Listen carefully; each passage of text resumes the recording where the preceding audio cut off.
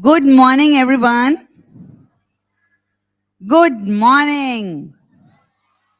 Namaskar. So, teachers, how was the day?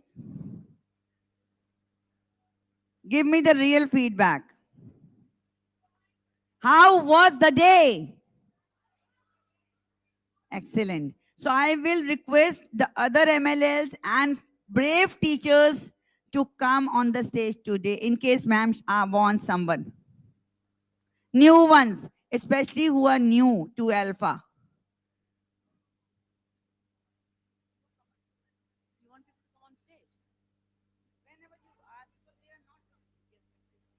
Naini, are you talking about for your activity or for me, for my person? I want the MLS to come to the front. Yes. So, see, I'll talk about that later. Sure. Okay, so MLLs, please. Once I finish, you please come. Okay, so teachers, I will start the day with a share. First of all, tell me how is the weather outside? I feel it very good. So it's all in your brain. मौसमे खुशगवार क्या कहिए मौसमे खुशगवार क्या कहिए ये फिजा ये बहार क्या कहिए ऐसे मौसम में क्या मुनासिब है आपसे बार बार क्या कहिए सो ऐसे मौसम में जब बाहर गर्म हो और अंदर ठंडा हो तो हम अल्फा कर रहे हैं so one very we'll start the day with a prayer and Nidhi Grover ma'am is a new trainer to our team, ALfA team. She'll conduct the prayer. Welcome her with a loud applause. I would request, good morning, first of all, everyone. I would request everybody to kindly rise for the prayer. And can we have some teachers here for the prayer, to join us for the prayer and the energizer that ma'am will be conducting? We need volunteers, teachers, come on.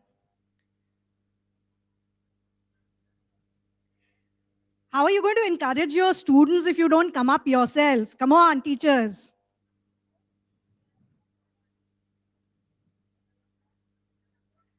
Okay.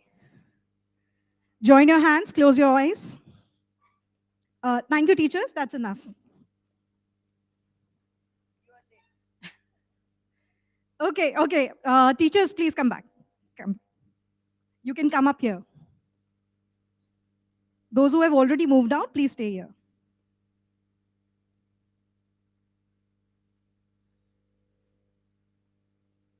Okay, let's join in for the prayer.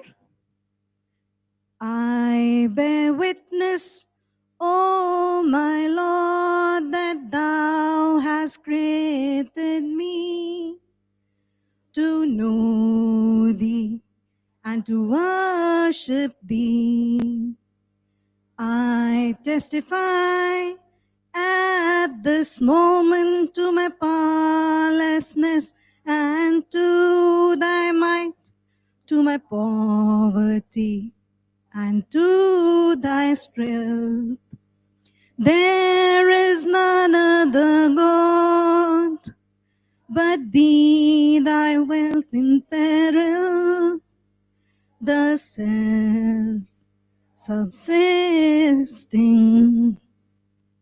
Thank you. I would request Sabha ma'am to kindly continue. Good morning, teachers. So it's a very old energizer, and I need your response as you gave yesterday. And I think you know it. 1, 2, 3, 4. What will you say? I want to see your boogaloo. What will you say? What's that you say? Do you know this energizer? Do you know? I will make you practice once, then we'll do it. 1, 2, 3, 4. 1, 2, 3, 4. I want to see you boogaloo. Yes, what's that you say? When I say boogaloo, you will do with me. First time you will say what's that you say with full actions, and then you will say, when I repeat, you will copy my action. 1, 2, 3, 4. 1, 2, 3, 4. 1, 2, 3, 4. 1, 2, 3, 4. 1, 2, 3, 4. I want to see you boogaloo. Boogaloo. Boogaloo.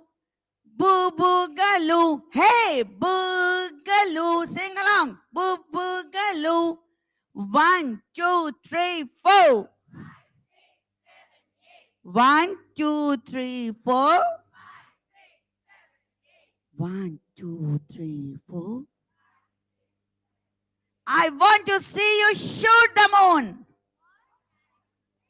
with sky high. Shoot the moon. Shoot the moon. Hey. 1, 2, 3, 4. 1, 2, 3, 4. 1, 2, 3, 4. I want to see you Superman. Superman. Superman. Hey. 1, 2, 3, 4. Please sit down. So in ALfA book, we have given some rhymes, small rhymes in which ma'am has mentioned volume 1. First say it aloud, then say it slowly, then whisper and just move your lips. Did you notice this? 4 volumes of reciting a rhyme are given in the book. Did you notice it? Please follow this voice modulation. Thank you so much. Now I'm handing over to the pink lady, sky high ALfA path lady, the queen. She'll take over. Thank you. Today we are all princesses, all of us. Okay. Have you seen the movie called The Princess? No. Okay. It's a very beautiful movie. It's about stereotyping women and girls. So that was really nice. Anyway, so now a very good morning to all of you. How are you feeling today? Sky high. Wonderful. So good. May I please request headmistresses, vice principals, coordinators, and coordinators of different grade levels to please take the seats in the front. Anybody who's in the back there, please can you come to the front? So Smitaji, I saw you in your video yesterday, but you were not in the front. You must be here someplace. Smita Dikshit, grade 2 coordinator. Yeah, there you are. Good, good. Please come. All the coordinators, please come to the front. Kirtiji? Anybody else back there? Okay, so you got introduced to two of our trainers. You already know Sabha ma'am, Sabha Mirza ma'am. And she was in Innovation Wing long time ago. She's a super creative person. And now you know her in some other ways as well. She's very good at leading a show. And she's a very good storyteller. So amongst other things, she's helped Shalimar One World set up their ALfA room. And so you can also create an ALfA room if there's room in your campuses. You can seek ma'am's help to do so. Also want to introduce Nidhi Grover ma'am, who is recently joined us. She actually is not old to City Montessori School. She was coordinator of grades 1 and 2 at Chalk campus. And then she was she moved to Vadodara, because of her husband's business. So she's going to help us there. This year we're launching ALfA in other schools because demand is coming. And for many years, there. I love your natural responses. And we can't do it without you, of course, because you've set up the laboratory, and City International School schools have done the same. And I think it's good to spread the good. So thank you very much for all of you cheering to that fact. And so I think Nidhi ma'am is going to take that in Baroda. I know the princess, the Rani Gaikawad of Baroda. So I mentioned to you, you can go meet her. Okay, in education, we get welcomed everywhere. That's one thing. So, you know, I've been welcomed, and my staff has been welcomed everywhere. And I think you all are welcomed everywhere because you're an educator. And everybody needs an educator, right? All the children all over the place. And every parent अपनी जान दे देगा बच्चे के लिए. तो आप बहुत अहम है, बहुत इम्पोर्टेंट है, और आप जो कर रहे हैं वो बहुत ही खास है, बहुत ही डिफरेंट है, बहुत ही ज़रूरी है, और हमारे पूरे भारत में लेके जाना है जिससे कोई भी बच्चा अनपढ़ ना रहे. तो आपको ये बताना चाहेंगे as an introduction to just help you see the vision that हमने शुरू किया अल्फा पहले गवर्नमेंट स्कूल्स में, उसके पहले city international school, of course city international school में वो चालू हुआ. Thank you ma'am Nidhi. Can we please give a clap to these two ladies. So पहले शुरू किया हम लोगों ने उसको सिटी इंटरनेशनल में, एक लेबोरेटरी टाइप स्कूल है वो, वहाँ पे हम लोग कुछ उथल पुथल करते ही रहते हैं, हर तरह की नई चीज़ें up to grade 12. And Alpha वहाँ चल रहा है. Sorry I should speak in English. Alpha began there, rather it is working from pre-primary to grade 12. Now you'll say, how will Alpha work in grades 11, 12?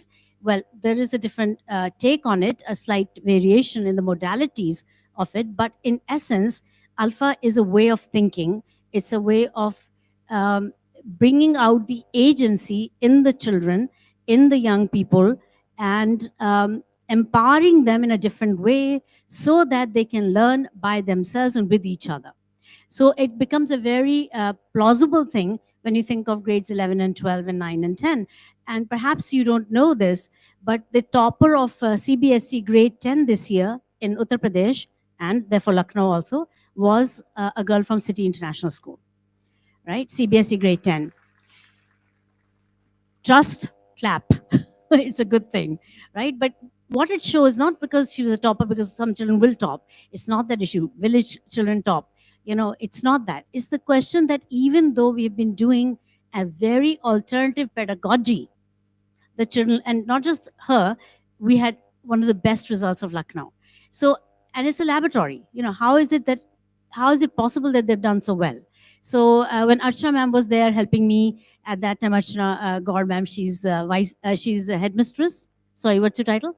Headmistress of Rajanagar 1 campus. So when she was helping me at City International School, at that time we had a record number of students go abroad. And that included my daughter Komal, who made it to Harvard Graduate School of Education. So Harvard is not easy to get to, and I think a handful of people from Lucknow may have made it to Harvard. Not that everybody wishes to go to Harvard either, but it proves the point that an alternative education need not mean all fun and joy, and it means also serious academics. And I think that's what we are seeing, in City Montessori School as well, as City International School has shown, that the children are excelling. And I think you will all testify to the fact, and we discussed that briefly yesterday, that the children are doing little or lot better than, see, I better come up so you can all see me in the back especially, that we're doing, the children are doing far better than the previous regimes in which we ran a very good school, also very good school, City Montessori School, in the previous version. Education is education. If we narrow it down to mean just academics, I think we're doing a big disservice.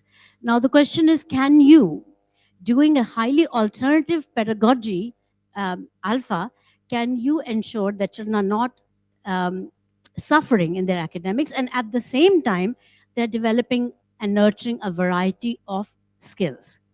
Today, we're going to put up Nishanji. Thank you for being here. Nishant, can you please come out for just a second? I'll introduce you. So Nishant is a teacher of City International School. He's a senior grades teacher. He teaches, he's also CBSE head of City International School. And he helps me with my conference and events. He's very good with technology. He's almost good at everything. He's a gold medalist. So, so a senior teacher who's helping me with this, and also he's here, so I want to thank him and acknowledge him. Thank you so much indeed. Nishant, can you put up the chart again? Right, so today, well, yesterday, let's recap very, very quickly. We talked about ambiance, climate, school environment, right? So school environment is number one. So I saw that some of you yesterday were preparing the welcome routines for your children when they come back. And I think that's something you should continue with today in your breakout sessions. That is to have your children welcomed, and what will you do to welcome them in a grand way? Of course, with the Hira Moti and Tina Toto, with present in a big way. I know a lot of campuses have already planned it, but you may want to plan if you haven't done so. Regardless, ideas from each other will help you to make a very grand welcome. Put that welcome in the newspapers, put the photographs, videos. Nobody's going to do it like you will. So for sure.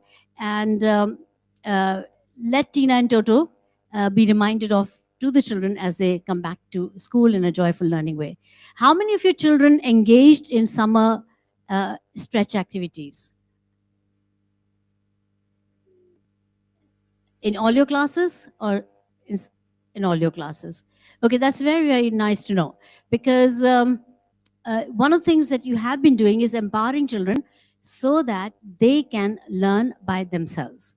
And that means that even in the holidays, they know the rhythm, they understand how to go about learning by themselves, and are therefore able to continue the mission that they were handed for their summer break. And we are calling it not, well, at home, it's home stretch, you can call it home stretch, but summer stretch. So during this summertime, they stretch themselves and do a variety of activities. I saw such tremendous videos. I could not comment on every one of them, but I've seen the vast majority of them. And they tell a lovely, lovely story of success of the children, their confidence, their ability to articulate, little ones being able to show the experiment of what floats, what sings, and actually talk about it, and very proudly put up the whole display. And it's just so awesome, I can't tell you. I mean, are you feeling that awesomeness? Yeah? Are you feeling the awesomeness back there? I mean, just, I'm totally impressed. Now, I have been an educator for many, many years. As you can well imagine, Mummy, Papa having the school, City Montessori School. So breakfast talk was education, lunch talk was education, dinner talk was education. All the time, we grew up in this environment where we discussed how to help children succeed and succeed more. And that's what brought me back to education every single time. I ventured into the field of physics, as you know, and mathematics, and then finally economist at the World Bank. And then from there, I came back to India, and my heart has always been with the children, especially with the underprivileged children. So here's a success story for you to witness and to understand how we can take take education from where it is to where it needs to be. So we began with 20 schools in Uttar Pradesh in a district called Shamli. Shamli, when I discovered that these kids at ages 5, 6, and 7, immediately coming out of the COVID, could read using our pedagogy, I got super excited. I did a press conference on February 27th in 2022. And I texted the Ministry of Education, the Secretary of Education, Anita Karwal, and I said to her, "Ma'am, amazing results aa rahe hain. आप बताइए क्या करना चाहिए, मुझे government schools में करना है." तो she said, and that was in City International School, of course. Then she said, let's have a meeting. So we did an online meeting, and in that there was one of the directors of education who worked under her, and she said, let's do it. Now, how many people would say, let's do it? Especially in the government. She was a different person, very, very oriented towards academics. She understood the verities. She understood the philosophy, the mindset with which we were doing this, and how it's scaffolded differently to produce really different and dramatic results. So she said to me, I have identified 10 districts of India that we are referring to as low performing districts of India, and I want to give you one of them. How many schools can you take up? So I said, ma'am, 150. She said, no, the whole district. So I said, okay, ma'am, the whole district. I was supposed to fund it, of course. There's no funding in the government, by the way. Zero funding. They don't give all the MOUs with the government are non-financial MOUs. You get your money wherever you get it from. It doesn't matter, but government gets it for free. So she said, take up the whole district. I said, okay, ma'am. Then she said, begin with a pilot. So I said, okay, ma'am. So we began with a pilot in which there were 20 schools. So imagine 10 schools here and 10 schools here. 10 were in the intervention group, that is the ALfA group, and 10 were in the non-intervention group, the non-ALfA school. Now, we tried to set up what's called an RCT. So since you'll be doing your own RCTs one day, and some of you in Gomti Nagar Campus 1, by the way, we can clap for them. They did an amazing job researching, and creating conditions for research in pedagogy with ALfA. So basically, 10 schools that did not do ALfA, 10 did ALfA. We had a baseline testing of all of them before we began training this group and doing the intervention. So the intervention was ALfA, and government form of ALfA is so ALfA is now being made into different forms. One is ALfA as in the program that we started within the government schools, very thin booklets, because we want to make it near zero cost, have it available to every single child. And there also we have to think very hard what are the most essential things that you put in a thin booklet of 30, 40 pages to learn reading and writing, for example, for language. And for mathematics, some 24 pages teach you up to grade 5 mathematics. And it's possible, and we've done it. So what happened is we took up grades 1 through 5 in these 10 schools, and we did the RCT framework, randomized control trial, baseline testing of all of them. And we trained these people, gave them that thin booklet, one booklet among 2 children, because that's how we have been working, grades 1 through 5.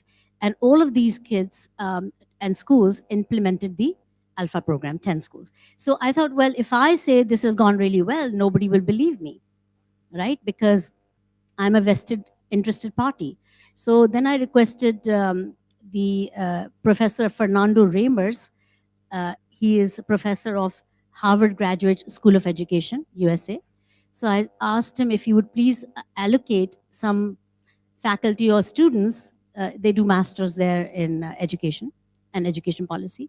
If they could allocate some of them who could do the research scrutiny, the validation of the research that's going on in Shamli, in Uttar Pradesh. Absolutely, and I got 4 students of master's level who did the research scrutiny, and this was a 40-day implementation, just 40 days. Baseline testing, 40 days later, end-line testing. And this group did somewhat better or a lot better than this group. They did a lot better. And this was captured in statistical terms, in absolute terms and statistical terms. It's called difference in difference analyses. So what was the difference at the beginning when these 2 groups began? So there could be, say, 2.3, 3.4 point difference. And then at the end, what was the difference between the 2 groups? And that difference minus this difference becomes the difference in difference. So that's in absolute terms. Convert to statistical terms is called effect size. And all of you can do effect sizes. Very, very easy to do effect size. You can look it up on AI. And it's a very simple formulation. You take the difference and divide by the standard deviation. And more or less is something of that nature. And you're able to get, so first you put the data not in absolute terms, but in statistical terms. And then you put it in, divide by the standard deviation of the normal distribution curve to get the actual real value of what is called effect size. So we had effect sizes ranging from 0.23 to 0.89. And that is not a linear scale. What it means is that the children in 40 days gained the equivalent of 1.5 years to 3.5 years worth of learning. So you're witnessing that. Your children are learning maybe grade 1 or 2 higher. So that's in the same year. Of course, you have a whole year program. They're learning so much more. And that validation was very, very good because it showed that something is possible. Now, what happened there in Shamli, see, education in India is a concurrent issue. And you know that it means that the state governments take charge. They are the ones who decide what program they will do, they will not do, how they will handle the goals of education in their own context. The central government can help, they request help from the central government, but the central government cannot dictate. They can guide, they can provide guidelines like NCRT guidelines and so forth, but the states are free to make their own curriculum as well.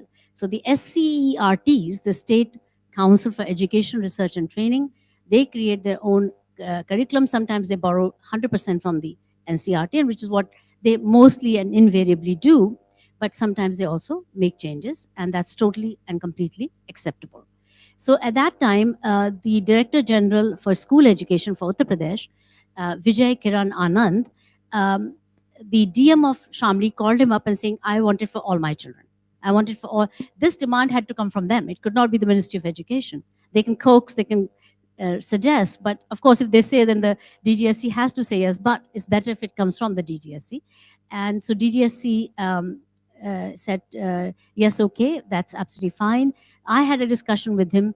We agreed that I will do, because I wanted research still, like in CMS also, we didn't take up all the campuses because I wanted research.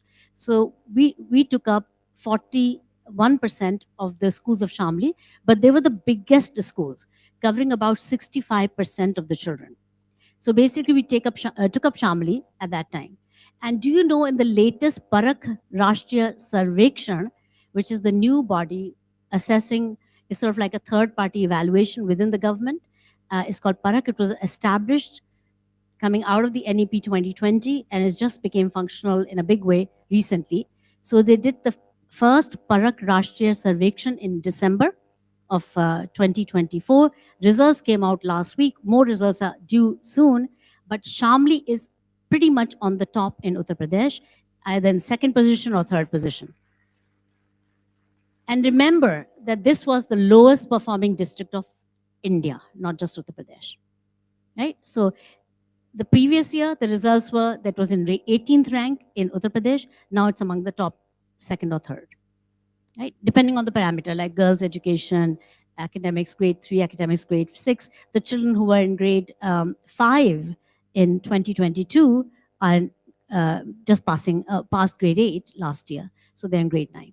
So anyway, the point being that education needs a renaissance. So here, my request is that you look at the evidence. Evidence is not just what Harvard wrote, but after that, how ALfA grew. So we grew from 20 schools to 535 schools to 717 schools in Uttar Pradesh to this year, 7,300 schools, right? Government schools. And that's a big trajectory in 2.5 years, because we began in August of 2022 when we actually kicked in the program.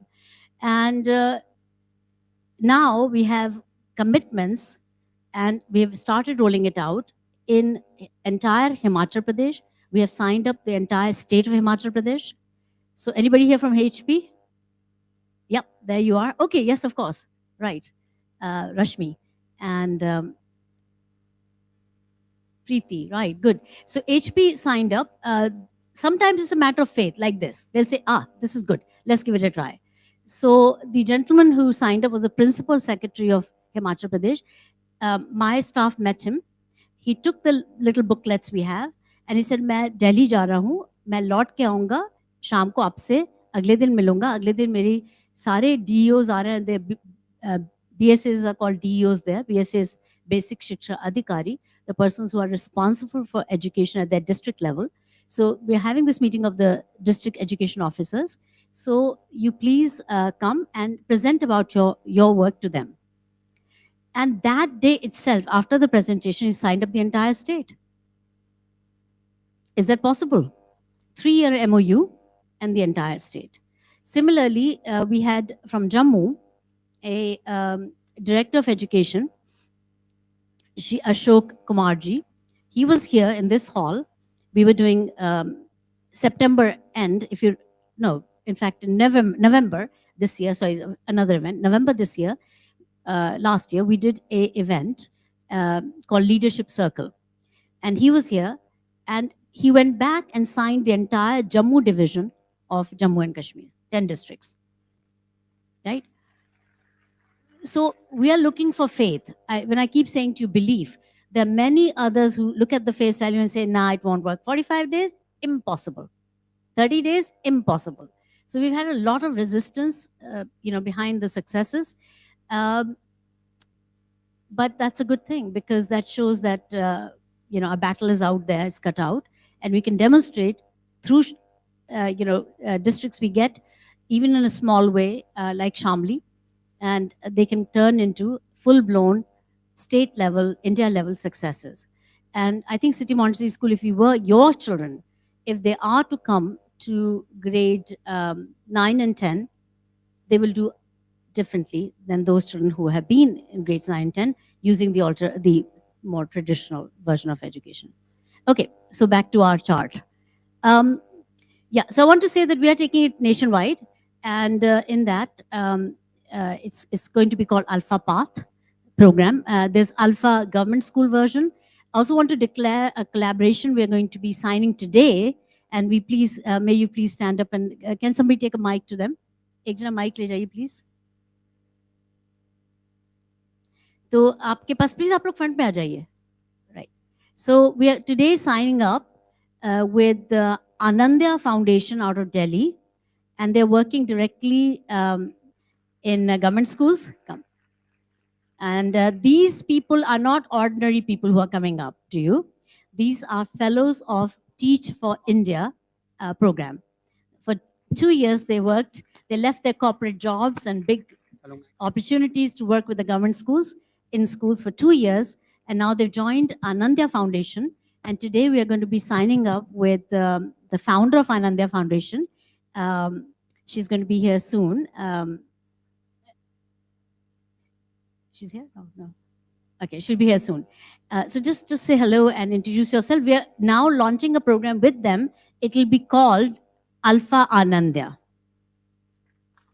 So that's kind of nice. And then you have got ALfA Sky High. In the country as a whole, we'll have ALfA Path. Path standing for, as I said yesterday, pioneering, active, transformative, holistic education. Okay, so please introduce us very, very quickly. Thank you. Hello. Am I audible? Great, thank you. Hi everyone, my name is Rashmi. I'm a project head at Anandya for product development.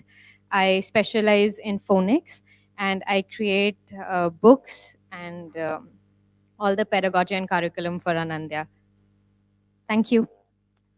Hello everyone, this is Samvedin. I am project head in Anandya, and I am handling the execution of Anandya Foundation. Thank you.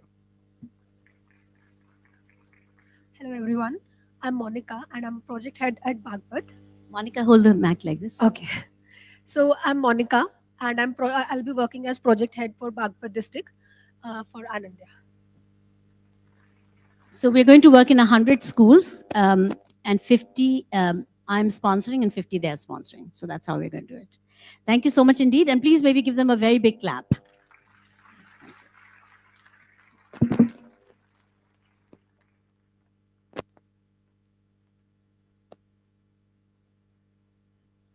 Okay, so yesterday we discussed what? May I please have those MLLs who were not there on the stage yesterday, can you please come to the stage? Ashna ma'am, all of you who were not there yesterday. Richa ma'am, please come. All the MLLs, middle-level leaders who were not there yesterday. Rakhi, please help. Identify them. And you should know yourself. Who was not here yesterday? Kirti ma'am, you were not here. Fast. Let's go. Richi ma'am, come. Yeah, please.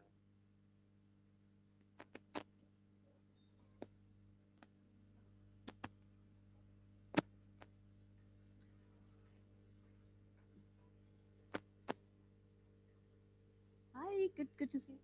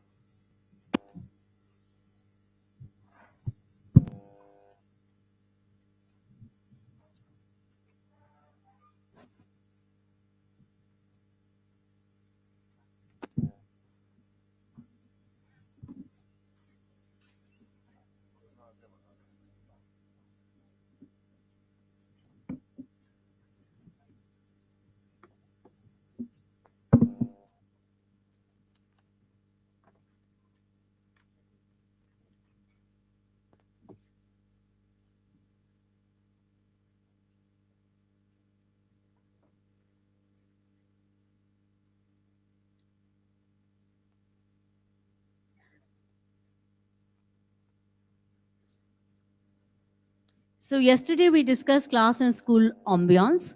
We can also call it uh, school climate or class climate. So here the analogy could be that have you walked into a temple? Do you feel something special? Yes? You find peace there. You find calmness, serenity, a very positive environment. Have you walked into a gurudwara? How do you feel in a gurudwara? Right? And how do you feel when you walk into any spiritual, a mosque? Of course, to the extent you're allowed in a mosque, then you will feel, I've gone to some places where I was allowed. And how do you feel when you walk into nature? Same, right? You feel something different. Maybe not exactly the same, but something different, something that's healing, that calms you down, that makes you feel good, and nurtures a different aspect of you, it brings out something else in you. This is how a school should be. When you walk into different schools, do you feel a different energy? Do you feel a different ambiance? What kind of ambiance do you want for your school and your classroom? Right? That is the key question. Right? Ultimately, we are saying, you walk into Kanpur Road campus, how do you feel? Welcoming, happy place, right? Is it? Your own school, do you feel warm and happy about going there every day? Or do you feel stressed, oh my God, another day? If you do, you have to go to another place, okay? Because you must feel the peace wherever you work. And or make it a peaceful place. Make it something that you want it to be. And I think this is where we need to aspire to do a lot more in terms of creating a very warm, caring, nurturing, spiritually nourishing environment in which you thrive and all your children thrive, right? So I think that's probably a good analogy for how a school ambiance could be and should be. Any thoughts on this from the MLLs? Tell your name and your role as coordinator. Ma'am, my name is Madhu Saxena. I'm sub-in-charge for classes 1 and 2 in Kanpur Road campus. For me, the school should be the me place, that it belongs to me, where I want to be, and I gain something every day. That confidence should be in me. So for my children also, I want school to be such a place where he loves to come and enjoy. The main thing, the basic thing for classes 1 and 2, I want this only. The child should be very happy to be there, and he should have confidence that he is going to learn something new. He should have that positive attitude. Okay, do you agree? You may clap. Okay, thank you. Yeah, okay.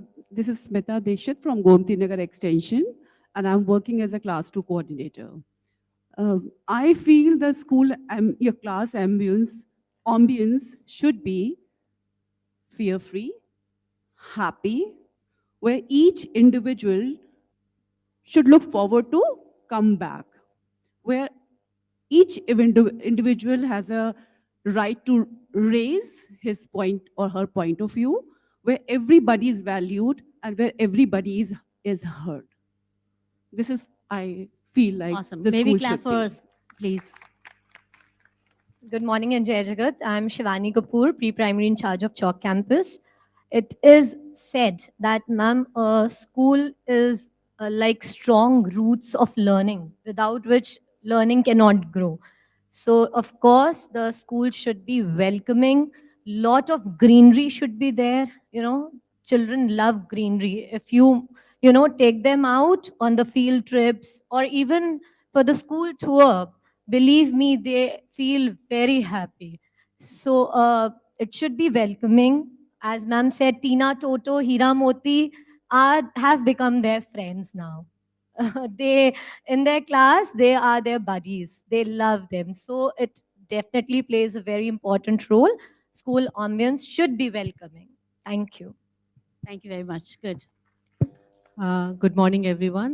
This is Archana Gaur. I'm the headmistress of Rajendra Nagar 1 campus. And as truly stated by everyone, that I also feel the same. And school is a place where children feel happy, joyful to come, welcomed, and they want to feel as they feel in the arms of their mothers. So mother teachers play the same role. They feel to be loved, to be cared by us. And that all comes with peace, with the ambience. And every day the children look for something new in their classes, in their corridors. As we all keep on changing and renovating changing things. And this is the reason why, because they want, so that we can make the children feel happy. We want to give them something new, be it academics, be it ambience of the class or the school. This is my Okay. understanding. Thank you so much. Let's clap for her, please. Next, one more. Good One more. morning, all of you. I'm Kritika Bhatnagar. I'm the pre-primary coordinator from CMS Indranagar 2. So I would start by saying that when a parent comes for the admission, maybe for a few teachers, he's just a child. But for the parents, they are handing over the whole world to us. So the way they feel safe at home should be the way they should be feeling safe in the school also. So I feel the place should be very safe for them, where the child is every day getting up excited to walk into the school fearless. Awesome. Thank you. Thank you. Let's clap for them. Okay, I know that you all feel the same. There's no doubt about it, but it's good to kind of see the richness of this possibility that we can make our classes, our schools even more nurturing, even more wonderful, even more places where children love to come, even more so. So when you have absenteeism, something is indicative of not such a nurturing environment. Maybe there could be parent factors, there could be external circumstances, but we can definitely say that our environment also has a role to play in ensuring that we every day come. Now, there are children and teachers, of course, who will take a pill and come to a school even when they have fever. The others will say, nice excuse, I don't have to go to school today. And a real one, of course. So, but the fact is that if you love a place, you make your effort to get there. And that's a good gauge. What could be other gauges that you know that it's working, your environment is really nurturing? One is absenteeism or lack thereof. What could be other gauges that you know it's working? Your ambiance, your school is a nurturing place for everyone and they feel like coming. I'd say one thing, a place free of backbiting. Do you agree? Because too many schools have become places, not necessarily ours, but in general, where there's a lot of backbiting. There's a lot of, look what she wore today, how disgusting. Or, that's a very beautiful dress she wore. I mean, why? We're educators, right? Of course, we can compliment each other. Nobody's saying you can't, but just that the focus must not be those things. And a lot of non-authentic engagements that are not healthy and helpful. And I think you probably will understand what I mean. Like, we need to make everything very, very authentic, very, very real. As is, where is, what it is. So like you'd share with your best friend everything that is as it is, right? So when you know that there's true sharing, when you know everybody feels free to share their views and ideas, that is a nurturing place. Would you agree? Yeah. And this is where we need to work a lot more. Swami Vivekananda, he was asked by a group of people that, what do you think will define the future of humanity? Right? What will be the defining factor for the future of humanity? And guess what he said? He said, hear what the teachers are talking about behind the closed doors of the schools. That will define the future of humanity. So what are you talking about in the closed doors of your staff rooms? So that, I think, is school ambiance, school warm, caring environment. People feel safe, that they'll not be criticized, they'll not be put down, They'll be, they feel free to share their views. Anything else that comes to your mind? Anybody? That defines a very good school, a nurturing school, a caring school, a warm, emotionally supportive school for you, because that'll be the right school for the children. Right? Just think for yourself. Where do you want to be? Do you want to be in a place where there's a lot of shouting, telling you off, looking down upon you? Right? No, you don't want any of that. So we need to work on it. Both as we as teachers become our bosses in our classes, how we deal with our children, and then our bosses in the school, we all need to create that vision of number one. So, okay, so these parameters are the parameters by which you can judge your success. So you are responsible for one place, primarily that's your class. Of course, you're responsible for your school, but primarily it's your class. So can your class be an oasis in the desert? Can your classroom be the most beautiful place to be in that entire school, right? So like in our families, there's always one room everybody gears to and goes to. I go to my mother's room all the time, right? So that's the most nurturing place to be. Do you feel that? You have places in your home where you want to be? Yes? Okay, so that is the place you want to create in your entire school. Your classroom is where everybody wants to come and see. Your classroom is the one that they feel most happy to be in. They feel nurtured. Not that you're serving them sweets and dishes, please, right? But where you're serving them something to look forward to and warm, positive, high energy. Okay, so we did that yesterday. We did one more thing, which was we looked at the 5 pillars of ALfA education. And the very first pillar we discussed yesterday, I saw really amazing work coming out of your breakout rooms. Like you even went and made your Tina and Toto puppets, which is fine. I mean, anything that you do to create things for your children and for each other, especially because there's some new campuses and some of you want to share what you know from your experiences. So that was really nice to see. And so how do you do that one-time preparation? What are the things you do? I saw some of you went to the 3rd pillar and the 4th pillar. We'll cover those in a bit, but basically you talked about, putting your head down for collective feedback. Well, that's one of the ways you can do it. It's not the only way, but this was suggested by the Innovation Ring, and I thought that was a nice idea. So I am very grateful to the Innovation Ring because lately in working with ALfA, I've had the opportunity to work more directly with the team, and I think they are a bombastic team. They work so hard, you can't imagine.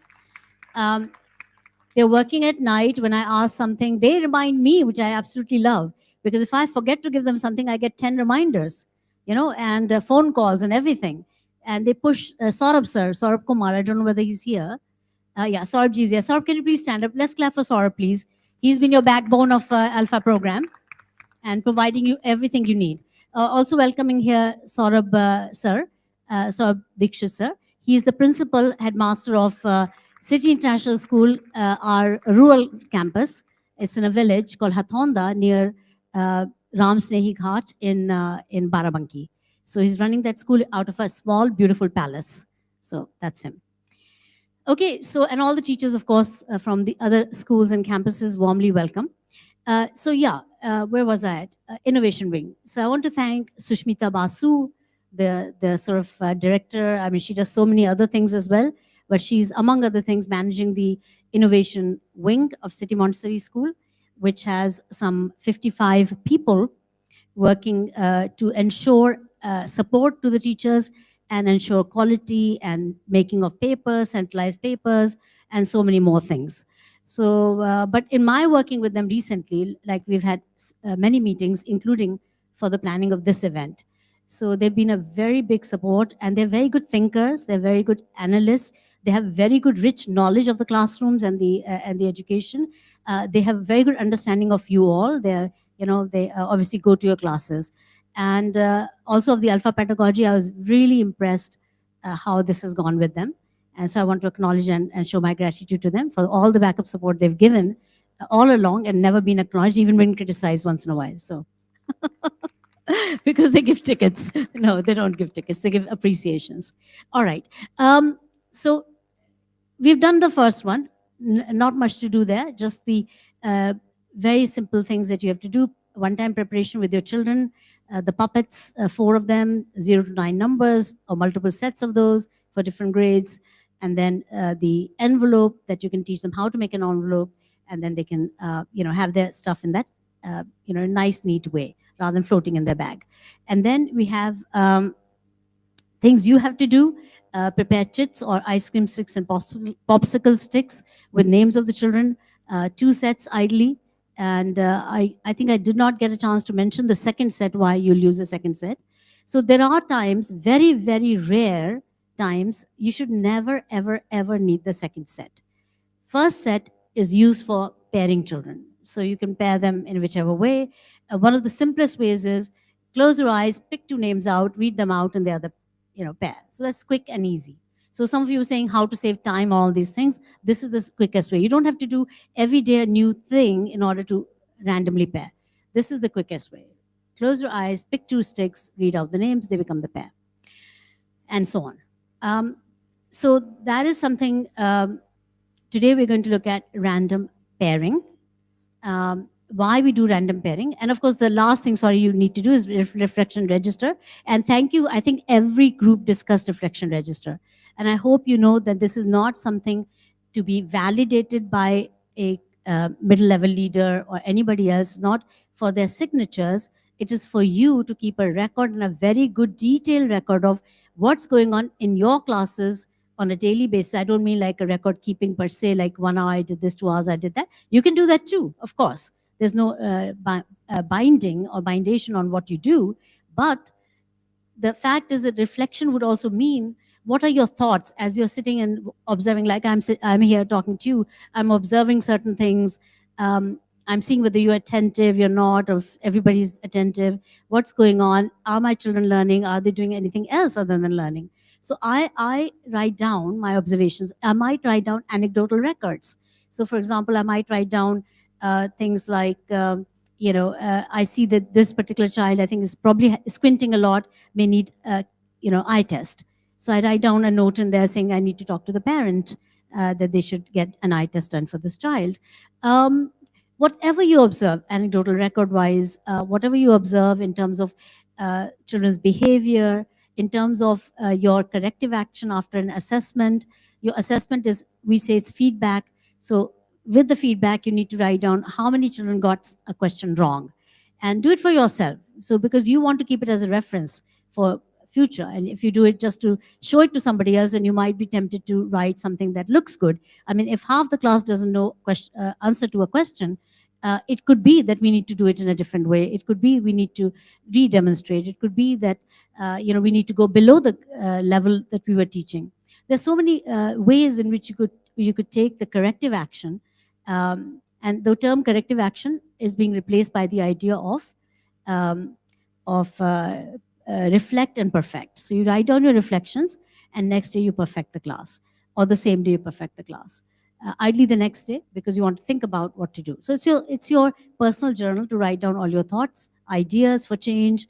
In the next worksheet, you're thinking, oh, I'll make this for the children. So we primarily avoid worksheets. And the reason to avoid worksheets is because it's paper.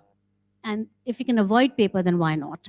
Show it on the screen, let them do it in their notebooks. So you just have to put it in your PPT. All of you should have a PPT, a PowerPoint presentation, a slide presentation in Google, anything you wish, but some way in which you are keeping your classroom successes, photographs, videos in one place on a PowerPoint presentation.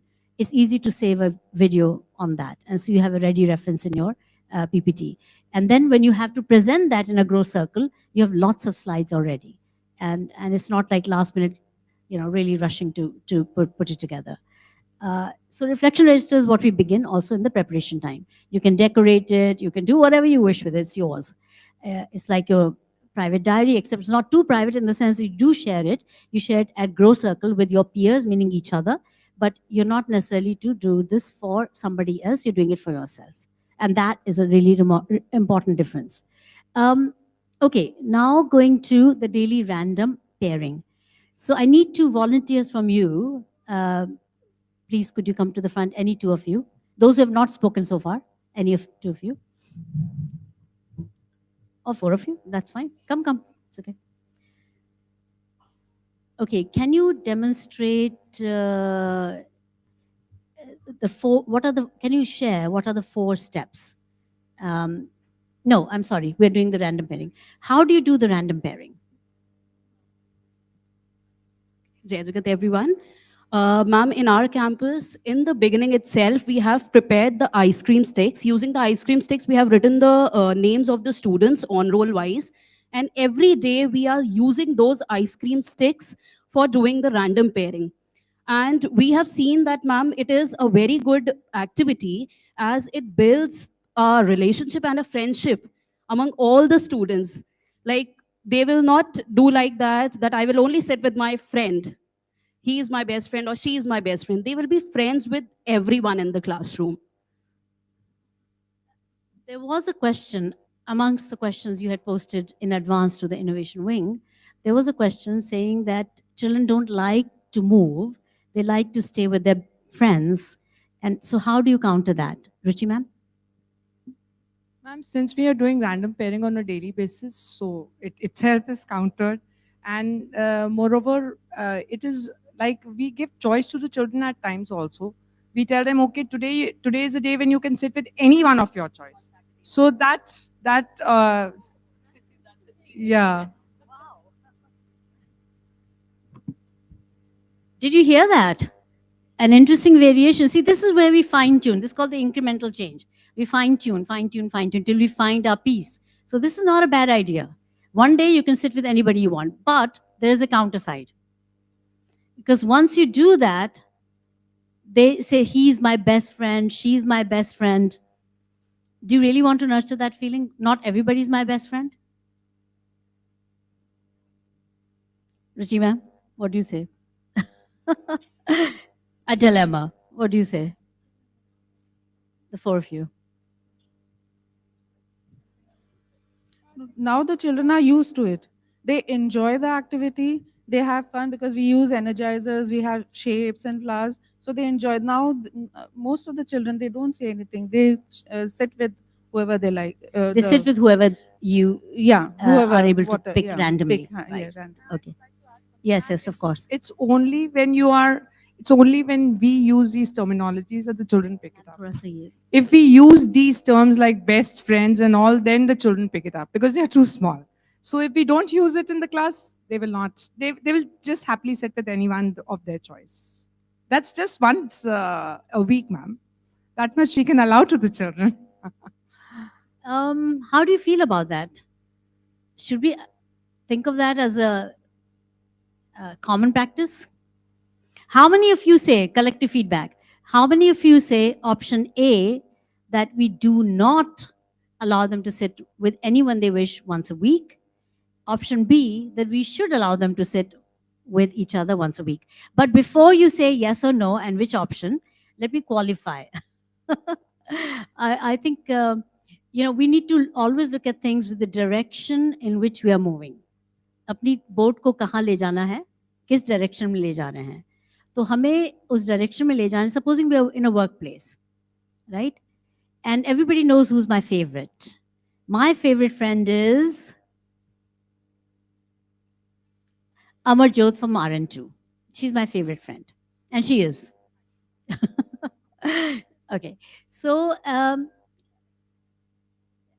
in a way, that would tell Ruchi ma'am that, oh, she has a favorite friend. She will not listen to me. How would you feel?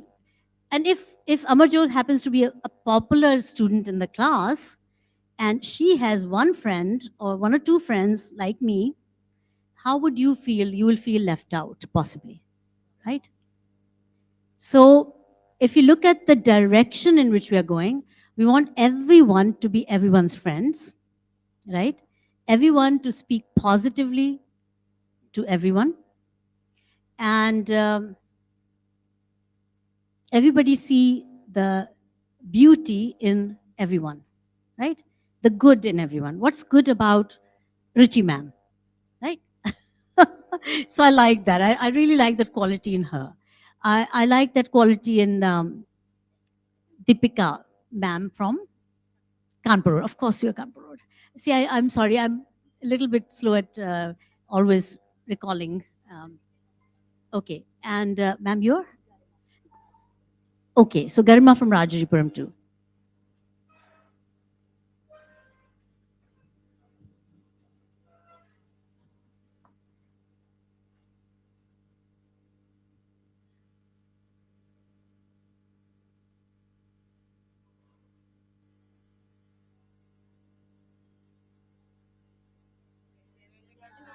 Guess who is here? Your founder, director, Dr. Bharti Gandhi.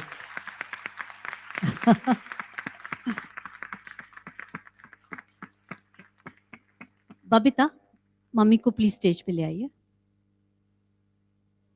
नहीं, आप आइए ना stage पे. अच्छा, letter. चलिए. Okay. So basically, do be seated, please, all of you. We don't want to necessarily nurture the idea of favorites. But instead, like you do, with the distinction certificates now, every child is getting a different quality, attributes, different attributes. So is that better, or having some sort of hierarchy? This is better, right? So I think, okay, so again, going back to option A and option B. Option A was a suggestion to GN2, grade 1, I think. Okay, that we do away with the idea of, though I really loved the idea. I thought, wow, I can sit with my favorite. I'm thinking a little more about it. But you're welcome to say alternative thoughts first, because I defended one thought, you defend the other one. For the other days, we are using the ice cream popsicles only because that's very less time consuming and it works faster. And at times, that what teachers do is they ask children to line up, not in any height order, any way, randomly they line up, and then they walk into the classroom in pairs. So the pairs who are walking into the classroom, they become the pair for the entire day. That's another way that we are following. Awesome. There's so many ways you've done this. I like one in which you play the music and maybe outside also in the grounds, depending on the class size and the number of children, space and all that, or in the corridor. And then you say hello, namaste, jai jagat, sat sri akal, and then whoever you last said sat sri akal with becomes your partner. So something like that. Anything is possible. Those are quick kinesthetic also activities, but not as quick as just picking the two strips.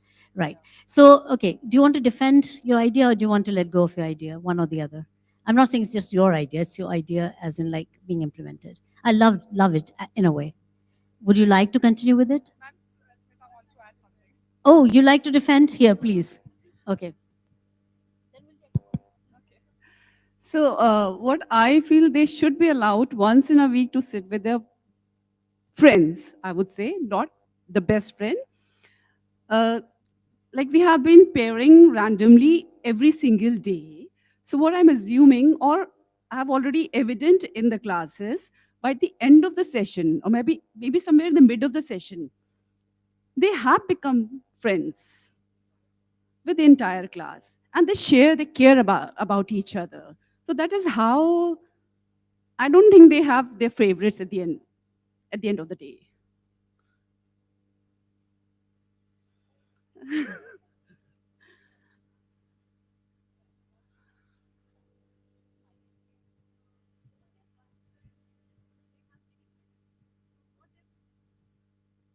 I just wanted to ask, when you have implemented this strategy in your class for pairing up the children, so what if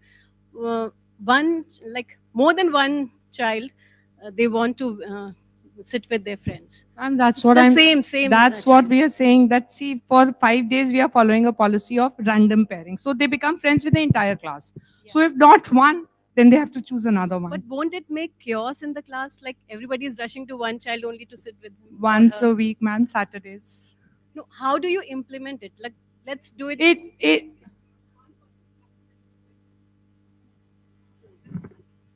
week. Is it feasible? Like, yeah, we need to make it feasible. After all, they're children. They have a little amount of fun also. Okay, now you've seen the defenses. Please don't go by authority. Please go by the value of the view. And can you now vote how many of you say that we should allow them to choose their partner once a week? That's option A. How many of you say that perhaps we should not? And that's option B. So how many of you say option A? Please jump up.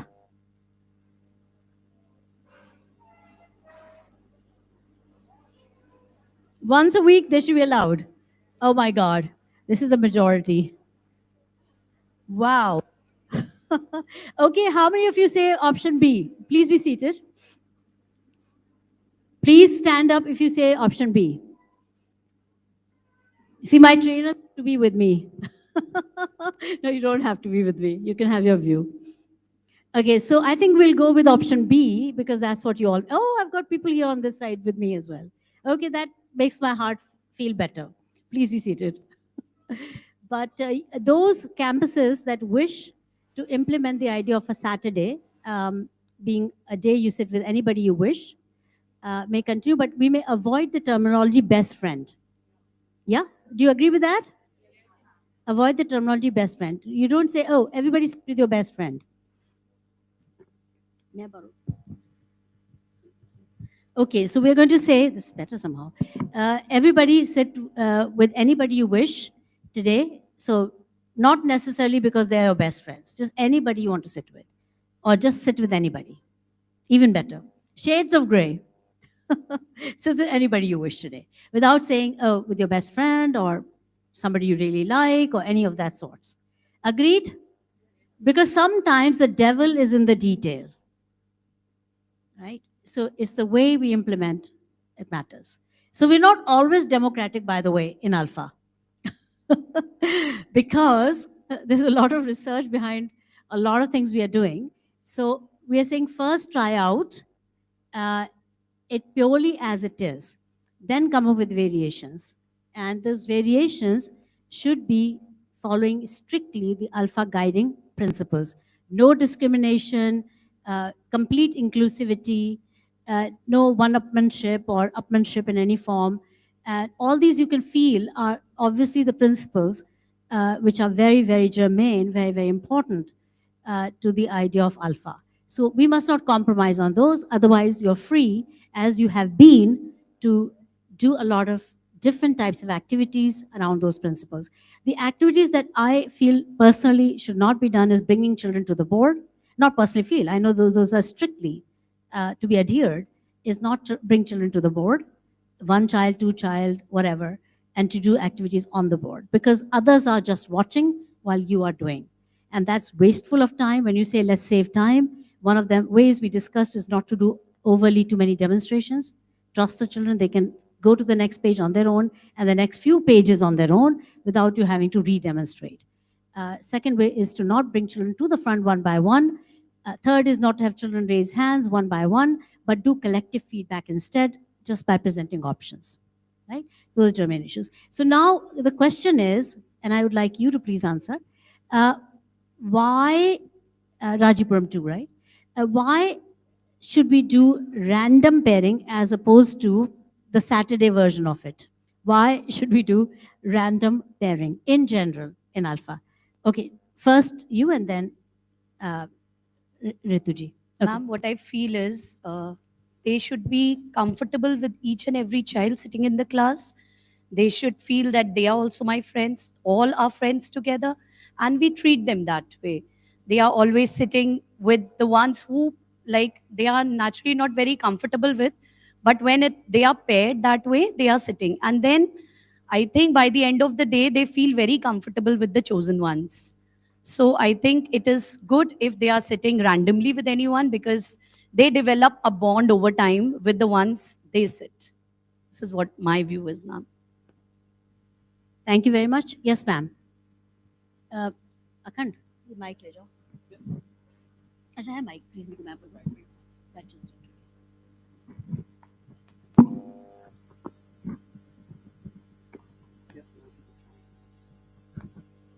Jai Jagat ma'am. The reason why do we do random pairing, the first that comes to my mind is, It encourages students to interact with all the members of the group with different colleagues. It enhances the collaboration skills. Then it encourages peer learning, increases engagement. That's why we do the peer. We have many options. If you allow me, I can give you more. But this is the main 4 points. That's good. Those are good points. I think, see, NEP 2020, new education policy, that we are bound by and must be adhering to as a statement of principle of the Government of India. And it says that there are 4 essential 21st century skills that the children must learn. And I can take a vote again from you as to which works better. So we're talking about the 4 of them being 4 of the 6 Michael Fullan competencies that you follow. The 6 have been following the 6 C's. 4 of them are, the first 4 are the ones in the NEP. So those are collaboration, communication, creativity, and critical thinking. Those are the 4 most important. Actually, if these 4 are nurtured, then everything else follows. We have got 4 more that we call 4C traits. They include 2 of the 6 that were left out. That is citizenship and character. And it includes 2 more, which is climate consciousness and connectedness. Climate consciousness and connectedness.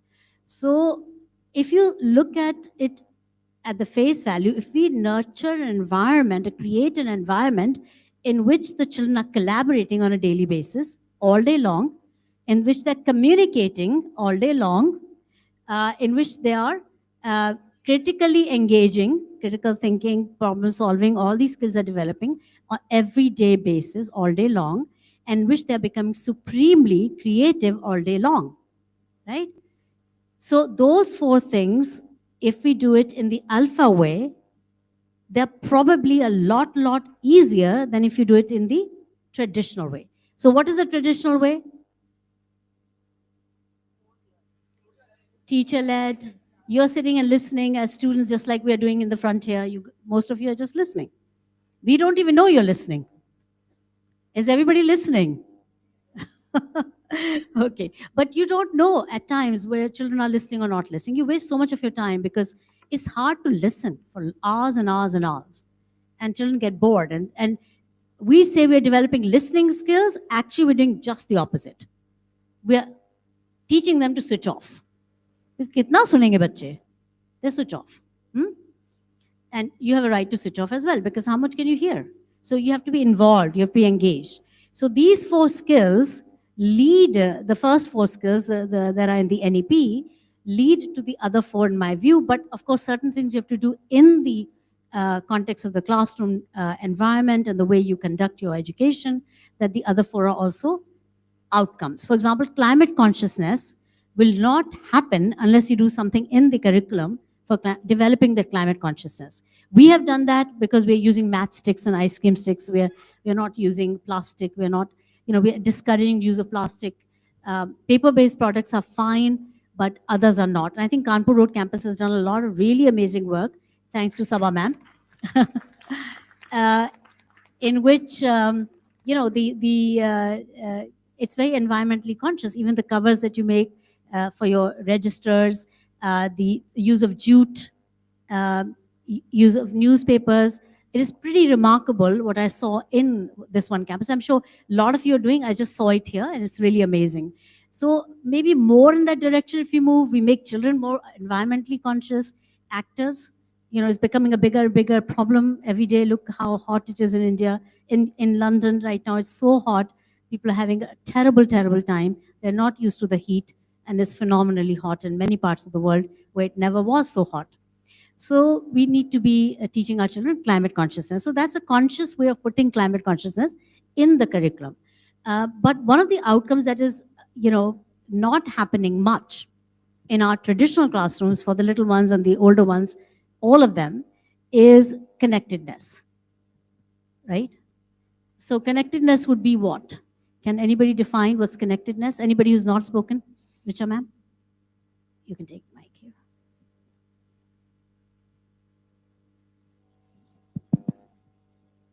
Jayachakat ma'am. Connectedness, I suppose that when the learners feel that they are deeply valued, they are nurtured. See, a school is what? A school is just like a breathing rose with lots of fragrance in its every fold. So here we feel connected. We know that this is our school, this is our class, this is what it's a place where we learn, where we feel valued. So now we are connected to our school, we are connected to one another, we are connected to our nation, we are connected to peace.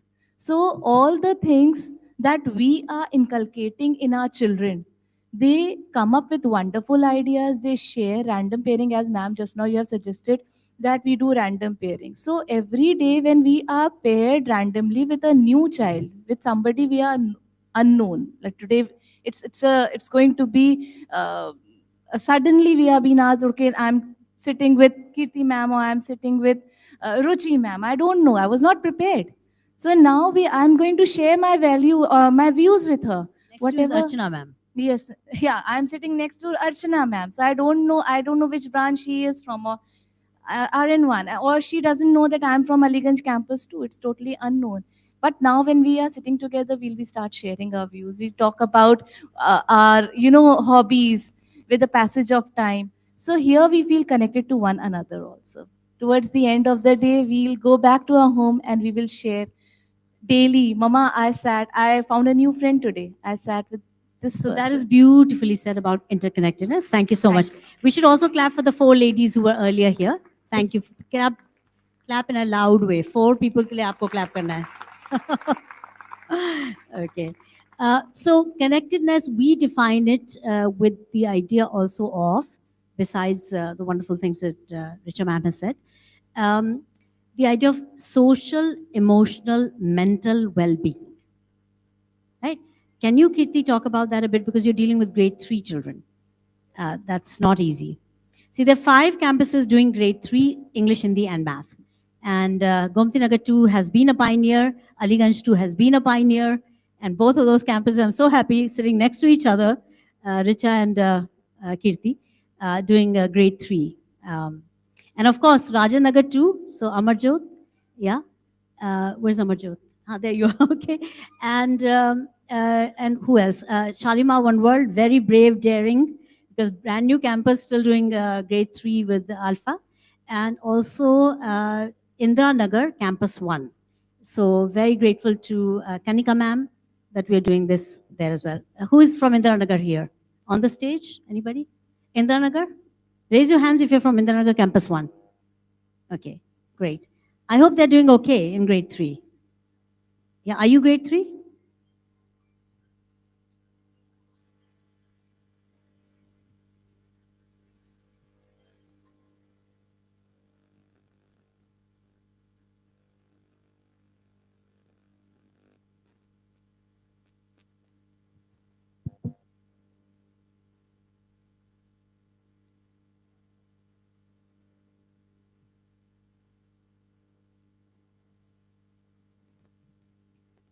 Right. So where were we? Social, emotional, mental well-being. Can you talk about that a little bit? How that is developed or nurtured in an ALfA classroom? Ma'am, good morning, everyone. I'm Kirti Chaudhary from Gomti Nagar Extension Branch, and I'm a coordinator for grade 3. So here, the connectivity, the connection, social, mental, and emotional well-being. See, we all are here right now. After some time, we will be distributed. We will be going to our new groups, right? There, what we will do, we will connect each other. We will know each other. We will understand each other. We will learn something from each other. And we will share our experiences, our hurdles, our success, each and everything. What we are doing, we are socially connecting. We are emotionally connecting. Like I am now emotionally connected with her because yesterday I was sitting with her. And then after that, when we connect with each other, what we get? We prepare ourselves for the next step. So this connection is very important. Here, when today we are sitting here, after 2-3 days, we will be going to our own branches and we will be working there. And whenever we meet each other, what we'll do? We say, hi, ma'am, because we made that connection once and we know each other. And whenever we have any problem, wherever we want any information, what we do? We ask each other. We are not getting hesitate. We are not hesitant. What we are doing that connection. That connectivity is very important. And as a galvanizer, each and every teacher should make that connection with your child, your children. That connection is very important. What about between children, like connection between each other? I think you mentioned like Richa and you, of course, right. This connection and is with the teacher. It's a very powerful point you're just making. Yes, ma'am. And for that, very important thing is this, that before going to your class, before entering your school, you should be well prepared and you should be happy. A happy teacher makes a happy class. You should be mentally, physically, and emotionally strong so that you can make that connection with your children. Make connection with your colleagues. Make connection with your seniors. That connection is the base. That connection is the basic thing which everyone should have. Then only you can connect with your teacher, with your children, with your colleagues, with your seniors. This connection is the base of learning, ma'am. Okay, wonderful. Can we please clap for Kirti and Richa? Can you please pass on the mic to further up? Yeah, there is one. Okay, there's already one there. Good, good. Yeah, so those who have not spoken, please speak next. Huh? Okay. It's not working? Just pass it on, please. Yes, oh, it's working. Okay. Ma'am, I just want to give one evidence of that connectedness. One child was absent, so next day also that child did not come to class. So am I clear, ma'am? So one child did not come for one day. The next day again he was absent. So I inquired in the class, not exactly inquiring. I said he is going to miss work of 2 days. So the child who was sitting with that child the day previous to that, he said, ma'am, I've already informed him. He is not coming because he got hurt and I have provided him the work which he has missed. Volume थोड़ा कम कर दीजिए, बहुत ज़्यादा loud आ रहा है ये वाला. हाँ जी, थोड़ा वॉल्यूम कंट्रोल आप लोग रखिए थोड़ा और भी अच्छा. Thank you. हाँ जी, sorry, say again. Actually, ma'am, that was the evidence that children are connected to each other. He made that child complete his work and he was also knowing that why the child is not attending the class.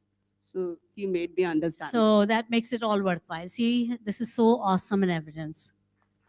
Wow. So you forgot to tell about yourself. Oh, you did? Okay, I missed it. Say it again. That's okay. Huh.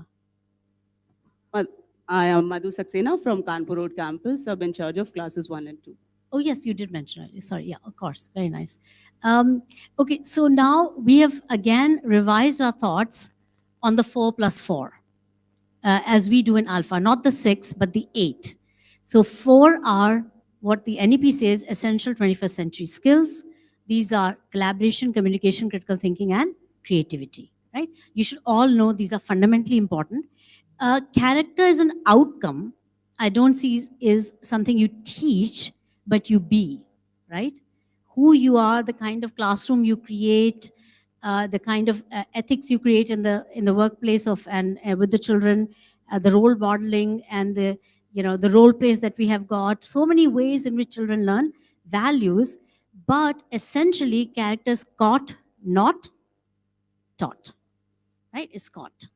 So yeah, so it's an outcome of your byproduct of what you do in the classes.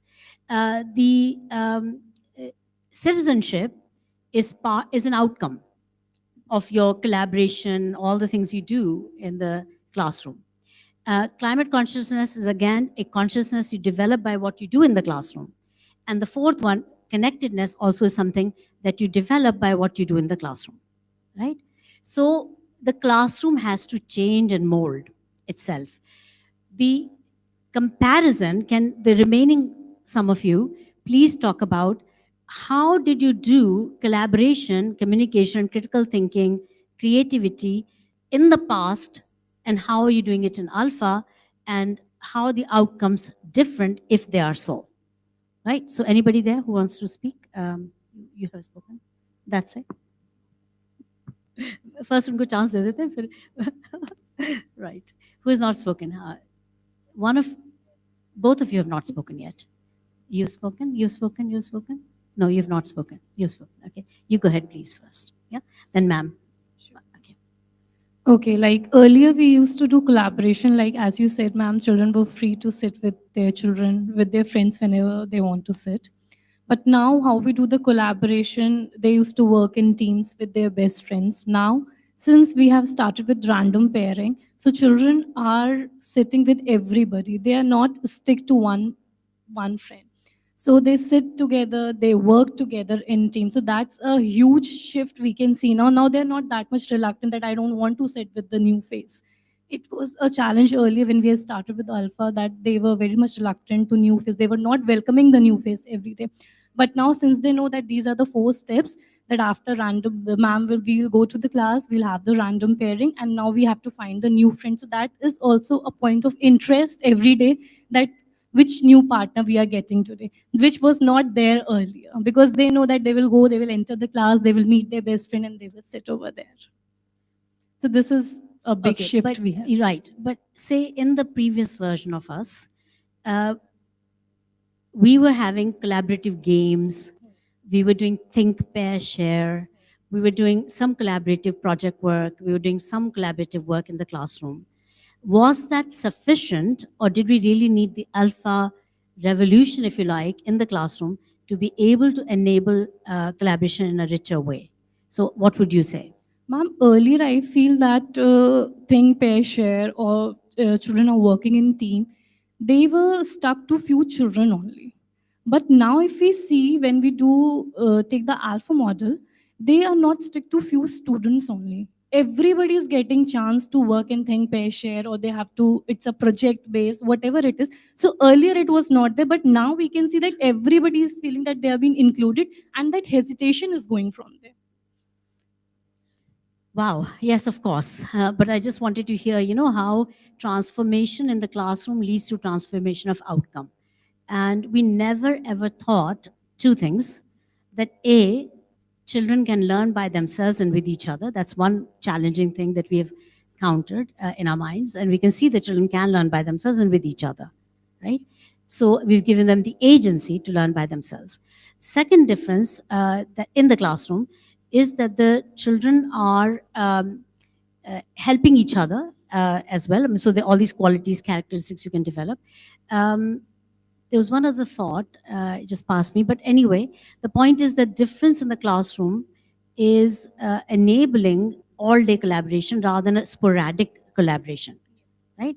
Think, pair, share. It's also, the second difference is that it's not teacher-led collaboration, right? It's not saying, now everybody for 10 minutes is going to think, pair, share for this particular concept, isn't it?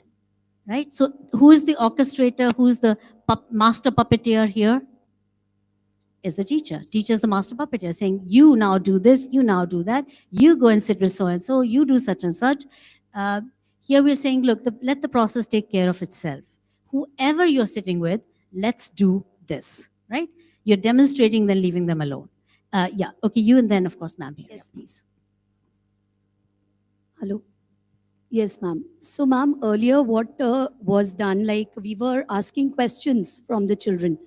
We were like taking up a topic and then giving them questions and they were answering. Now, a good thing is that they are framing questions for each other. They are framing questions like they read in the comprehension which I took. One line at a time they were reading, and from those lines only they were framing short questions, and the other one was answering. So both were doing swapping and asking each other questions and giving answers. So that is something really good. It boosts up their critical thinking skills also. They are in discussion mode. They are discussing a lot. And the other children also, they try to frame their own questions. So in that way, the collaboration is also there. The entire class is engaged. And I think it makes class more like engaging. I think we all agree, right? Yes. Ma'am, okay, but, actually you've not spoken. Sorry, go ahead. Yeah, go ahead. Ma'am, patience. It's coming to you. Okay.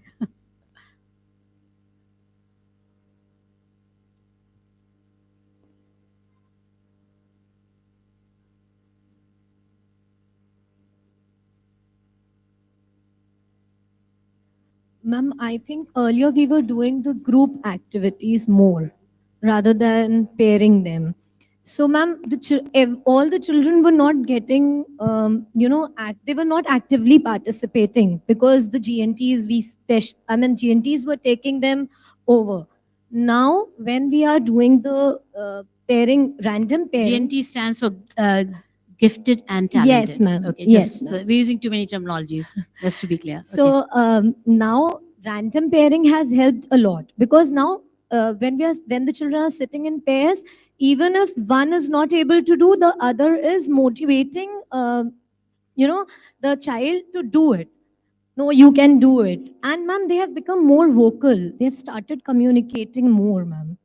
So you're seeing the signs of that. Yes, ma'am. Okay. So the issue is that through random pairing and just that one shift called random pairing or pairing, let's say first pairing. So that one shift pairing, you're getting so much more out of education. We never thought of that. We thought, okay, character education will have a virtue of the month. By the way, I introduced the virtue of the month many, many years ago when I came back from my sojourns in the West. And I was doing my project in Prague, in Czech Republic. So at that time, I started this in my own school in Czech Republic. It's called the Global Concept School in Prague. And so that I brought that idea, we can do it this way. And so till date, everybody's stuck on that, virtue of the month. And so all the corridors now have that virtue. Every class is talking about that virtue. Is that better, or is this better where every day perhaps is a virtue classroom? Okay, all right. So this is important, right? How many of you say every day is a better way? Mommy? Okay, so right. So character education also we have done differently because it's sort of artificial in a way. You're adding on to an traditional education. Okay, we're going to talk about the virtue kindness. Everybody, we're going to talk about the virtue kindness. It's all head. It's not heart. It's not connecting, wiring in the right way. It's all cognitive when it needs to be felt. So I think that we can all agree that by just shifting one thing, making it a paired learning environment, which you do with your random pairing, is creating such a vast difference in outcome. That one action. Second action is the random part of it, which we must not dismiss, not just because it creates more social, emotional, mental well-being, especially when you do high five, mental well-being. I'm not so bad. See, Amarjot thinks good of me. She just gave me a high five. How do I feel when Amarjot says, high five, Sunita, right? I feel good. This is mental, social, emotional well-being.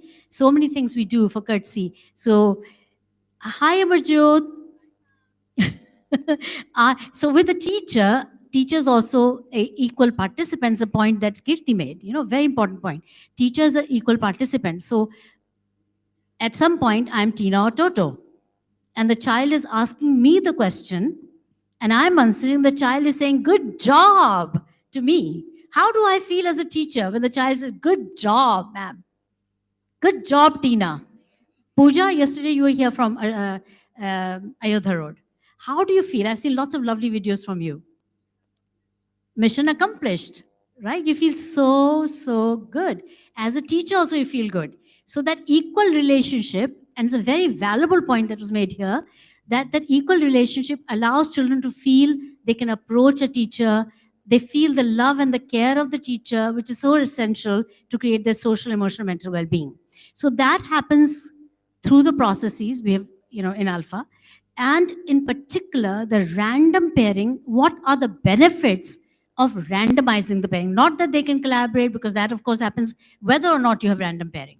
Not that they can communicate, that happens without the random pairing. Not that they develop social, emotional, mental well-being. Well, yes, in a way that is related. Yes, that is related to random pairing. So what are the things that make it more valuable? Okay, before that, let's go back to the point that Archana ma'am wanted to make.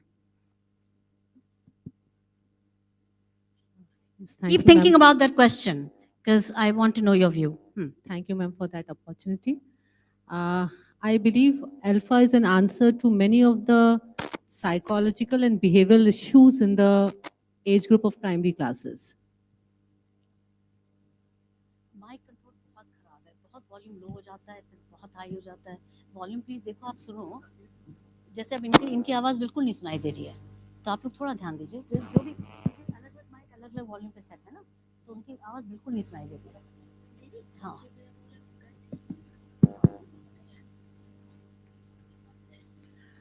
I repeat myself, ALfA is an answer to many of the psychological or behavioral issues or concerns in the age group of primary children.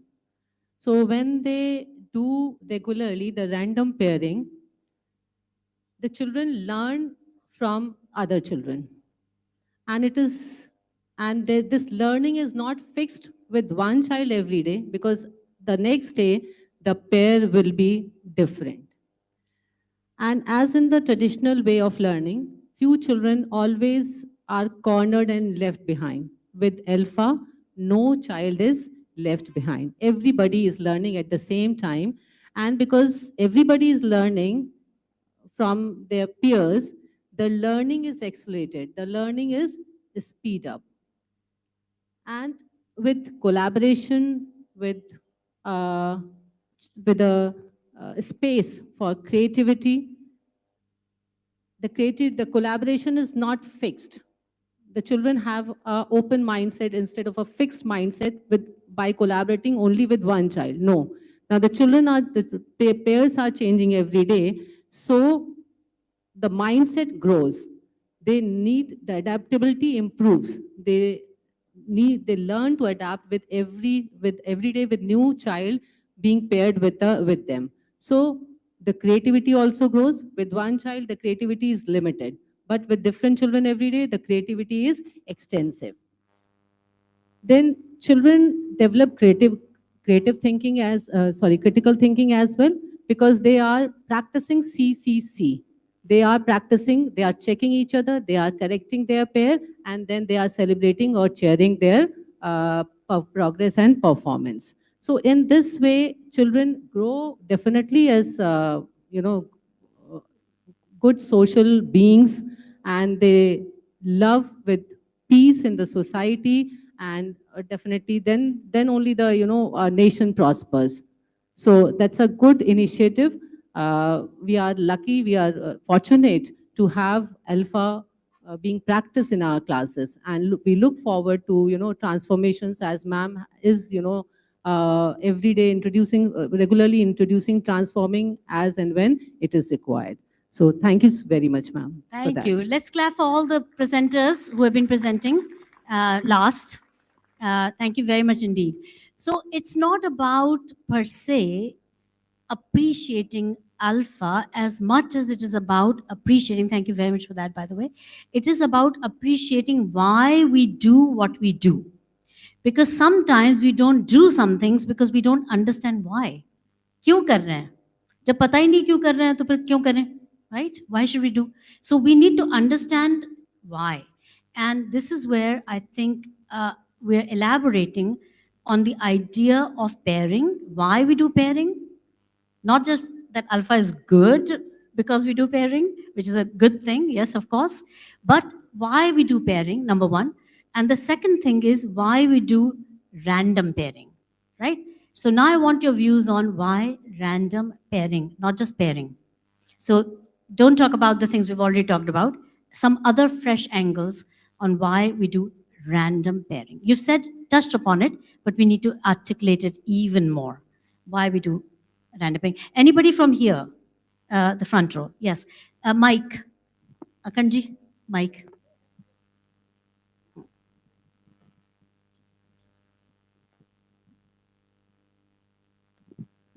Innovation wing, yeah, please help.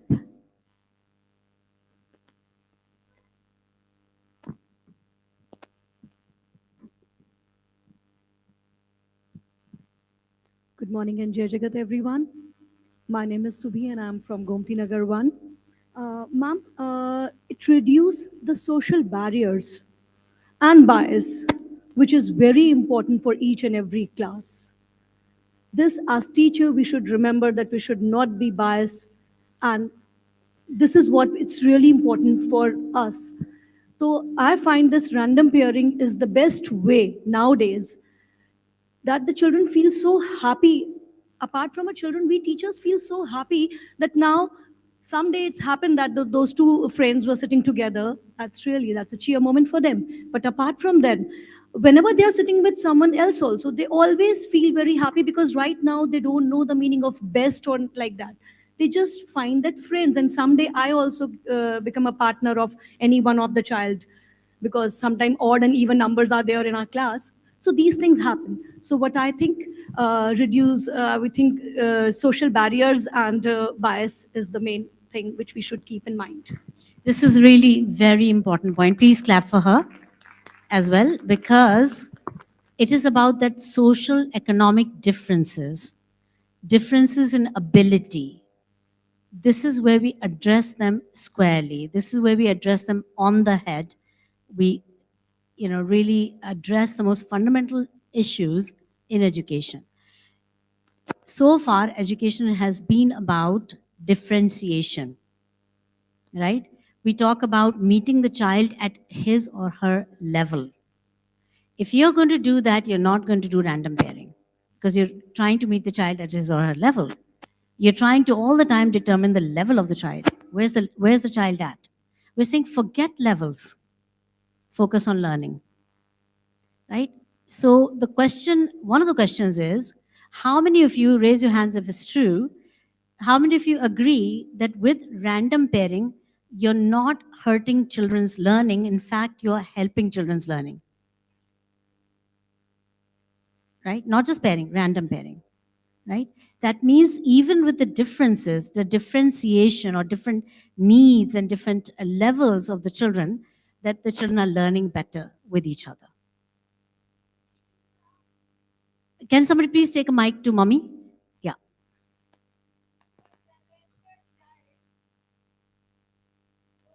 Yes, mommy, that's a very valuable point. We just want to hear you, ma. If a talented child is randomly sitting with a average child, so now the average child will become automatically knowledgeable. Wow, can we clap for that? Absolutely. So everybody grows. What is in there, my mother, I'd like to ask you, what is in there for the child? Like, okay, I am sitting with Amarjot, she's my partner right now for the day. And Amarjot is far brighter than me, right? She knows a lot more than me. Okay, so I'm learning more because I'm sitting with her. But what is the benefit for her in sitting with me? Oh, she becomes the leader. And There you go. She develops leadership skills. And she is, becoming more confident and confident. Because I can teach. I can teach other children. See, you as a teacher know a lot more than a child. Does it make you less to teach the child? Or does it make you greater? Because you think of 10 ways in which you can teach your children. Sunita was, we were very hand to mouth very much. So while she was in class 6, she was taking tuition of a child for class 3. It is like that. And getting 10 rupees per month. Yes, that's right. We didn't have any money at all, and my tuition 10 rupees was helpful. Okay, thank you, ma. Right. I was tutoring from the very young age, and that helped me. When I went to England, we went barely at the price of a ticket, which also Papa and Mummy had to ask many people to donate so that my brother and I could fly to England. So even a school in Kanpur gave 2,000 rupees at the time, many people gave them loans and money, so we could just fly and take with us 235 pounds each, which is not a lot of money. And we flew to England without them. They did not come with us because they could not afford that many plane tickets. So we were 15 and 16, my brother and I. We flew to England. I just turned 17 in May, and this was in July, early July. So say 17. And when we arrived in England, they knew somebody called Mr. Shabby who came to pick us up, and we stayed with him for a few days. Then we looked for our own accommodation. Then we looked for jobs so we could work. And one of the jobs that we did was tuition. So one summer, I gave 56 children tuition. So that's how we survived our UK days. Then one day I decided, okay, this is not enough. In fact, it was my great father's suggestion that we should think of running a travel agency because tickets are so expensive. So I started a travel agency. And because I was studying at Imperial College, which is University of London, and I was doing my physics undergraduate there, first year, and Papa suggested this. So I said, okay, yeah, we should do it. We believed everything Papa and Mommy would say, and children do. So in that faith, and their vision, I started Imperial agencies. My college was Imperial College. I started Imperial agencies, travel agency. Then I started selling tickets. And also I discovered along the way that tickets don't make so much money, but accommodation does. So I started giving accommodation and making loads of money. Then at the age of 19, my second year university, April of that year, I bought my first home in London. So I managed to, with my small savings as well as a friend of mine, Javid, who gave me £2,000 loan, I managed to buy that first house. The bank manager was kind enough, after 3 months of running me back and forth to his office, because I didn't know at the time that he wanted to see if he gives me a particular time and a particular appointment, do I make it on time? And I was always on time. So he said, I can trust you. So then he gave me that loan. He said, I'm making extraordinary measure. Your parents are not here. You're earning informally, like in a notebook, we'd write down every £5, £6 we'd earn. And then he said, you're earning informally, but I'm making an exception because I feel you deserve it. He gave me the biggest loan possible, 95% loan, 5% down payment on a £28,000 house. Managed with all of this borrowing, I managed to buy the house. And guess what? This was an economical move. It was not a luxury because where I was paying rent, the rent was £70 a week. My mortgage was £55 a week. So I won on every front. And that's because of the starting point they gave us. And one of the starting points they gave us is give us no money. So, which was a good preparation may for life. I be, Yes, Mommy. Permitted, thank you, that there is one of my colleagues, namely Vaishali Shukla. She was a caretaker at Station Road. Now she is a clerk. She sent her daughter, after doing BA, to study for 1 year. They give master's degree in UK in 1 year. So she was admitted for 1 year. Now where was the money? Her husband is also a clerk in the government. So a bank gave this girl 7 lakhs of loan. And with that money, she was admitted. She went to England. I think they do in 1 year this master's degree. So in 1 year, she was not only studying and paid the money, 7 lakhs as for, I think, the fees. And she took a little money and she started working at the same time somewhere. See, the West presents those opportunities, Mama. That's the one benefit of studying in the West. You अच्छा, can. तो सुनिए हुआ क्या, वो पास हो गई, अब वो वहीं पर है, काम भी कर रही है और लोन भी 25,000 रुपए महीने खुद लौटा रही है. Awesome. Can we clap for this? Vaishali, are you here? Your mummy's aide, you're always there with mummy. नहीं, वैशाली तो is an assistant as a clerk. Her daughter. You're talking about her daughter. I just wanted to congratulate her. Yeah, she for is her to be daughter's success. congratulated. Right, right. Okay, Ma, that's really inspiring. So really, sometimes we feel so protective towards our children, but what we need to do is let them go and fend for themselves. And I think they do very well and they survive and do very fine, majority of the time. Okay, so thank you, Mommy, for that interjection. This loan is known as a study loan to students. Yes, yes. Any bank will give. Yes. So this is good information for all of you thinking of sending your children abroad, that it is possible for them to take a government loan or a bank loan to send them abroad. That's a good thing. We didn't have that at that time. Right. So it was just a little side anecdote, but what I want to say is that it shows, I think in Vaishali's daughter's case, in many cases, that children have a lot of power within them to survive, to live by the principles given to them by their parents, and to excel beyond any measures we set for them.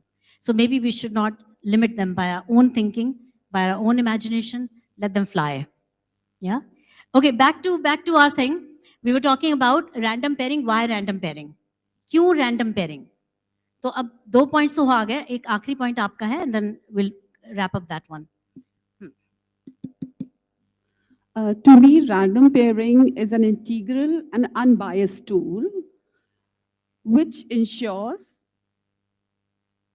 greater academic learning, highly interactive ambience, and the development of life skills.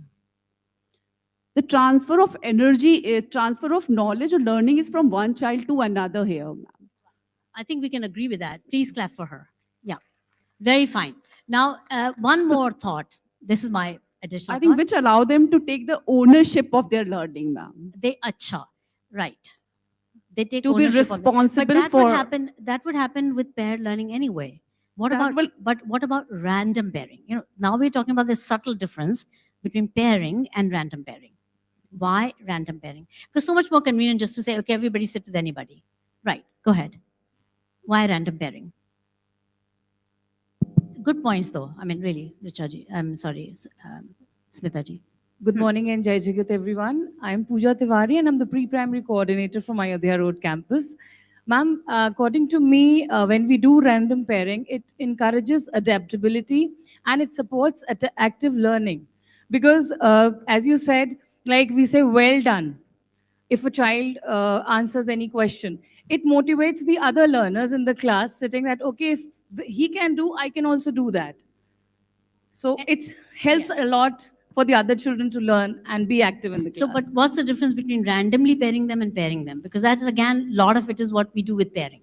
High five, good job, social emotional support, all of that is with pairing. But why random pairing? They get the opportunity to interact with everyone. They make new peers every day and learn new things every day. That's a from good each point. other. That's a good point, because they make new pairs, they learn randomly because they're randomly being paired. They are getting new opportunity to be creative, new opportunity to connect with each other, strengthen each other, learn better. All this is correct. Absolutely. Perfect. Those points are valid. Okay, there's a lot of views here. Let me ask a teacher, They a also galvanizer. become more. Any galvanizer would like to comment on that? Sorry, Mummy. Yes, of course.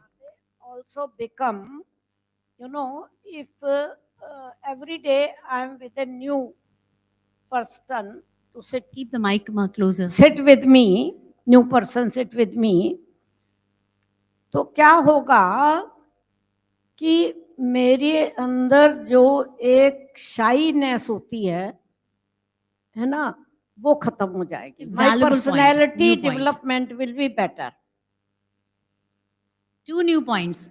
Shyness khatam ho jayegi, personality development will be more. better. Hmm?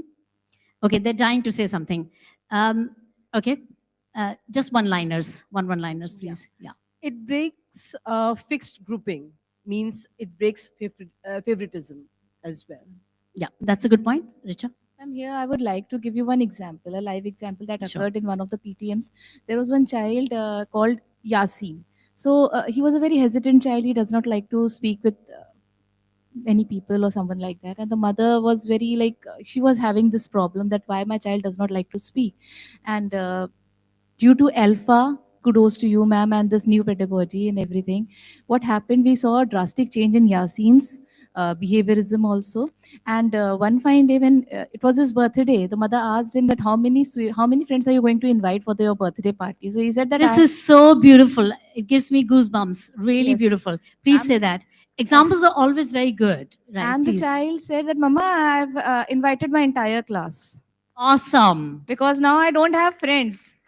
I'm randomly paired with someone or the other daily. So I have My whole given class is invitation my to my friend. entire class, and all my buddies are going to be a part of my birthday celebration. So now the mother, what she decided was that instead of celebrating at home, she just gave, a pack of fruity and chocolates and all those things, beautifully packed, and she just brought all the thing for the entire class. So Right. that was Isn't very that good. awesome? It was a live, Really like nice. it was it Yeah. was heartwarming for all of us also that the child, a shy child, now he wants to be friendly with everybody.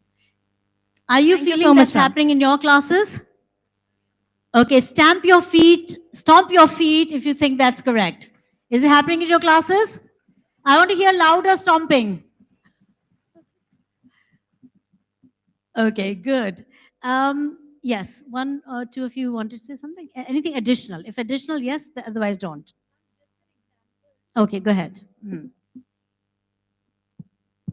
As I hop in into the classes, so there was a girl, Radhya, who was not attending school from long. She was unwell. So one of the child who used to sit with him, he has made a card for her, get well soon. And after seeing that, the whole class has made small cards, flower pot and everything. And then the teacher collected it, and then she has handed over to the parents. Then she has gone for the visit. So, ma'am, they have built that. They have built the moral values in themselves. They empathize. Mummy, what's you. your thought?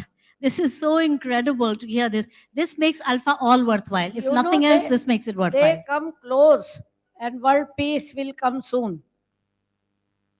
देखिए mummy का perspective सुनिए. World peace will come soon when they learn to work with each other regardless of ability, regardless of background, religion, culture, differences of all sorts, shy, hyperactive, all kinds of things that are going on in the classroom. What matters is there's another human being in front of you. So we can say the ultimate reason, of course, these are all reasons that add up to a story, that is that it's an education for greater equity, for world peace, and for inclusion, greater inclusion, right? So if I'm a special needs child and Amarjyot is working with me, she's learning humanity, kindness, respect for the human endeavor. Like I'm trying my best. I just know tens and ones. She knows hundreds, tens and ones. She knows thousands, hundreds, tens and ones. I only know tens and ones. She has to come down to my level. She has to find a way to engage me. I will ask my question to her tens and ones. She'll answer as an equal and give me a high five. Do you see the beauty of that, guys? The fellows from Anandya, what are your thoughts as you're sitting and listening to this idea of random pairing and why random pairing? Just one view from you would be lovely. Mike, please.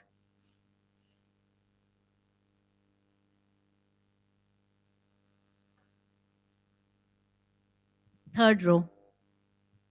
Rashmi, you want to say something? Yeah.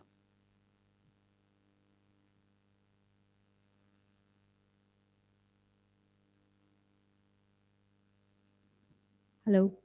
Random pairing is a very revolutionary idea, although it's a very simple idea, but a very revolutionary idea in terms of just how it's not very prevalent. As you also mentioned, that I was a Teach for India fellow for the past 2 years, and I taught grades second and third. And I also struggled with this best friend syndrome in the classroom, where my students would not help each other, and they would not be very cooperative when teaching each other, because they just had a clique within themselves. They had groups and they would not participate beyond that. But this is such a beautiful idea that everyone is paired randomly with somebody else every day, and it becomes a very inclusive environment where it truly becomes an ownership of the classroom, where everyone feels like they have equal opportunity to be heard, that they feel that nothing, that one person is not being favored over the other, which is very, very important. Yeah, this is a very simple idea, but it just takes it to a whole another level. Would Thank like you. to add? Please clap for Rashmi, Teach for India Fellow, working with the Anandya Foundation as content program office developer. Ruchi ma'am and, Ruchika ma'am and Smita ma'am, I want to say that in your campus, when we first started ALfA, November of 2022, at that time, you had certain concerns. One of them was why random pairing? Because some of my children don't know, and they're sitting with somebody who doesn't know. How will this work out? What's your answer today? Either of you. You can take my mic.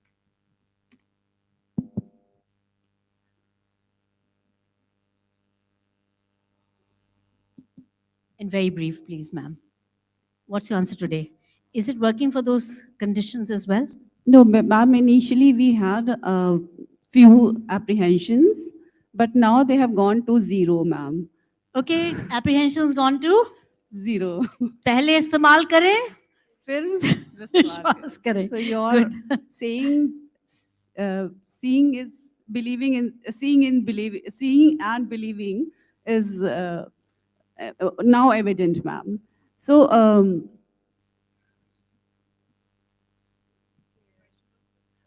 ma'am, now they have learned, definitely they have learned despite of their culture, despite of their abilities, they learn to gel with each other and they're learning from each other. And what I feel now, they will be able to work in all odds. Wonderful. Clap for Smita ma'am, please. And Ruchika ma'am, because she means the same. All right. So now I just want to wrap up this part of random pairing and random pairing, in particular random pairing, because that's what we do in ALfA, and why it is important to do random pairing and pairing, both. Right? Random pairing now is pairing, of course. So why we do that is so essential, so we do it with full heart. We understand there is benefit. Maybe we don't notice it immediately, like we had trouble with some, at the beginning, when we were beginning the ALfA random pairing process, there were questions like, what if two children don't know anything and they're put together? So we are now not fearing that. Why we are not fearing that is because you go. Why are we not fearing that? Tell yourself, a bit about yourself. Jai Jagat ma'am. I just wanted to add one point. Sorry, in your that- name and where you're from? Sorry, ma'am. I'm Manish Srivastava. I'm from Aliganj Campus 1, pre-primary in charge. I wanted to add one point why it is beneficial. According to me, it identifies hidden talents and it uncovers new dimension of children. Sometimes we never know that what kind of hidden talents our children are having, and when we are doing random pairing in the class, we got to know different talents of the children. So just I wanted to add on this. Absolutely, most amazing point. I didn't think of that, but yes, it's very, very true that you are, and I think everybody will agree, that you are And she was one, Smita, of course, was one. And many of the galvanizers have been sharing the wow moments, the dolphin moments. And this is another dolphin moment when you discover, my goodness, my children know so much more than I had imagined. And they have all these hidden talents and these traits, these characteristics which define them as beautiful people that I have in my class. Because at one time, my mother had taught me the idea that every child should be associated with some good value, right?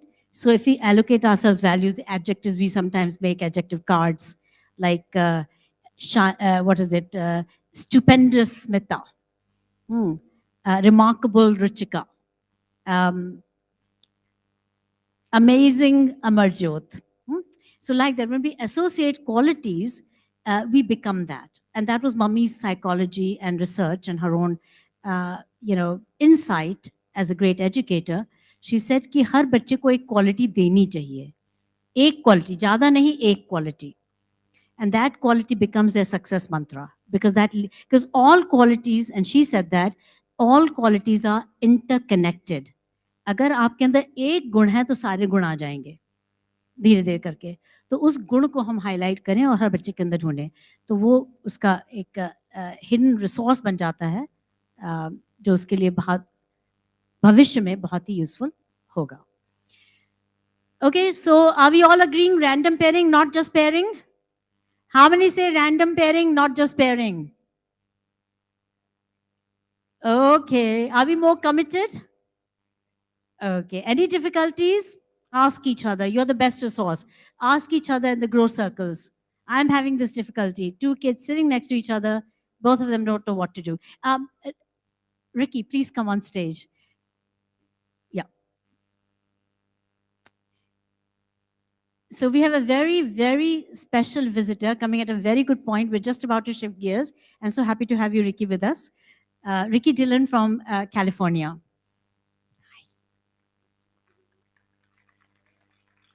Awesome. Flying in from California. Other Patal Lok. ये कब आ गई पाताल लोक से Ricky Dillon? बैठिए please Ricky. She has made the whole county alpha in America. They're all thinking about it. The government has recognized alpha as a district to be, methodology to teach children in America. It is Dillon.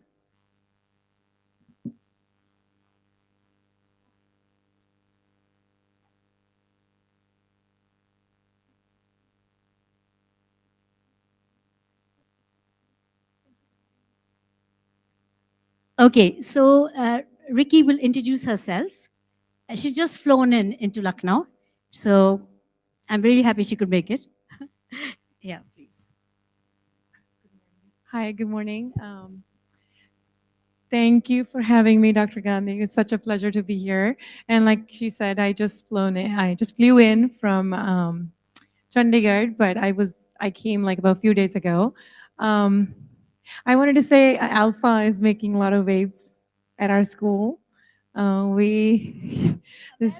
This is a great program that we launched 2 years ago, right? This is our second year. 4, yeah. This is our second, this is our second year. And I told Dr. Gandhi, I said, I'm going to be in India, and then I would love to sign MOU here, because I was here last year in September. Yes, so we've launched it in TK, Kinder, and 4th grade levels, because again, after pre-pandemic, the scores were different, and then now post-pandemic, kids need a lot of literacy and they need lots of interactive sessions, and luckily ALfA provides that. Dr. Gandhi and we've met few times over Zoom, and then her team was very grateful to provide us with the training session. So this is a program that will be making waves, even more schools in California, not just our school. One thing I wanted to share. So we launched this in TK last year.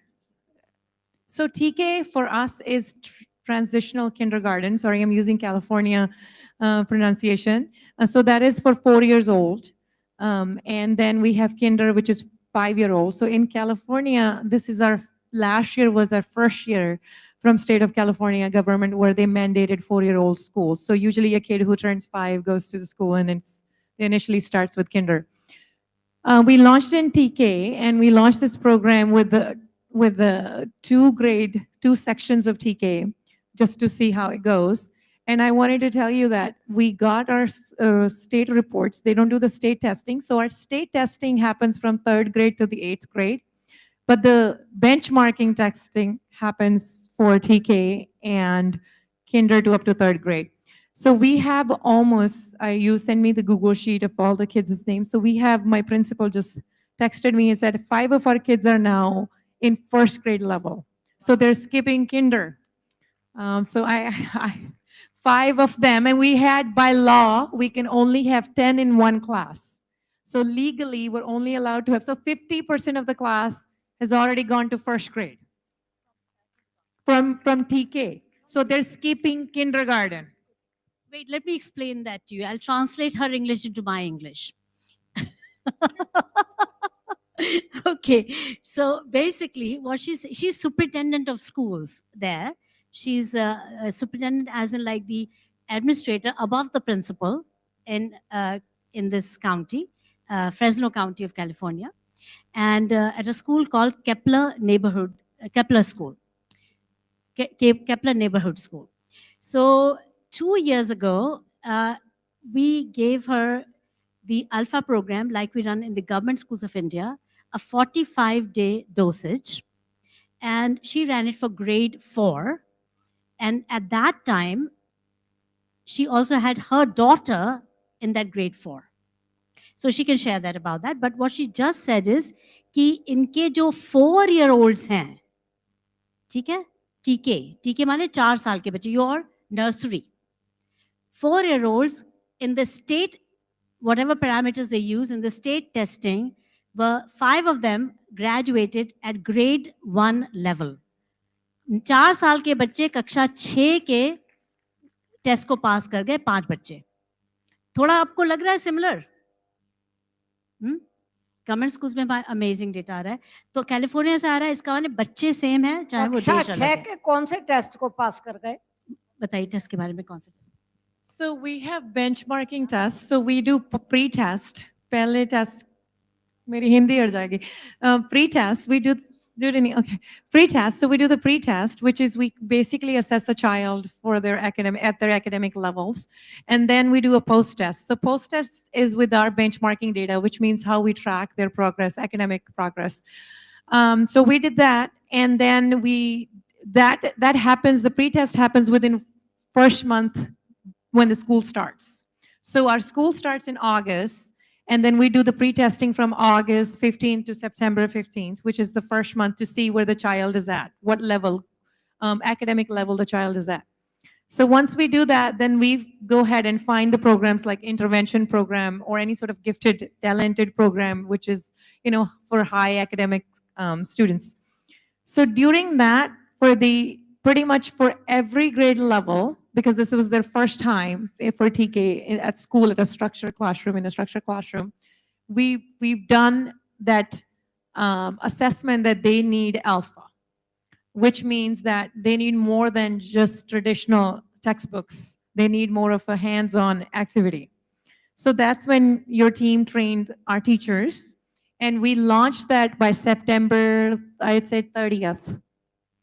So then we did the winter assessment, which is our local data, which is required by law. And that's when we found out that these kids are progressing. So then we have final tests in May. And that's when we know we have 5 of those scores highest. They're at 98 percentile. So not even passing grades, 98 percentile. And then now it's challenging for us because they are completely skipping kindergarten, but it is also a great achievement for us on the other hand, which means now they will just skip from TK, K first, so they will just skip that grade and they'll be in first grade, which is a huge achievement for parents, for our school. And that is what the test did. That is what ALfA did. During this time, we taught ALfA. And even when we did the 45-day program, we still did it in our after-school program. Yes. So after-school program is once, obviously, when the school ends, the kids have 2 hours of block where they can learn academically and other stuff. So we did that too, just to provide additional tutoring. And, that gave them a little bit more push. And I don't know, because after school is for all levels, all grade levels. So we don't pick and choose. And overall, for our school, and we, due to ALfA, because after school taught it in every grade level, and I will give you data when yes, I will give you data to show you, because it just became public in June, so it doesn't become public, so you can then check. We scored 20 plus points above the state level. So इनकी अंग्रेजी समझ में आ रही है ना, बहुत American accent है इनका, ये थी चंडीगढ़ की लेकिन है American. So I'm really glad she took it up. I could not follow, excuse me. हम समझाते हैं मम्मी. हाँ कि इनके यहाँ पर कितने बच्चे होते हैं, ये कहते हैं we have children of all levels. मैं समझा रही हूँ in one class. नहीं Am I right? नहीं मम्मी, ऐसा है, देखिए 2 चीजें हैं. एक तो इन्होंने 2 साल पहले 45 डे वाला कक्षा 4 में किया, नॉट 4 साल के बच्चों के साथ, कक्षा 4 में किया 45 डेज का इंग्लिश किया. इनकी बिटिया उस प्रोग्राम में थी, जो हमने इनसे पिछली बार सुना था, ये खुद बताएंगी कि क्या हुआ उस क्लास के साथ, क्या रिजल्ट्स आए उनके. ठीक है, 4 क्लास, कक्षा 4, इनकी बिटिया उसमें थी, कक्षा 4, दैट वाज 45 डे प्रोग्राम. ठीक है, अच्छा टीचर्स को कन्विंस करना इतना आसान नहीं है, लेकिन इनके बोर्ड को कन्विंस कराना बहुत मुश्किल है. और उसके बाद कोई भी चीज़ अपने स्कूल में नहीं कर सकती जब तक कि इनकी जो काउंटी है, जैसे डिस्ट्रिक्ट है, वो अग्री करेगी कि नहीं. जब वो कहेंगे yes you can do, then they can do, and if the board says yes you can do, then they can do. But she was like the pioneer, she is the one who said करना है. You know, that's where कहानी always begins. जैसे अनीता कावल in Delhi, she said करेंगे. ठीक है, करना है. तो इन्होंने बोला हम करेंगे. इनको कैसे पता चला, क्योंकि मैं इनको नहीं जानती थी, राइट? इनको कैसे पता चला कि हमारे एक कॉमन फ्रेंड हैं जॉन करीपो, जिनका कि एक बहुत बड़ा मिशन है अमेरिका में, वो बहुत वेल नोन है. उनका एड्यू प्रोटोकॉल्स करके कुछ टीचरों ने देखा होगा नेट पे, बहुत ज़्यादा फ्लोट करता है वो एजुकेशन कम्युनिटीज़ में. उन्होंने काफ़ी सारी किताबें लिखी हैं एड्यू प्रोटोकॉल्स पे. तो मैंने उनको बुलाया था इंडिया, मैंने उनको बुलाया था फरवरी ऑफ 22, जैसे कोविड ख़त्म हो रहा था. तो वो अमेरिका से, कैलिफोर्निया से फ्लाई करके लखनऊ आए थे. मैंने उनके through city international school teachers को ट्रेनिंग दी थी. वो जब वापस गए, उन्होंने देखा कि बच्चे अखबार पढ़ रहे हैं अंग्रेजी के. उन्होंने देखा कि बच्चे जो हम इप्सेटिव कहते हैं, जो हमने सिटी मॉन्टेसरी स्कूल के कई कैंपसेस में किया हुआ है, ipsative as in compared with yourself and not with others, that compete with yourself philosophy. John bought into it, John ने बिल्कुल उसको अपना बना लिया है, और वो अमेरिका में उसको स्प्रेड कर रहा है सब जगह, right? Through his edu protocols, he is now adding up this idea of ipsative, comparing with yourself, not others. So see, ideas will float whichever way. उधर से इधर आए, वो बताने अपने एडू प्रोटोकॉल्स के बारे में. हमारी तरफ से 2 चीज़ें वो लेके गए. एक तो उन्होंने इप्सेटिव आइडिया वो अमेरिका में सब जगह स्प्रेड कर रहे हैं, competing with yourself, not others. And the second thing that he has taken back is ALfA. And ALfA से he has converted, he talked to Ricky and said, you should try this out. And so Ricky investigated, convinced her board, convinced her county to take it up. So that was 2 years ago when she did the 45-day intervention. The school year schedules are all different. So this is the second year in the sense now. Last year they did for 4-year-olds, not grade 4, but 4 और 5 साल बच्चों के 2 classes में किया last year. And they're doing it throughout most of the months when they look at it. Although at that time also we were saying कि 45 days में आप करिए, क्योंकि इनके पास अपने और भी बहुत सारे अन्य चीज़ें हैं जो करते हैं. तो वो जो है 4 साल के लिए और 5 साल के बच्चों के लिए जब किया, तो उसमें भी अभी ये बता रही हैं मम्मी कि रिजल्ट्स बहुत अच्छे आए, क्योंकि पूरे स्टेट लेवल का जो मेजर्स हैं एंड ऑफ द ईयर मई में, इनका एंड ऑफ द ईयर मई होता है, मई में जो रिजल्ट्स आए हैं उसमें इनके 4 साल वाले बच्चे जो टीके में थे वो कक्षा 1 पार कर गए 98 परसेंटाइल में, माने कि वो टॉप 2% में आ गए पूरे स्टेट के, राइट? स्टेट के वो 2% में आ गए। ये 5 बच्चे, 4 बच्चे, 5 बच्चे 4 स्टेट- साल के, हमने 10 में से 5 बच्चे, हाँ 50% बच्चे इनके, हाँ 10 में से 5 बच्चे इनके कक्षा 1 पार कर गए, कक्षा जबकि 1 उन पार कर गए अब- और पूरे स्टेट में टॉप पे आ गए। हाँ टॉप 2% में आ गए, टॉप 2%, हाँ 98% आए। And one more thing about ALfA is that attendance engagement piece. Engagement is high. Which means for our schools in US, we make our revenues off of attendance, the classroom-based attendance, which means if this child is attending, that means that's how the schools are getting funded. And ALfA encouraged them to be at school.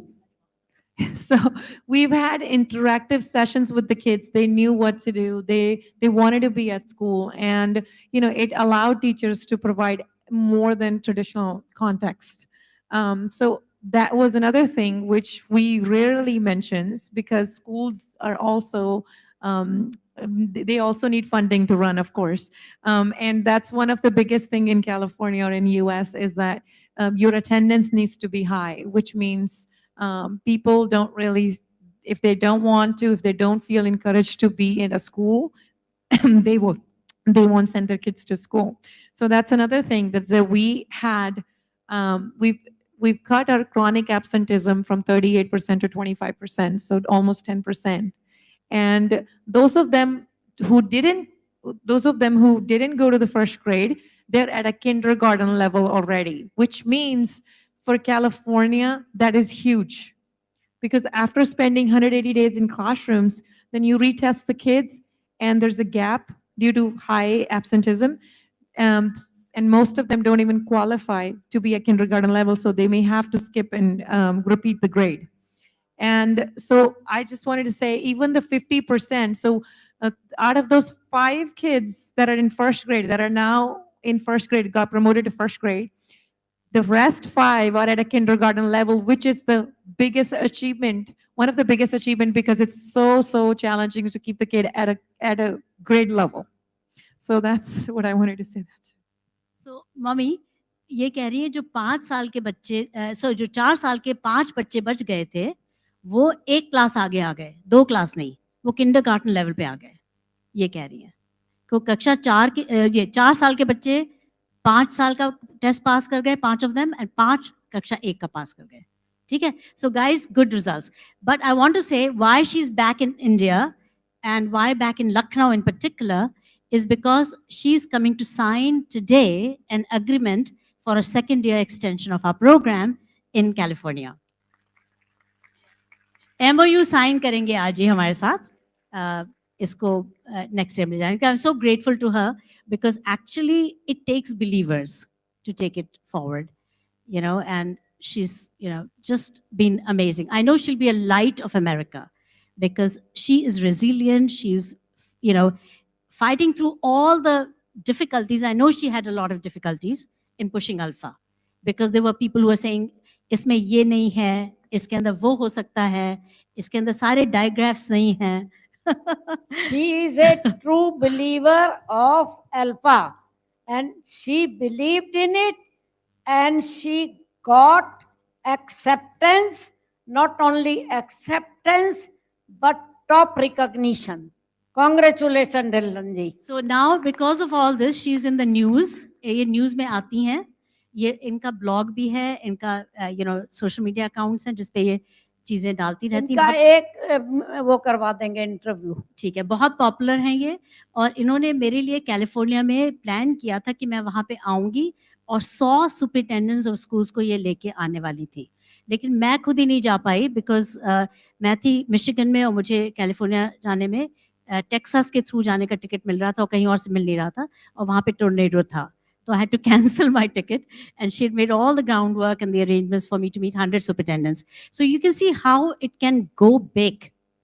somebody who believes in it, makes it possible with lot of determination, against all odds, against all difficulties, uh, convincing everybody along the way कि नहीं मुझे ये करना है, और वो रास्ता खुलता गया और इन्होंने कर लिया और रिजल्ट्स भी अच्छे आ गए, एंड अब ये रोक नहीं पाएंगे इनको हम. See, lots of people, the day Dr. Gandhi, we were eagerly waiting that she couldn't come due to the weather. And it was, sadly, everyone knew that it was a big, huge tornado that shut down all the flights and we canceled everything. We were prepared. And there were almost people, they've signed up. They said, we want to come. We want to hear this person. Who is she? How is she revolutionizing education? It's just that this is a great quality program which produces quantitative results and qualitative results. So data speaks itself. And that's huge because, I could say, oh, I wanted to launch this program in front of my board of directors or in front of the people, the stakeholders, which mostly in our world, it's parents. But if I can't produce results, then the program won't work. Right? So this is a program that produces results and you see the direct impact in your classrooms when that child is there and is ready to learn and is thriving and is now moving to a different grade level. So you have a great quality and quantitative program that produces high results. Thank you. Wonderful, क्या बात है, कितना अच्छा लग रहा है. आप लोगों को भी कितना अच्छा लग रहा होगा कि आपकी अल्फा पेडागोजी अमेरिका में भी है. आप प्राउडली अपने पेरेंट्स को बता सकते हैं कि कैलिफोर्निया में भी है. जब इन्होंने मुझे वीडियो भेजा, अपने 4 साल के बच्चे पहले दिन अल्फा करते हुए और पहले दिन ही उन्होंने एक वर्ड बना लिया, cat. Wow, they got it. Madam जो हैं वो टीचर नहीं है, वो वहां के ऑफिसर हैं. तो ये ऑफिसर होके सब जगह करा रही हैं. बहुत हमारा सौभाग्य है कि आपने कृपा करके यहाँ आने के लिए आई, दर्शन दिए. और ये फिलॉसफी मुझे भी बहुत पसंद है, लेकिन मेरी पसंद से क्या होता है, मैं तो बी हूं ना, आप ए फॉर अमेरिका है, आपसे पसंद से होता है.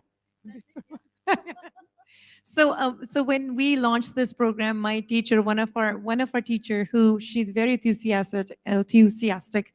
When she was on a break and then she came back and we gave her training. Your staff gave her training, Miss Abessa, most precisely, and she came back and she said, I'm going to try it and see if it works. And usually I was in the meeting, and so she knew she could come to me. So she came to my office after like 2 days, and she goes, "It worked. Do you know it worked?" And I said, "What?" Yeah, she said, "It worked. I can't believe this." So she was so excited. She's like, "You should come to my class." So they sent us an invitation to visit their classrooms, and I went. And then they're like, "Look at them. They were not confused. They were not, there wasn't any kind of a sort of rejection from the children." Yeah, there wasn't even a language barrier because that was something biggest concern, because US English is very, very different than UK English. So there's always some words, but no, there wasn't anything of that kind, and she was very happy, and it worked, and it even kept her.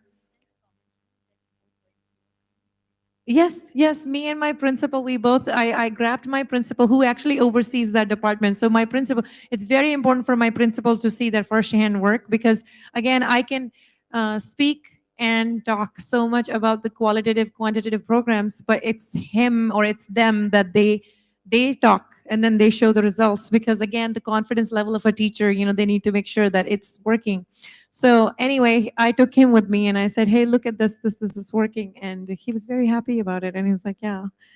So thank you for having me, and thank you for, I told my board of directors, I said, "Listen, I'm going to go to India for vacation. I'm here for a personal business, but I'm going to definitely go to Lucknow because that's where we're assigning this." And because of this program, because we only did Edu Protocol for 2 days, but we did continue your program for so many, for the entire duration.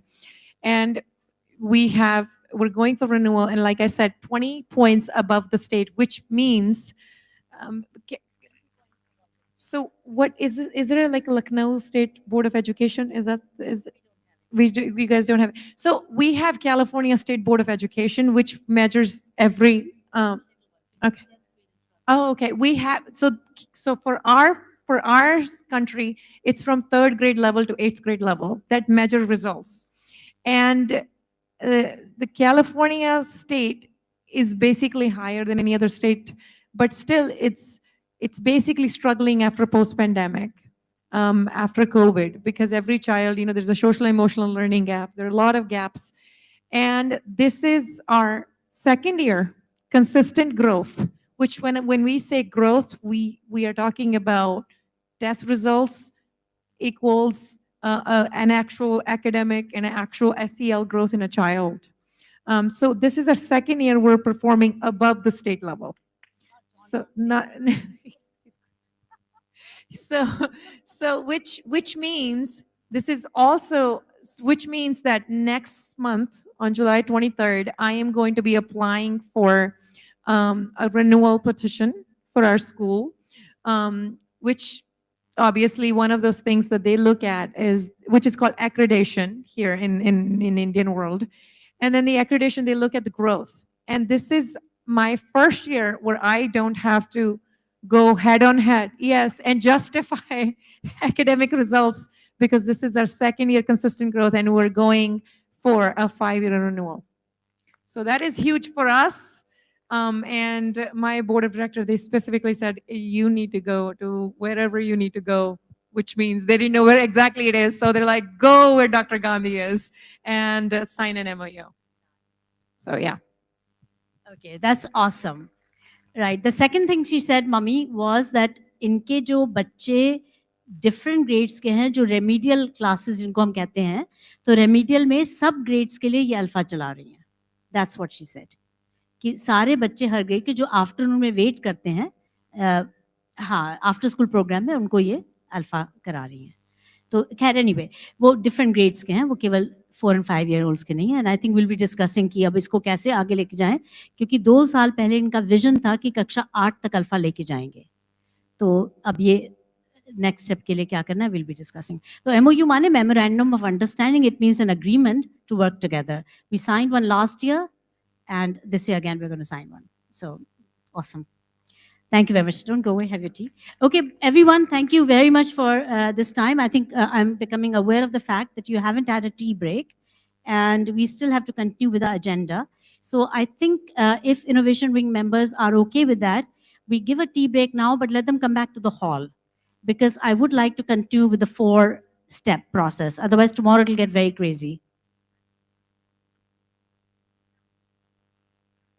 Everybody's had their tea and snacks? No.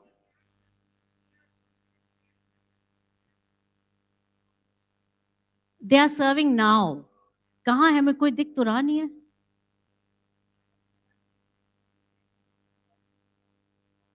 नहीं, front row को तो मिल जाता है हमेशा. सबके पास है. चाय है? देखिए चाय break.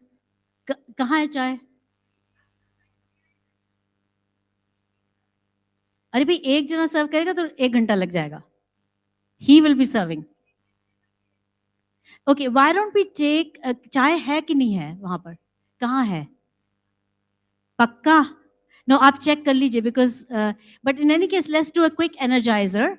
So, ma'ams, all of you please come and lead an energizer. Nishant, put up an energizer, please.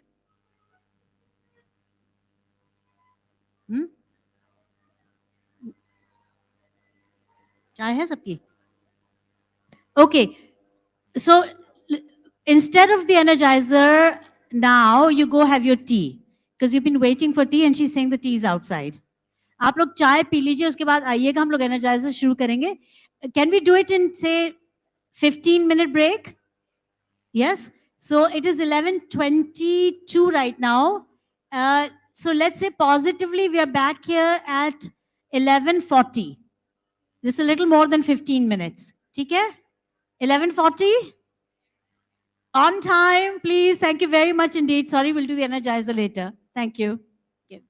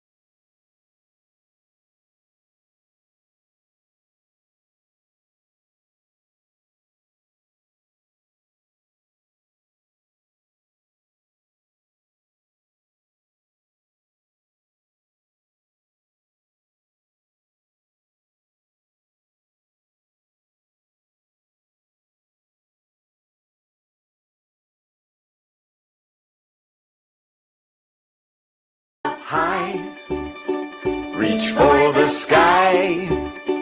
Let's sing and move along to the silly, silly ram-sam song. Oh, ram-sam-sam, oh, ram-sam-sam, gooly, gooly, gooly, gooly, gooly, ram-sam-sam. Oh, ram-sam-sam, oh, ram-sam-sam, gooly, gooly, gooly, gooly, gooly, ram-sam-sam. Oh, Robbie, oh, Robbie, gooly, gooly, gooly, gooly, gooly, ram-sam-sam. Oh, Robbie, oh, Robbie, gooly, gooly, gooly, gooly, gooly, ram-sam-sam.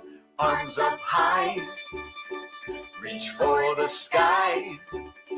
If you want to be a ram-sam master, you've got to go a little faster. Oh, ram-sam-sam, oh, ram-sam-sam, gooly, gooly, gooly, gooly, gooly, ram-sam-sam. Oh, ram-sam-sam, oh, ram-sam-sam, gooly, gooly, gooly, gooly, gooly, ram-sam-sam. Oh, Robbie, oh, Robbie, gooly, gooly, gooly, gooly, gooly, ram-sam-sam. Oh, Robbie, oh, Robbie, gooly, gooly, gooly, gooly, gooly, ram-sam-sam. Arms up high, reach for the sky. If you want to be a ram-sam master, you got to go a little faster. Oh, ram-sam-sam, oh, ram-sam-sam, gooly, gooly, gooly, gooly, gooly, ram-sam-sam. Oh, ram-sam-sam, oh, ram-sam-sam, gooly, gooly, gooly, gooly, gooly, ram-sam-sam. Oh, Robbie, oh, Robbie, gooly, gooly, gooly, gooly, gooly, ram-sam-sam. Oh, Robbie, oh, Robbie, gooly, gooly, gooly, gooly, gooly, ram-sam-sam. Arms up high, reach for the sky. If you want to be a ram-sam master, you got to go a little faster. Oh, ram-sam-sam, oh, ram-sam-sam, gooly, gooly, gooly, gooly, gooly, ram-sam-sam. Oh, ram-sam-sam, oh, ram-sam-sam, gooly, gooly, gooly, gooly, gooly, ram-sam-sam. Oh, Robbie, oh, Robbie, gooly, gooly, gooly, gooly, gooly, ram-sam-sam. Oh, Robbie, oh, Robbie, gooly, gooly, gooly, gooly, gooly, ram-sam-sam. Arms up high, reach for the sky. If you want to be a ram-sam master, you got to go a little faster. Oh, ram-sam-sam, oh, ram-sam-sam, gooly, gooly, gooly, gooly, gooly, ram-sam-sam. Oh, ram-sam-sam, oh, ram-sam-sam, gooly, gooly, gooly, gooly, gooly, ram-sam-sam. Oh, Robbie, oh, Robbie, gooly, gooly, gooly, gooly, gooly, ram-sam-sam. Oh, Robbie, oh, Robbie, gooly, gooly, gooly, gooly, gooly, ram-sam-sam. Arms up high, reach for the sky. If you want to be a ram-sam master, you got to go a little faster. Oh, ram-sam-sam, oh, ram-sam-sam, gooly, gooly, gooly, gooly, gooly, ram-sam-sam. Oh, ram-sam-sam, oh, ram-sam-sam, gooly, gooly, gooly, gooly, gooly, ram-sam-sam. Oh, Robbie, oh, Robbie, gooly, gooly, gooly, gooly, gooly, ram-sam-sam. Oh, Robbie, oh, Robbie, gooly, gooly, gooly, gooly, gooly, ram-sam-sam. Arms up high, reach for the sky. If you want to be a ram-sam master, you got to go a little faster. Oh, ram-sam-sam, oh, ram-sam-sam, gooly, gooly, gooly, gooly, gooly, ram-sam-sam. Oh, ram-sam-sam, oh, ram-sam-sam, gooly, gooly, gooly, gooly, gooly, ram-sam-sam. Oh, Robbie, oh, Robbie, gooly, gooly, gooly, gooly, gooly, ram-sam-sam. Oh, Robbie, oh, Robbie, gooly, gooly, gooly, gooly, gooly, ram-sam-sam. Arms up high, reach for the sky. Now you're a ram-sam master. You're a ram-sam master. Thank you so much, teachers. Please settle down.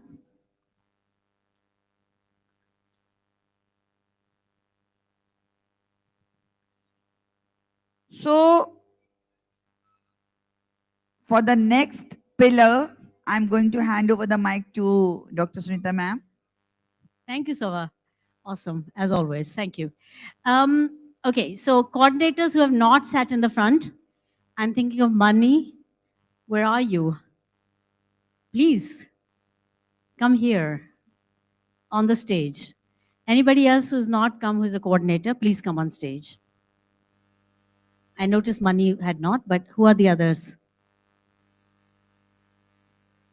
Nixon, sir, you may also come on stage, please. I want to introduce you, but also maybe comment. But CIS coordinator is anybody here? Zara ma'am, are you here?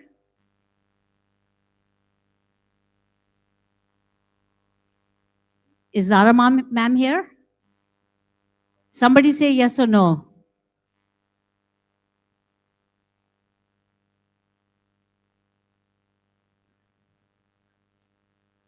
Saurabh, sir, you may also come. Saurabh Dikshit and Saurabh Kumar. Ma'am. Neelu Katiyar. Ma'am, please. Please come on stage.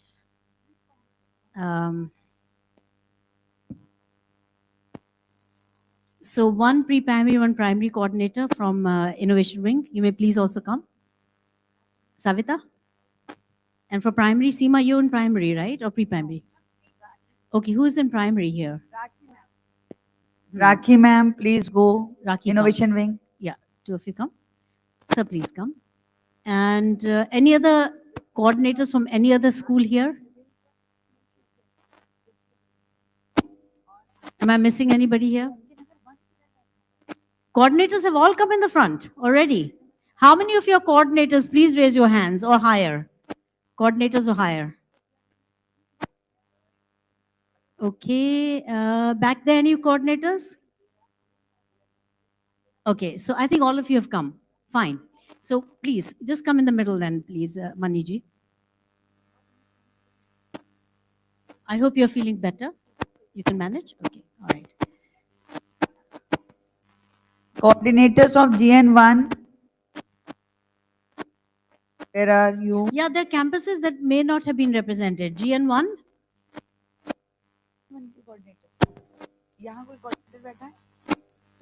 So maybe some teachers can, sorry, changing. No, it's okay. She'll be fine. She'll be fine. She'll be fine. What's your good name, ma'am? From? Aliganj, please. Oh, you just came to give things. Oh. No, but you sit here, please. Just join us. And don't go down again, just for a bit. Okay. Hira ma'am, please go to the stage. I request Manjeet ma'am also to come. Yeah. Any campus that was not represented here, Uma please a Jafar. teacher may come. Teacher may come. A call galvanizer may come.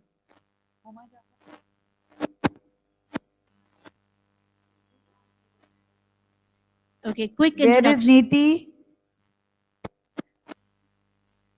Tankha ma'am, where's my Tankha ma'am? अरे भाई आप उधर कहाँ हैं? Please ऊपर आइए. Icon.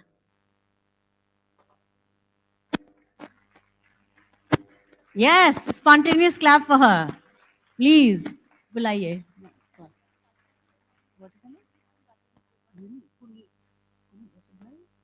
Rajendra Gavan Guneet. Anand Nagar, RDSO. You know which campus was not here. Please come to the front. Got a few chairs still. Galvanizers. Richa from Anand Nagar. Where's Richa from Anand Nagar? Ah, there she is. Good. Excellent. Okay, then I think we have two more chairs. Two of the galvanizers from any campus who feel like coming, please come. Two people. Ritu ma'am, please go. Okay, so I think we've got plenty now. Good. We can add more chairs if need be, but please come.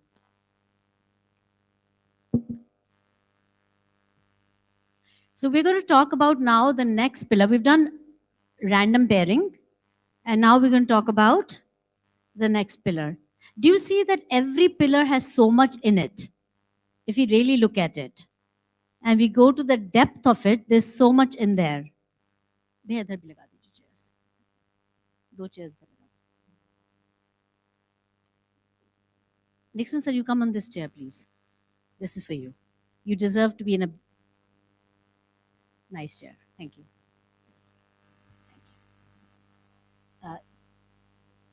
Savita. Since I'm standing anyway, so it's okay. You know that if you stand longer, you live longer. Did you know that? I didn't know that. Recently, I came across research that shows that. Okay, so welcome back. How's the Josh? How's the Josh? How's the Josh? Okay, very good. Excellent. Where is my guest from America? Oh, there you are. Okay, good. I think it'll be good if you're here as well, please. You're an anomaly of sorts. If you're here, it'll be good. Where's Jayashri? Has she arrived, Jayashri ma'am? From Delhi? No, please come. Okay.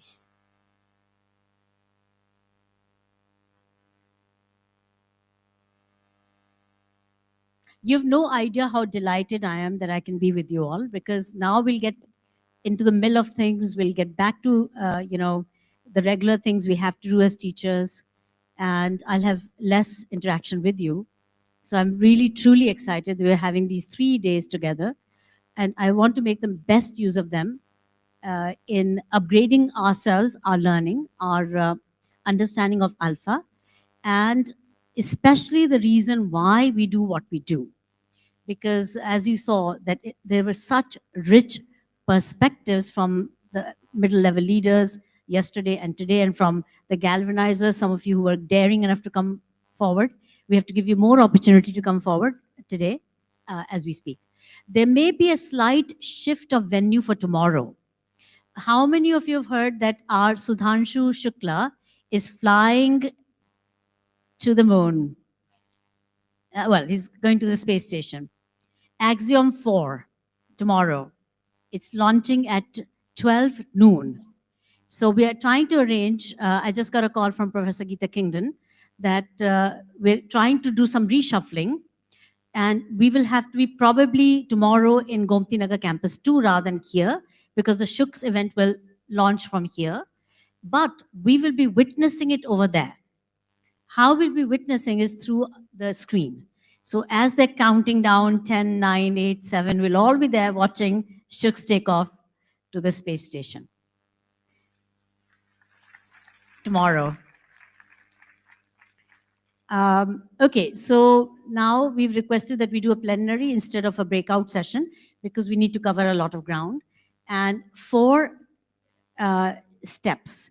So can you tell me what are the 4 steps? Who'd like to say first? What are the 4 steps, or what we call 4-step process of learning? Always enthusiastic. Okay, 4-step process of learning. I'll begin with Mani. She was the first one to come up and she wasn't well yesterday. So I'm happy she's here with us. Mani from Aliganj 1, please. Go ahead. 4 steps of... Don't explain them, just tell what they are. All right. Uh-huh. Teacher-child demo, then child-child demo. After that, whole class working in pairs, and then stretch activities. So these are the 4 steps which we follow.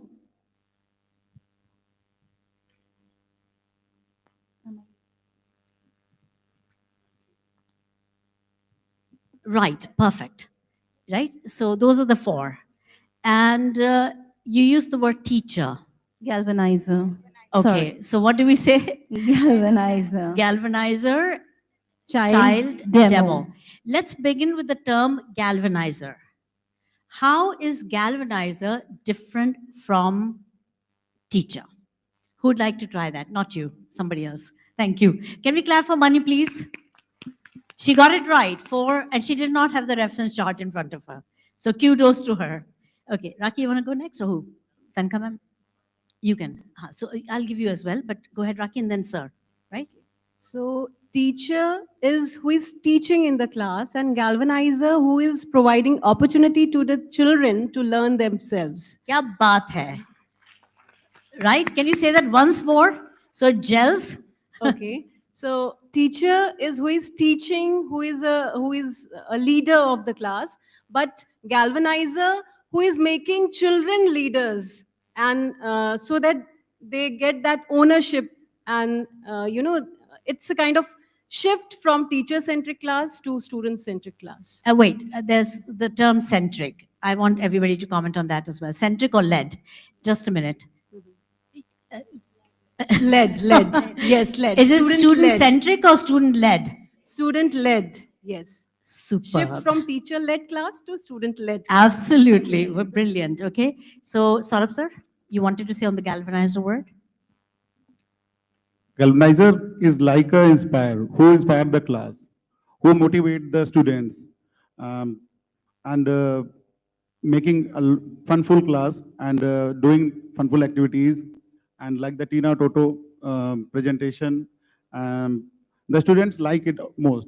Mostly in our branch, as a rural branch, our students comes from a rural background, so they didn't have an English background. So when I have joined the school, our students is not good in English. But after introducing ALfA, and they are recognizing the pictures and making sentences and tackling the big words with ease. Now they are reading the newspaper. That is the big achievement. They are So- reading newspapers, those rural children. And also they are in making the English. questions. Yeah. Yes. Wonderful.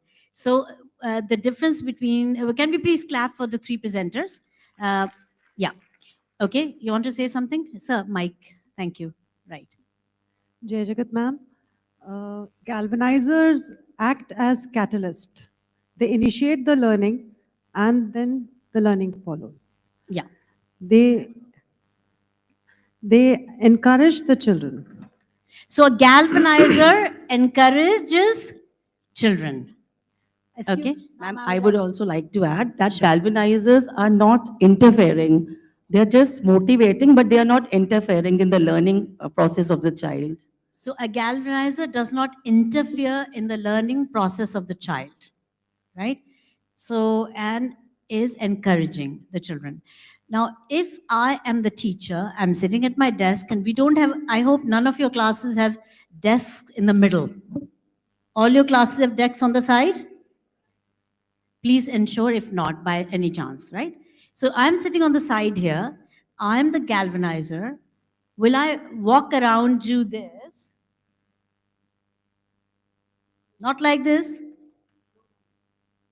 What are you doing here? Ha ha ha ha, no, no, no, no, no, no. You have to be like a fly on the wall. You have to be like tiptoe around the class. Make an observation of what's going on. Don't disturb them in their work. Would you like if I walk through the class and disrupt you when you're working? You're doing a math activity, you're so absorbed in it, and I walk around correcting you. Would this be a correct way? That will be the teacher way. The galvanizer way is to tiptoe. So they don't even notice. They're busy in their work. Please be busy in your work. Don't notice me. Yeah, I just walk around. I'm noticing what's going on. In fact, I'm walking in the back side is even better. Right? Imagine this. They don't notice they're working, and I'm walking here in the back side. And I'm noticing from the back what's going on. They're busy with their work. They don't notice at all that I'm there. So it's walking with your tiptoes and in a non-obtrusive way, in a non-interfering way. That was a very good word. Thank you for that. Maybe please clap for both of these presenters.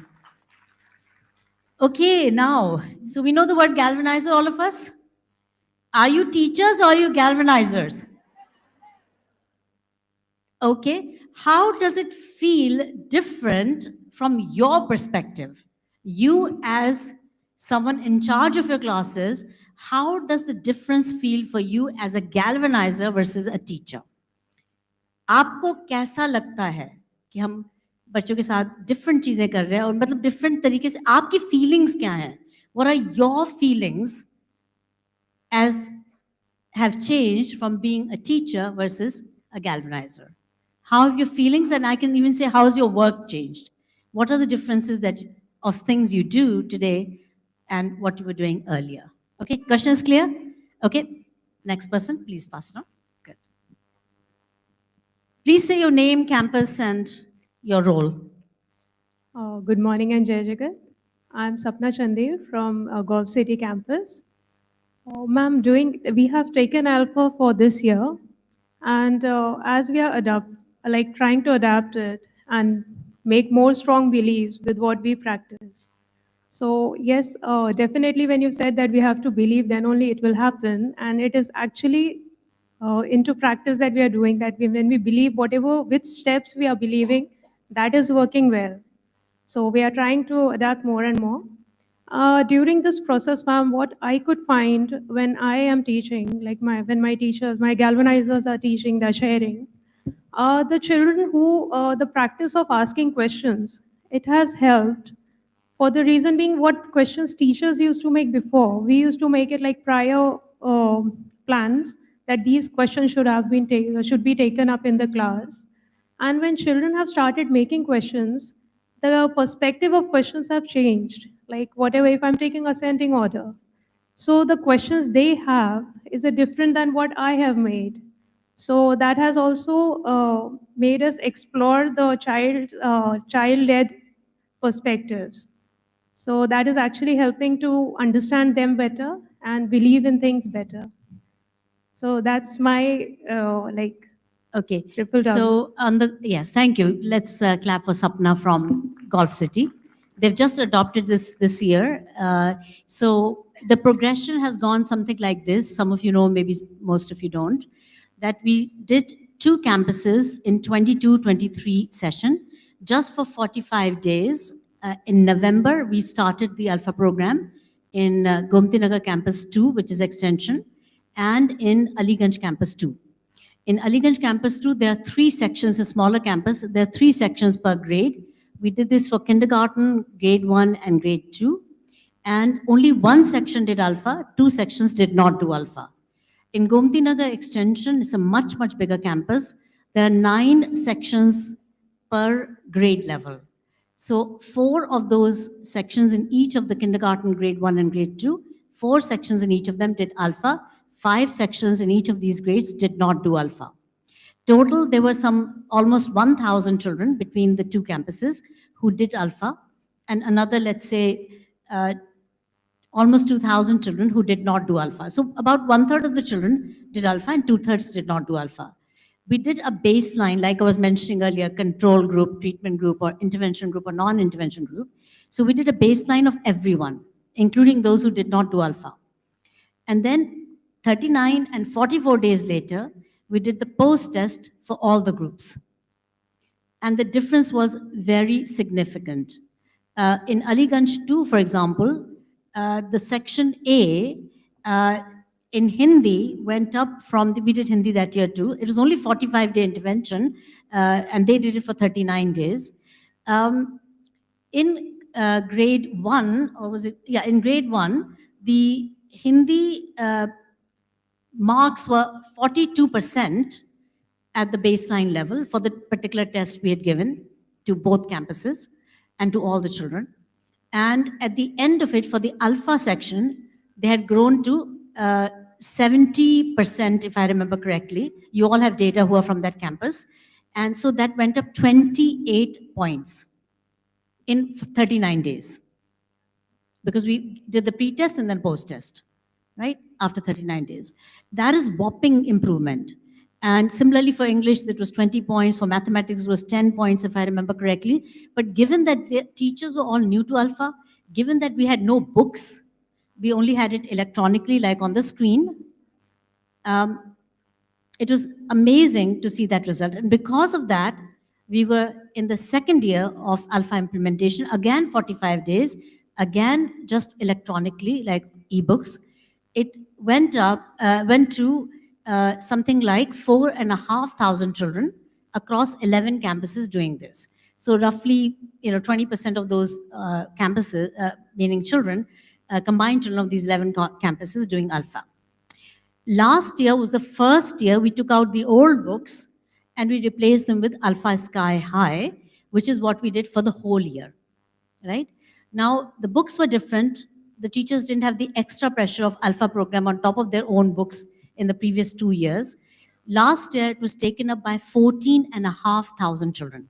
So it went up from 4,500 children to nearly triple, that is 14,000 children. This year, we have it in 19 of the 21 campuses of City Montessori School, and 21,000 children are doing ALfA. 21,000 children means it is 1/3 of City Montessori School. How? Because we have 63,000 children, and it's almost exactly 1/3 of the children, 21,000, are doing ALfA, and of course, it is a whole year program. In this, it has gone to grade 3 as well. Of course, last year also, it was Montessori Nursery KG 1, 2 was happening in all the campuses that took up ALfA. This year, it's all of that, plus not just English and mathematics, it's also Hindi, and that's taken up by 17 of the 21 campuses. And English, Hindi, and mathematics, all 3 subjects have been taken up for grade 3 by 5 campuses. So this is where we are at. So it's grown quite a bit. And because of testimonies from you, galvanizers who are in the program, how is it going for you? Testimonies of the principals, the middle level leaders, the surveys that we have done, what you have said in the surveys, and then parent testimonies that we have stacks of from you all, and based on data results, because it was very good. And based on my mother's testimony, that I'm happy that my children, City Montessori School children, are speaking so much and so well in English, because that's been her mission. And she's delighted how your little ones are speaking in flawless English and so confidently. And they're rising in that English vocabulary, their understanding of English is just going phenomenally well. So because of that, we have grown, because of data. And I'm so happy that from America, we're beginning to get some data as well. So data is king, it's absolutely the most important thing. Anyway, so where were we?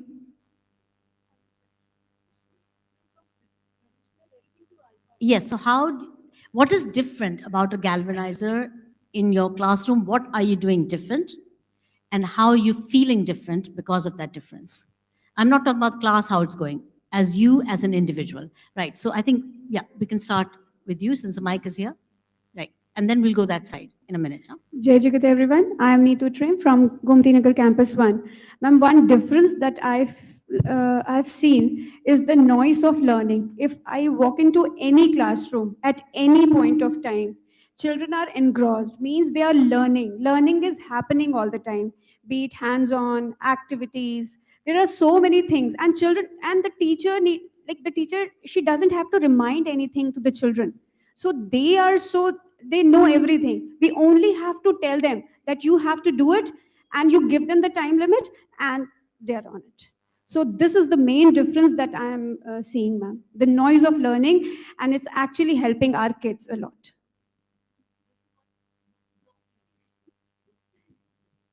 Yes, ma'am. This is, I feel like, as a teacher also. Otherwise, the teacher, they used to prepare everything. Now what the galvanizer has to do, she only has to give the environment. The children, now only the inputs have to be given, and rest, everything will be led by the children. Okay, thank you. Shall we clap for her, please, for her lovely thoughts? Please pass on the mic. Ma'am, you've spoken I before. just want to add one thing. I'm Okay. Neetu Sapra from GN1 only. Right. What I have felt is that children have started, actually they have started thinking critically. The critical thinking, the creativity has improved. Ma'am, I'm asking about your feelings. Pass it on, please. I'm going to give you another chance later on. Who wants to talk about feelings? Your feelings, your workload. Yes, ma'am. I'm Okay, I'm right. Ganesh Kaur from Rajiv Nagar Campus 1. As a galvanizer, I feel that we have given the opportunity to the learners to learn by themselves and learn by doing and make them an independent learners. When they are sitting in pairs and working, the most important thing that I feel it's happening is the active listening. They are listening to each other. The critical thinking is there, and the activity that they are doing when they are sitting in pairs, both of the pairs are busy solving and coming to the common conclusion. Okay, All again, are you're talking engaged. about children and what they're doing in the classroom. As a galvanizer, we are Try and talk feeling about your very- feelings, but you also matter. Exactly. Okay, We so- all are feeling very, very proud. Yeah, that is a proud moment. You feel when proud of them. Okay, that's an proud. interesting thought. We feel proud when we You feel see our proud. little learners developing their communication skills and learning new vocabularies and working in pairs. So you feel happy because your children are doing well. I think we can really appreciate that sentiment. And they show even the mutual respect for each other. Yes, wonderful. Can we please clap for this person here? Okay, please. Next one, who wanted to say? Try to be passing on to somebody who hasn't spoken, and then we'll do a second round. From the observer's point of view, I would like to share the differences same as our regular observations and observation coaching cycle. So what I have observed gradually, it took time. Like for me also, from restricting myself from suggesting something to the teacher. Like earlier in regular observation, though we still have some regular observations also, so where we are just observing the class and without interacting with the teachers, we are just writing our suggestions, and it's judgmental, kind of judgmental observation and non-judgmental observation coaching cycle, where we are helping teachers to reflect on their classrooms, and then trying to find out the solutions on or they themselves, they reflect and they try to find out the to improvise the solutions to improvise their classes. Similarly, what I've seen initially when observing ALfA classes, the teachers, it was difficult for them to restrict themselves from being a teacher, from teaching something, how to introduce the topic without teaching them. So then I've used in some of, I've observed in some of the classes, they were using Tina Toto puppet to introduce the topic, and then they followed these 4 steps. So, and then also restricting themselves from rectifying the errors of the learners. Now they have shifted from suggesting to making them reflect, self-reflect in the learning and improvising themselves. On their own. Rakiji, those such powerful points, so you're becoming more coach, but of course, we are also moving away from the terminology of coaching, because coach is an expert who tells people how to do something in a nice way, of course, but in essence, you're that coach.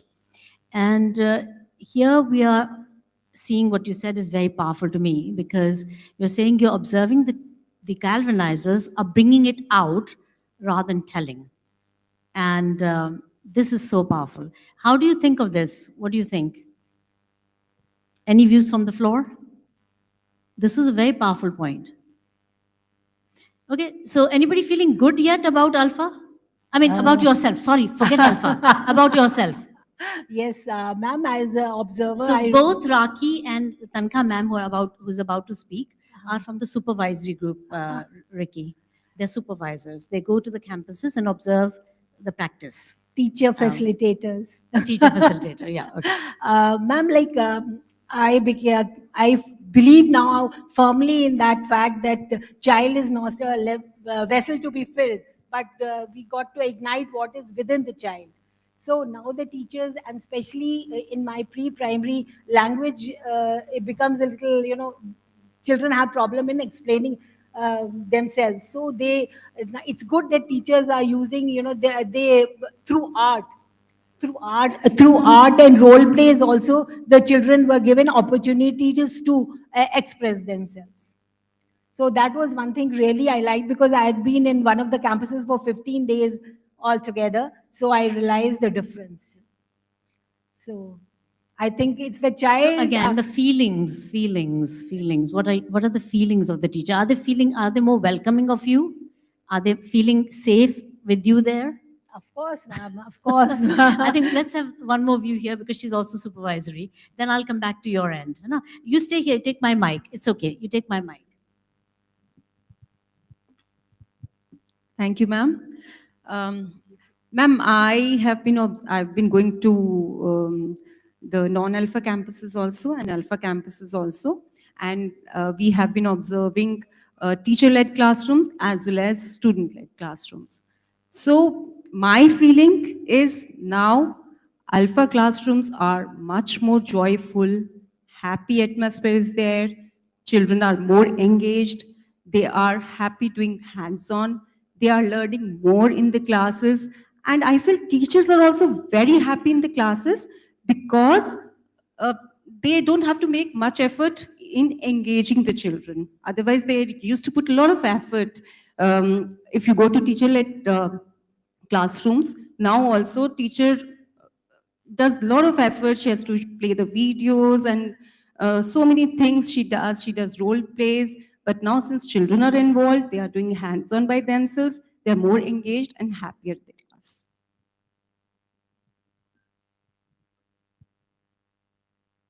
Well, I think they are feeling satisfied with the growth, and then they're seeing the engagement level is high.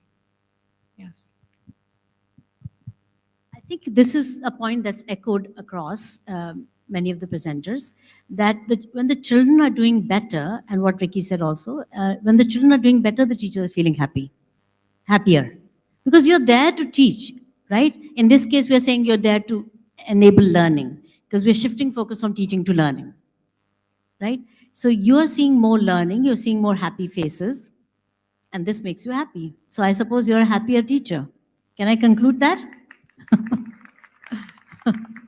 Okay, back there, I want your views over there.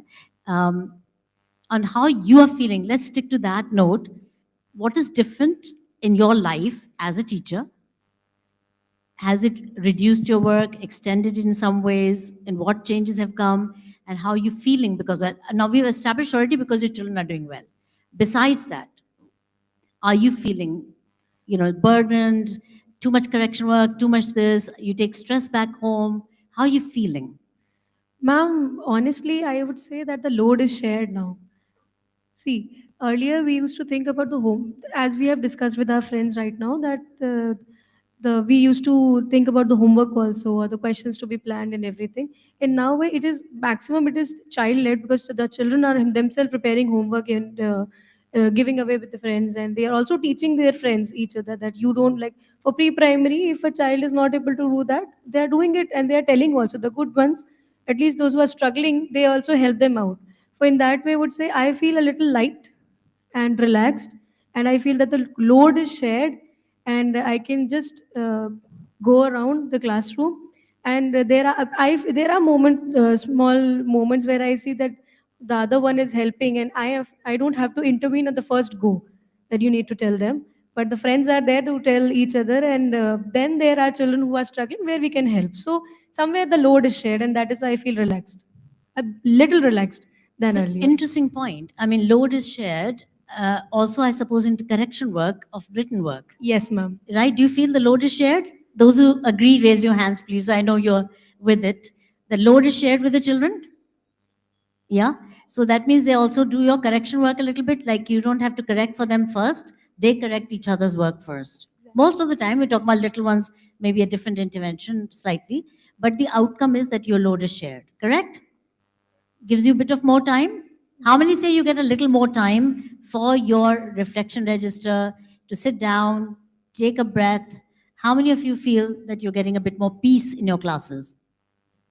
A bit more peace. Noise, of course, higher, but peace as in your mind. Just a handful of you.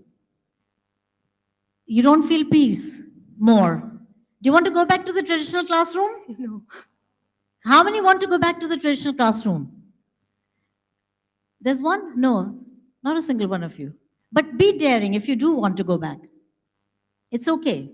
But you don't want to go back. I know you don't want to go back because you have seen a different way of cutting the pie, different way of conducting classes, which enables you to feel better as well. So I will not dwell on it much, but yes, if there's one more view, we'll finish there. Ma'am, Okay, just 2 wanted views. to add on to it, like, because we get instant results through our Reflect and Perfect, so it helps us in navigating also in which direction do we have to go in the classroom.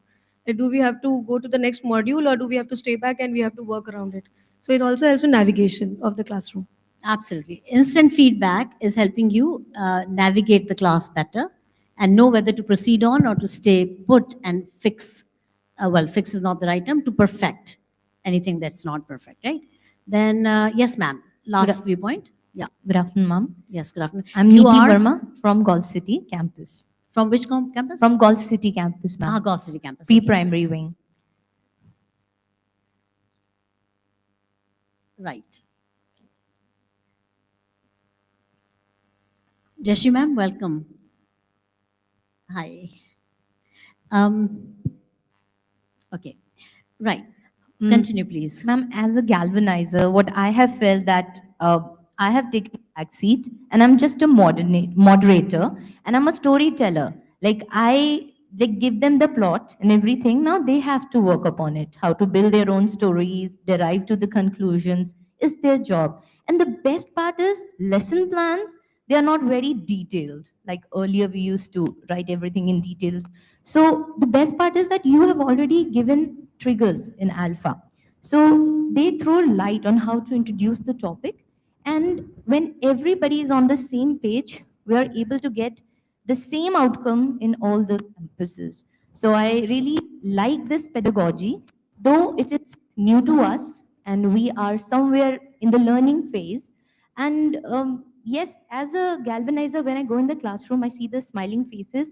Children are excited with Tina and Toto. They just are trying to take out their puppets and they just want to do the role play with them. So that's what I have observed till date. So thank you, ma'am. Okay, good. Excellent. Thank you for the most illuminating views on this.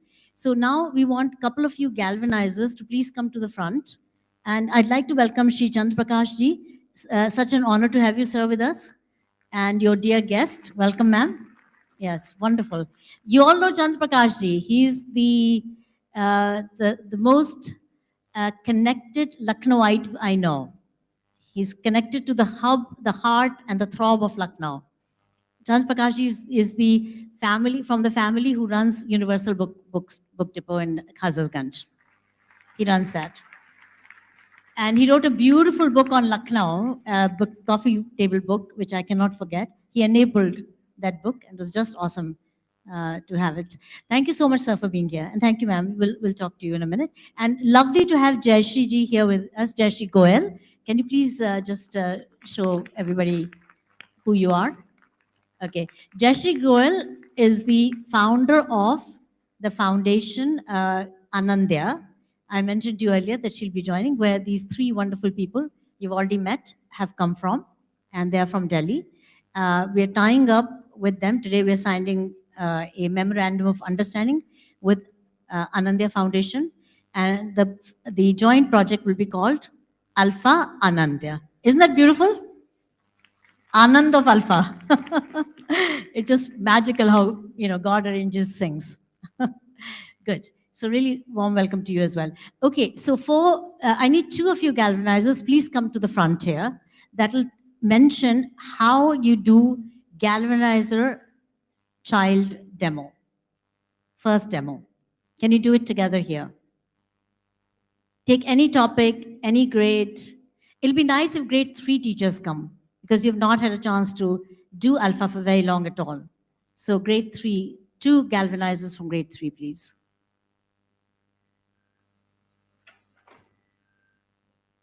We'll also be taking up matras in Hindi in a little bit, but for now, we'll just do the 4-step. Who are grade 3 galvanizers here? Sorry? Call from your campuses. Seema ji. Aliganj campus? No, Aliganj campus 2, because they're doing ALfA. Yeah, please come. Come forward, please. Do your demo. Galvanizer child demo on the stage.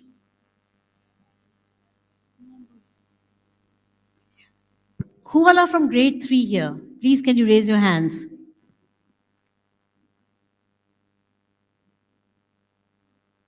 So grade 3 has not come today. Kirti, where are your galvanizers? Why are they not raising hands? Or maybe I can't see. Okay, so be ready for the next one. Yeah, all the galvanizers, please come in the front. Grade 3 galvanizers, please take seats in the front anywhere. Any other galvanizers? I expect 30 of you here. Where are you? Please come. Come to the front. Thank you. Okay, come to the front. Richa, come to the front, further front. They need what? Ma'am, I'm bringing my English course book also. I've brought it over here. Okay. Grade 3. Oh, you can do math. Why don't you do clap and snap? Richa, Yes, ma'am. clap and snap kariye. I mean, English, I teach You want to do English? Okay, fine. Do you have a book here? English book I've got. Okay, fine, fine. As you wish.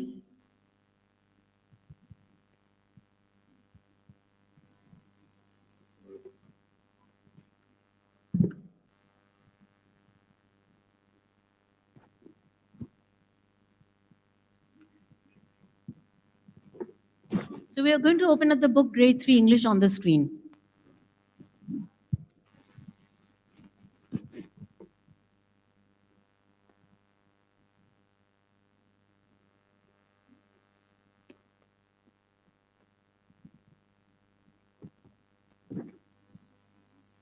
So that's our app. All of you know about the iProgress app? Okay. All of you have credentials to get in there? Okay, that's great. Jai Jagat everyone. I am Richa Vivid Bhatnagar, Primary Coordinator from CMS Aliganj Campus 2 with my co-galvanizer, Ms. Alka Sharma. She is the Hindi galvanizer in grade 3 and she's also the class teacher of class 3B. Okay, so as you know, the 4 steps.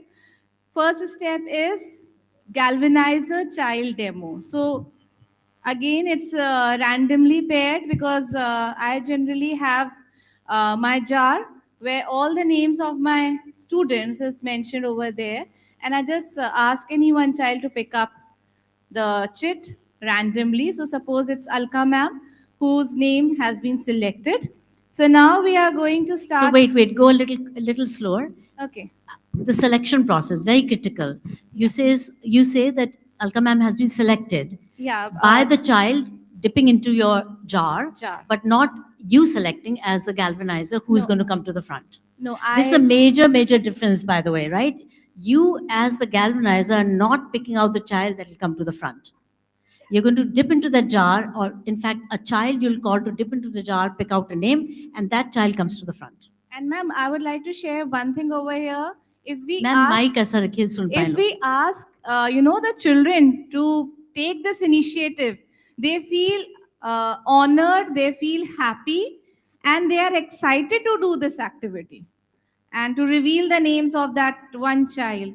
And we can see the happiness on the faces of our young learners. That's also a very plus point of ALfA. And now I am having this first chapter, that is Ollie the Sleepyhead. And Can you move forward a little so these people can also see you animated? Yeah. Right, that's it. Yeah. Chapter number 1, that is Ollie the Sleepyhead.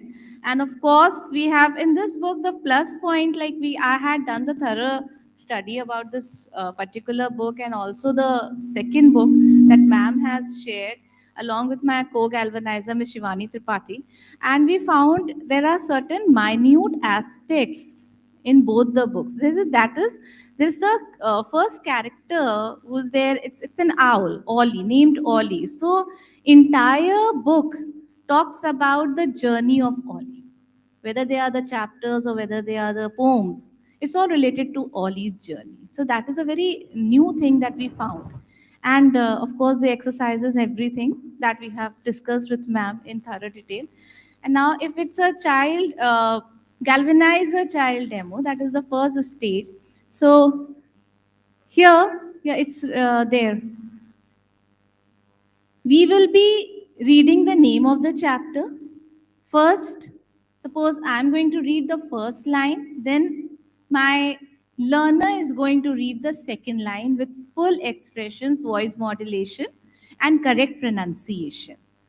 So that is the best part. That is, I'm giving equal opportunity to my learner also. It's not that the model reading is done by me only, and then only my learners are observing me. It's not like that. They are also coming up. And another important aspect, being an English galvanizer, I always ask the learners, if you have any problem in the pronunciation drill, you can just open to the British pronunciation app, and simultaneously you can make use of the IFP, and you can do some research work all by yourself only. So that is also a very good initiative of IFP, and both the windows are open simultaneously, so it's not a great problem for anybody. Now, Ollie the Sleepyhead. Once upon a time, there lived a grey owl named Ollie in a thick green forest. Ollie was extremely lazy. He did not like to fly from tree to another. One warm day, he was fast asleep in a guava tree. A cuckoo named Cleo flew up quite near and began picking at the fruit berry tree. Okay, so here you have seen that although we are reading, we are also demonstrating the expressions simultaneously, and she is enacting also. So from this, our observers come to know the manner in which they have to read.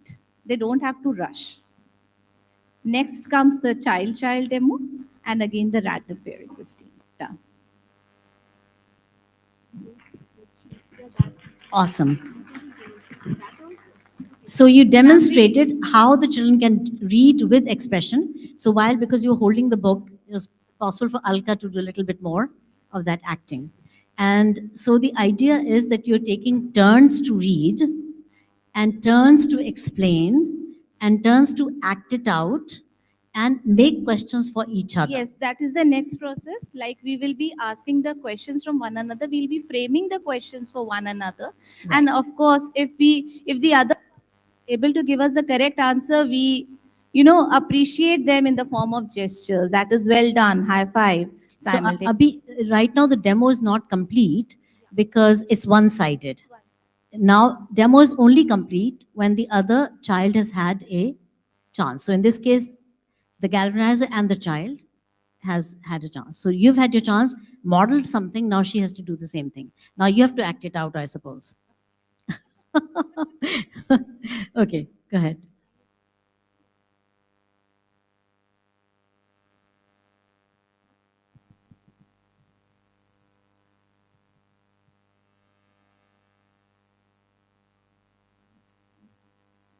So please go back, Nishant, go back a few pages to the first page of the story.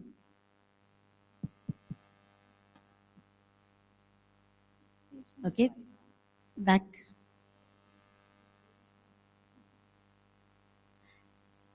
Okay. So page number 5. The first page of the story, Nishant.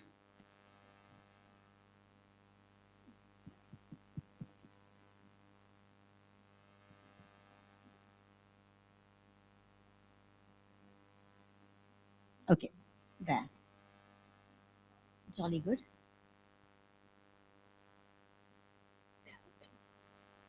See, acting out, why do you acting out of the story? Because as we're reading, we're trying to understand it, right? And deepens learning. When we act out something, we're imagining it more. So these storybooks don't have a lot of pictures because we want to nurture imagination. There's a lot of vivid imagery in this whole book.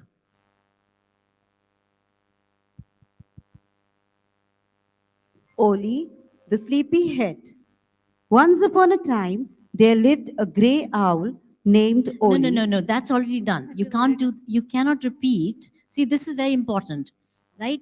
Don't have the child repeat what you have done. It's not see me do and do as I just did in terms of the content, but use the process to create the next level of learning. Okay? It cannot be the same thing. Same word, same thing. No. Next piece, right? Alkaji, please proceed. Oli woke up, shook his crumpled wings, and hooted in a sleepy voice. You are so noisy. You woke me up, you crazy cuckoo. Can't you see? Answered Cleo, looking at him in amazement with her eyes as small as rice grains. I am feeding myself. Oli stared with his big, round eyes. Can't you find another place?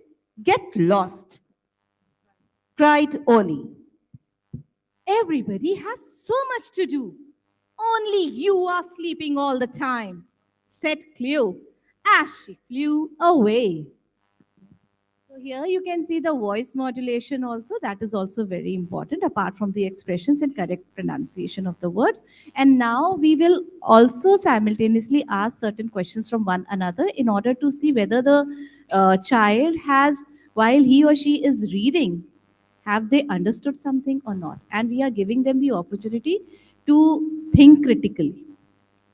Okay. Richa, let's now do child-child demo. Let them do this part with the child-child demo. Thank you so much, ma'am. It's not exactly the same thing they're going to model just because we are, going to move through the process for faster. So this is Galvanizer, which is the teacher, Galvanizer child demo. And now it is 2 children have been picked randomly from the jar by the child who was there earlier. In this case, Alka. She would have picked 2 names out, and these 2 are the ones who were picked. Now they're in the front. Hello, Vasandra. Hi, Fala. How are you? I'm good. Do you want to read the story with me? Sure. Okay, let's start. Do you want to start first or shall I? You may start first. Okay. Ollie had settled comfortably on his branch and almost fell asleep Again, he heard the dreadful noise Maggie, the magpie, made, chattering just near him. Ollie scolded Maggie, but she did not pay any heed. Who did not pay any heed? Let me think.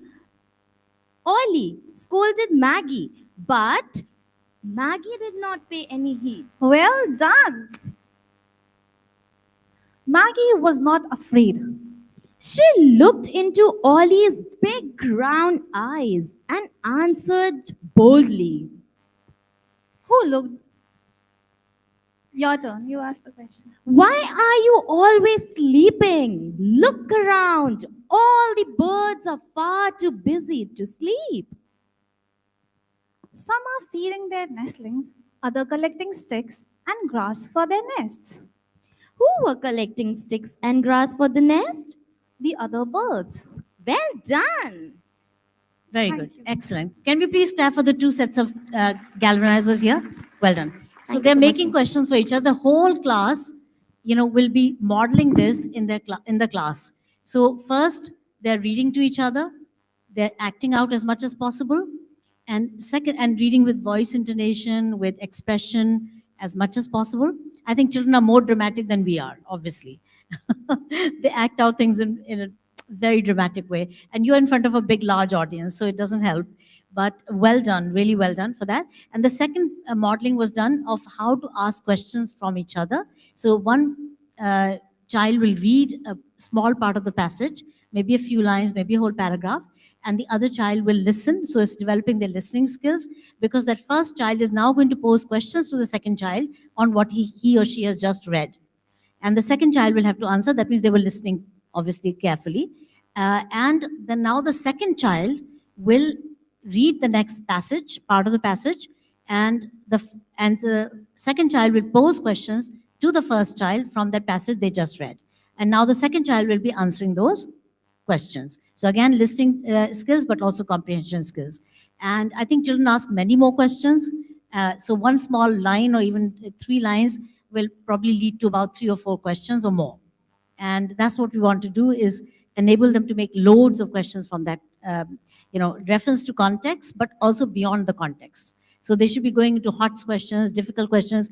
And the way you get them into HOTS questions is by building context. This is where your role as galvanizer comes in, that you can say, great, let's look at how questions can be molded in a different way so they are more tricky.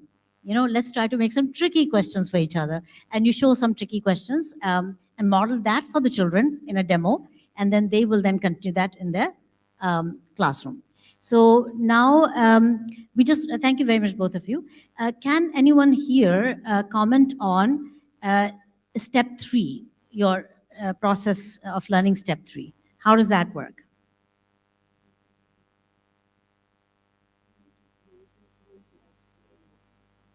It's 4-step process. So first step is galvanize a child demo. Second step is child demo. Third step is Whole class working in pairs. So how is that possible? Thank you. You have done one demonstration of how to read and how to understand, how to act out, how to frame questions. Now that's one demonstration by you and a child. Then the second demonstration is by 2 children coming to the front. Now you are allowed to fix any issues that come up then. If you feel that those 2 kids did not get it right, re-demonstrate as teacher child, as galvanizer child, re-demonstrate. Then you can also ask these 2 children to another 2 children to come to the front. If you feel that that was not enough demonstration of the method, bring another 2 children and demonstrate again. Because the instructions or the understanding of what the class needs to do in their pair has to be crystal clear, right? Then only can you empower them. Otherwise, it will be like, oh, ma'am, we are done. In 5 minutes, you are done. We want them to continue with the story. In fact, we don't want them to stop with that story, the first episode. They want to go to the second episode, let them begin. Don't worry about the connect activities, the activities at the end of it. Just let them read the story and understand the story. Let them go to the end of the story. We never said you have to go in a particular sequence, right? engagement is critical. When they go back to revisit the first story, then they can do the connect activities and they'll understand more. But we want them to understand the story. And then, of course, you can take up the connect activities, demonstrate if need be. 99% you don't need to demonstrate. Because once they have read it in this way, when they made questions for each other in this way, they can do the connect activities at grade 3 on their own. Because they can read the instructions, they can read the prompts, they can read the triggers, they can read anything that's given there. So you say, okay, now you've read it, please continue. You please don't do more demonstrations than absolutely necessary. So you can see they can do the entire book pretty much now on their own. You don't need to come in and do more demonstrations. Do you feel the need for demonstrations even after that? Please feel free. But chances are you will not need it because they have understood the story. Understanding is the biggest problem that we face in learning of a language. They can read maybe, but they don't know what the words mean. They don't have a rich vocabulary.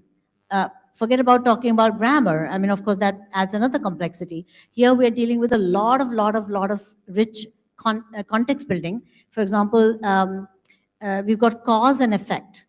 So what was the cause? Let's say magpie, fluttering about where Ollie's sleeping. And the effect was that Ollie was annoyed. So they do a lot of cause and effect, discussion. There's already some context built in the book itself. Similarly, they'll see a lot of alliteration. They'll see onomatopoeia. They'll see personification.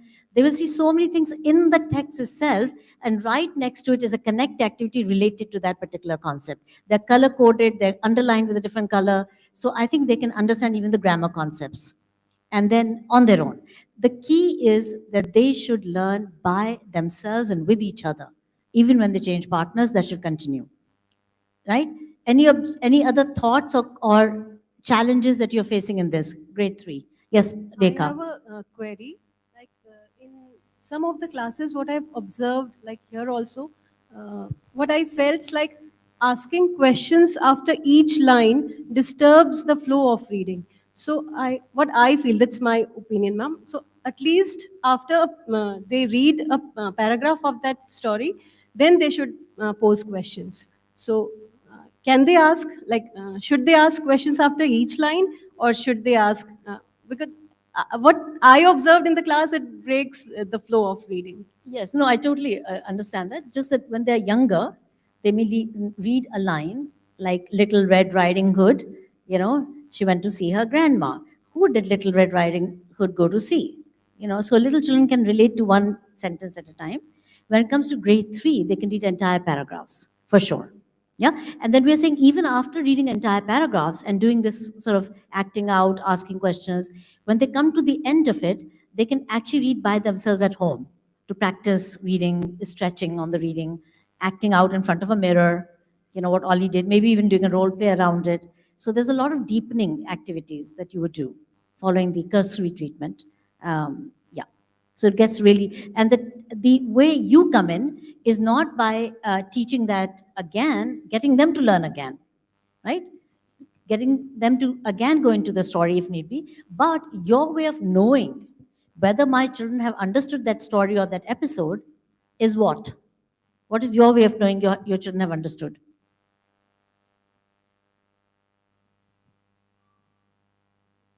Your 3 or 4 questions at the end of the story that you will make yourself. There are questions there at the back of the book, you can back of the chapters, episodes. For example, there are questions based on the Bloom taxonomy. So you've got the new Bloom taxonomy, you've got analyses. What are they? Application, analyses. Next. You all know the Bloom taxonomy? Okay, where does Bloom taxonomy come from? Who is the person who coined the idea of Bloom taxonomy? Very good. Benjamin Bloom. Excellent. Well done. Please clap for this person who said Benjamin Bloom. Okay. Benjamin Bloom in which year? 1970s. There were a lot of Renaissance thinkers at the beginning of the century, like I mentioned yesterday, Maria Montessori, Rabindranath Tagore, even Mahatma Gandhi, and so many people around the globe. Even Tolstoy had ideas for education. You have the growth of the Waldorf movement around that time, of course, the Montessori movement. So, and then in the 1970s there was another reconnaissance. And in this one, there was John Holt, who wrote the book, How Children Fail. Benjamin Bloom did a lot of new thoughts on education. He was the one who came up with this taxonomy, which is really cognitive levels of thinking, if you like. So we tend to give one answer. And normally it is a very simple answer based on a very simple question. So it is used using the, let's say the story is about Little Red Riding Hood. The first thing we'll ask, what color was she? You know, or something like that. So that's reference to context. Whatever is given, we only ask questions on that. That's the lowest level. That's called knowledge level. Next level is understanding level, which is basically where did she go? You know, how did she get there? What happened on the way? So a little more understanding, right? Then comes application, right? So then what will be the application in that is you're describing what happened in your own words. That's sort of application in the context of a story, maybe, right? Analyses. So analysis would take you to like sequence the events. That's analyses. You're going to be able to sequence what happened, 1, 2, 3, 4. Then comes synthesis, then comes evaluate, and then comes create. So it used to be synthesis, but the new Bloom taxonomy has the word evaluate, which was the last word. Now it's the semi-last, the last but one. So basically, after analysis comes evaluate. Evaluate would be something like, for example, should Little Red Riding Hood have listened to her mother's advice? Yes or no, and why? So when you answer the question why, you're evaluating. So these keywords, you know, like verbs, we call them, those verbs, why, when, how, of course that also, but in addition to that, verbs like doing, feeling, extrapolating, all these words have a place in the Bloom taxonomy across the six levels of the Bloom taxonomy. So evaluate is a very high level. Even kindergarten children and younger children can do evaluation. We just have to show them how they can ask each other difficult questions. Should you listen to your mother? Yeah. What outcome would have been there if she would have listened to her mother, right? And then the last part is create. So create could be create a new ending to the story. Create could be create a new story, right? Create something is the highest level according to the Bloom taxonomy. So similarly, you as a, like I'm now giving you some thought processes, not mine, I'm just sharing what's in the research out there. And I think it'd be good in the grow circles. One of the things you can do is spend some time reading books like deal with this cutting edge thought processes that are coming from good thinkers from across the globe. So this is one of them. So we follow Bloom taxonomy because it's really sensible.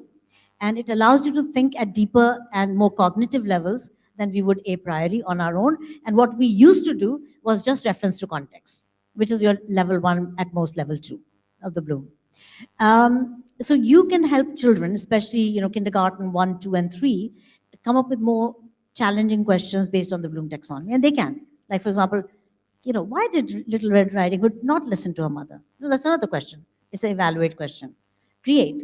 Give them time. We give them, for example, in your books, we've got this poem that's, what if O ran away, right? What if O ran away? I think it's grade 1. So children have to write, what if A ran away? So you've got a model there, and based on the model they can write. So create is very, very important, and they get to create very easily, even in story reading. Was that helpful? Was it helpful what I just said? I don't think so. So how many levels are there of Bloom taxonomy? Sure? Okay, can we kind of just say it together, if you don't mind? First one is knowledge. Well done. Right. Second one is understanding of the text. This is where we get stuck. A lot of kids don't understand. Forget about the other levels, right? This is really a challenge as well. Third, application. Well done. Fourth, analyses.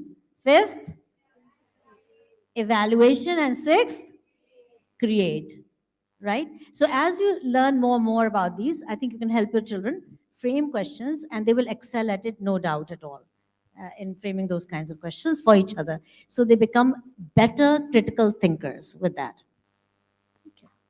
All right, so third is where the whole class is practicing what you've taught them, not just for that particular episode, that poem, or that mathematical activity, for that science lesson, whatever it is for the rest of the book. They use that process that you've enabled, that you have empowered the children with, to create and co-create their own learning with each other by taking turns and by engaging critically with the matter that they're reading. They even do extension activities, as in like a science experiment at home. They do stretch activities at home. For example, scavenger hunt, look for all the red things for pre-primary kids, and count them. How many are there? So language and math connect, and so forth. So there's a lot of things that the children will do once you've empowered them, and they'll do it on their own. Not to forget that you're also empowering them with how to work with their Tina and Toto puppets, and how to work with their parents and their siblings and their grandparents. And one becomes Tina, the other becomes Toto, and does that activity as a paired activity at home with whoever is there. And if nobody is there, then with the Tina and Toto puppets. So they become their friends. And so what are the advantages of this third step and carrying it to home? Third step. What is the advantage? Anybody from the floor? Just stand up, we'll take the mic to you. Yeah, there. Ashna ma'am, go ahead. What's the advantage?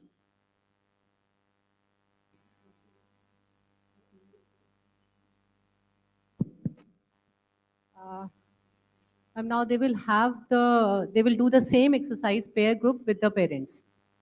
Yeah, that's a big advantage, right? Yes. Right. So the pair learning can be done at home Yes. also with the So we are parents. finding, and I'd like to hear a view from Sir Nixon. Nixon Joseph is thank you, Archana ji. Please clap for Archana ma'am for that view. And for all the people who had come, I think we did clap, but clap it once more. Okay. Sir, Nixon sir. Nixon Joseph sir is Group Executive Officer of Devi Sansthan. This is the NGO with which we are taking our mission to the children who cannot afford a good education. I'm sorry, who cannot afford a private education. Even government education is very good education at times. So, and even private school education not so good at times, especially when you compare with the measure of ALfA. So I'd like him to say how, on all these things, just 2 or 3 points from Nixon sir. He, by the way, he has moved from the south, from Kerala, and he was working in Bangalore. His home is originally from Kerala, Kochi. And he moved from Kochi to Lucknow to help our institution, Devi Sansthan, become a bigger player in the field and take it nationwide and worldwide. So I'm really grateful to him. He moved with his entire family over to us, number one. Very, very grateful to him. Thank you for clapping for that. Yeah. And very admirable because he believed in the cause. He was, for several years, the president and CEO of the biggest foundation, biggest corporate sector foundation in the country, of the SBI Foundation, State Bank of India. So, and I was very fortunate because as he was retiring from SBI, he funded a small part of our Literacy Now app, which is for adult literacy. So I'm ever so grateful to him for that, but also for joining us to help us take this mission way forward. So. Thank you, Dr. Sunitha, for that nice words. As she had already told, I decided to join Devi Sansthan because I found that Dr. Sunitha is doing her cause with a lot of passion and purpose. And I always feel that when there is a combination of passion and purpose, the results will be unimaginable. Yes, yes. As I had visited several government schools where ALfA was implemented. I've seen lot of changes happened there. It's not the government school which I had in mind. The classrooms were totally different. The teachers were very energetic, happy, and they were also narrating with satisfaction the impact ALfA has brought about in the classroom. When I see the like what students were doing, that also brought a lot of excitement to me, because I found grade 1, grade 2 children reading newspapers, were able to do simple arithmetics, read with understanding, etc. There was a lot of joy and satisfaction in their face. And then I felt that I am also contributing to this. Thus, all of us know education is the biggest tool which can bring change in one's life. And I am also contributing in some way to change the lives of so many children in government schools. And I'm sure that ALfA is going to create strong wave in India. Already we are in many states. We are trying to reach to various other states also. Recently, we have implemented ALfA in an aspirational district in Arunachal Pradesh. So we are expanding all over India. As I told already, with passion and purpose, results will be achieved. And I'm doing a very small role in helping achieve Dr. Sunita Gandhi's vision. And when I went to the classrooms, what I saw again reinforced my belief in ALfA. This took me back to my days when I was a student in grade 1, 2, or 3. And I was reading everything out of fear that I will be beaten or scolded by the teachers. And for long, I was only having knowledge. I was not having the understanding. So what I saw in ALfA is that we are able to give the joy of learning to students. And that is very much important, because whatever we do with the happiness will go into our head, and we will be able to do it with a lot of energy and purpose. So ALfA is bringing the joy of learning. I could see in the faces of all the students in these classrooms where I visited, they were all happy to learn. In fact, when my student days, I felt I was not happy to learn. It was more out of compulsion.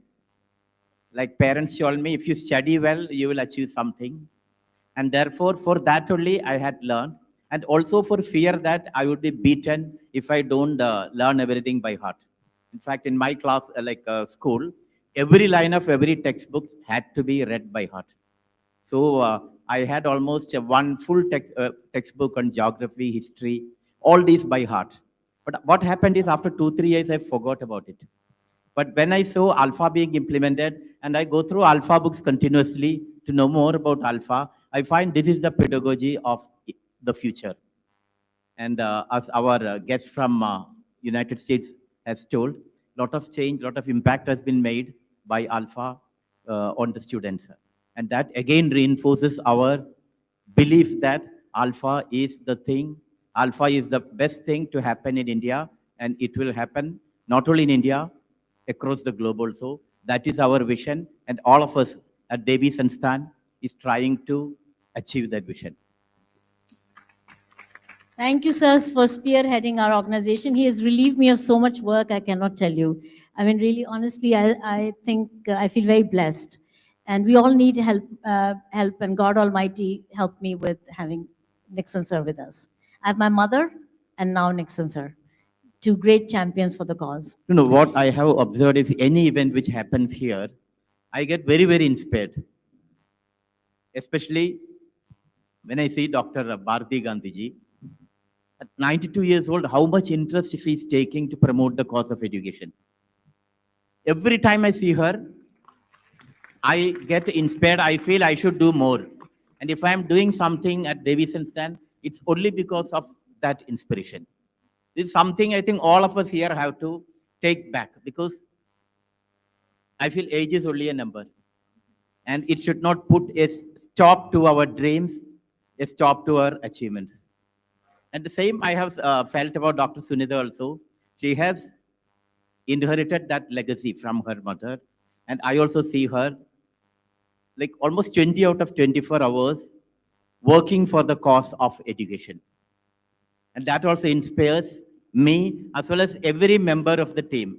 I also share with all the members of the team, see how Dr. Sunida is working. She wants to achieve this vision, and all of us should be like support her in whatever way possible.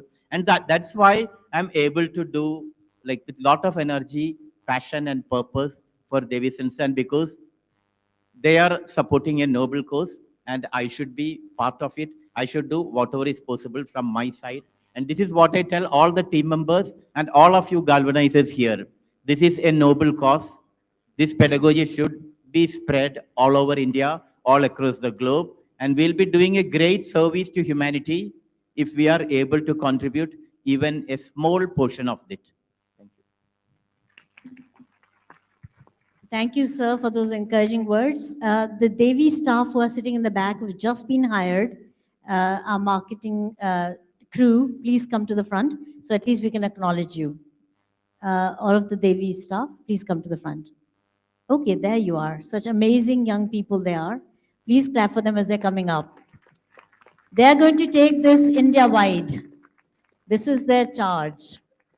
So, can somebody just give them a mic? I think my mother has a mic.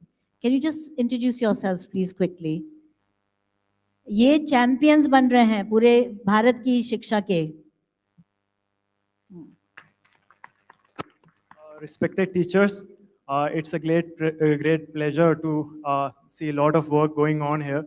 And my name is Abdullah Ehsan, and I have done my master's in social work from Jamia Millia Islamia, and I'm more than delighted to join Devi Sansthan as an assistant manager to promote it. And the mission is great, and I'm like seeing the courage in and the confidence in the teachers like made me like make me confident. Like it's really inspiring for me. Like something that teachers are committed to, and I hope I give my best, and let's see how it goes. I will do my best. Thank you so much. Good afternoon, everyone present here. I'm Zafar Hayat, and I've also done my master in social work from Jamia Millia Islamia. I have also done my graduation from Jamia Millia Islamia. So most of my education has been in Delhi. So recently, I have joined Devi Sanstha as an assistant manager in marketing and sales department. So being present here from 8 a.m., I'm listening all, seeing the encouragement and all, and I'm very inspired and eager to contribute whatever small portion to the larger cause, so that education, which is an ultimate tool to bring or eradicate all the evils in the society through education and quality education. Hello everyone, my name is Priyambada. I have just joined Devi Sansthan. It's my first time being in Lucknow. I have heard a lot about CMS, and it's all over, like, it's quite famous, it's quite known, and it's a great honor to be here. And a huge thanks to Dr. Sunita Gandhi and how we all have been treated by her with so much generosity. We'll see how, we'll try our best, and we will succeed in taking this pedagogy ahead, because I was saying this to my colleague that random pairing was used as a punishment in my class. So it's quite a different approach. So all the best to everyone. Thank you so much. Hello everyone, my name is Sania Zahra, and I have done my master's from Azim Premji University, Bengaluru, and it was MA in education itself.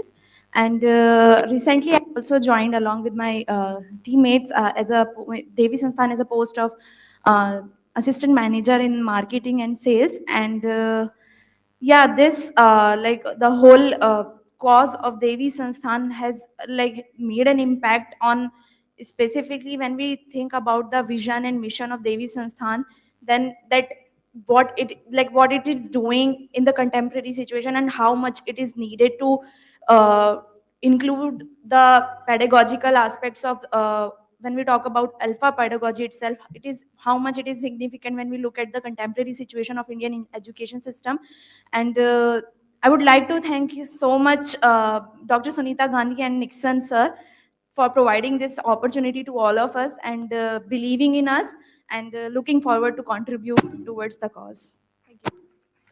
Hi, I'm Nida. I have also completed my master's in social work from Jamia Millia Islamia.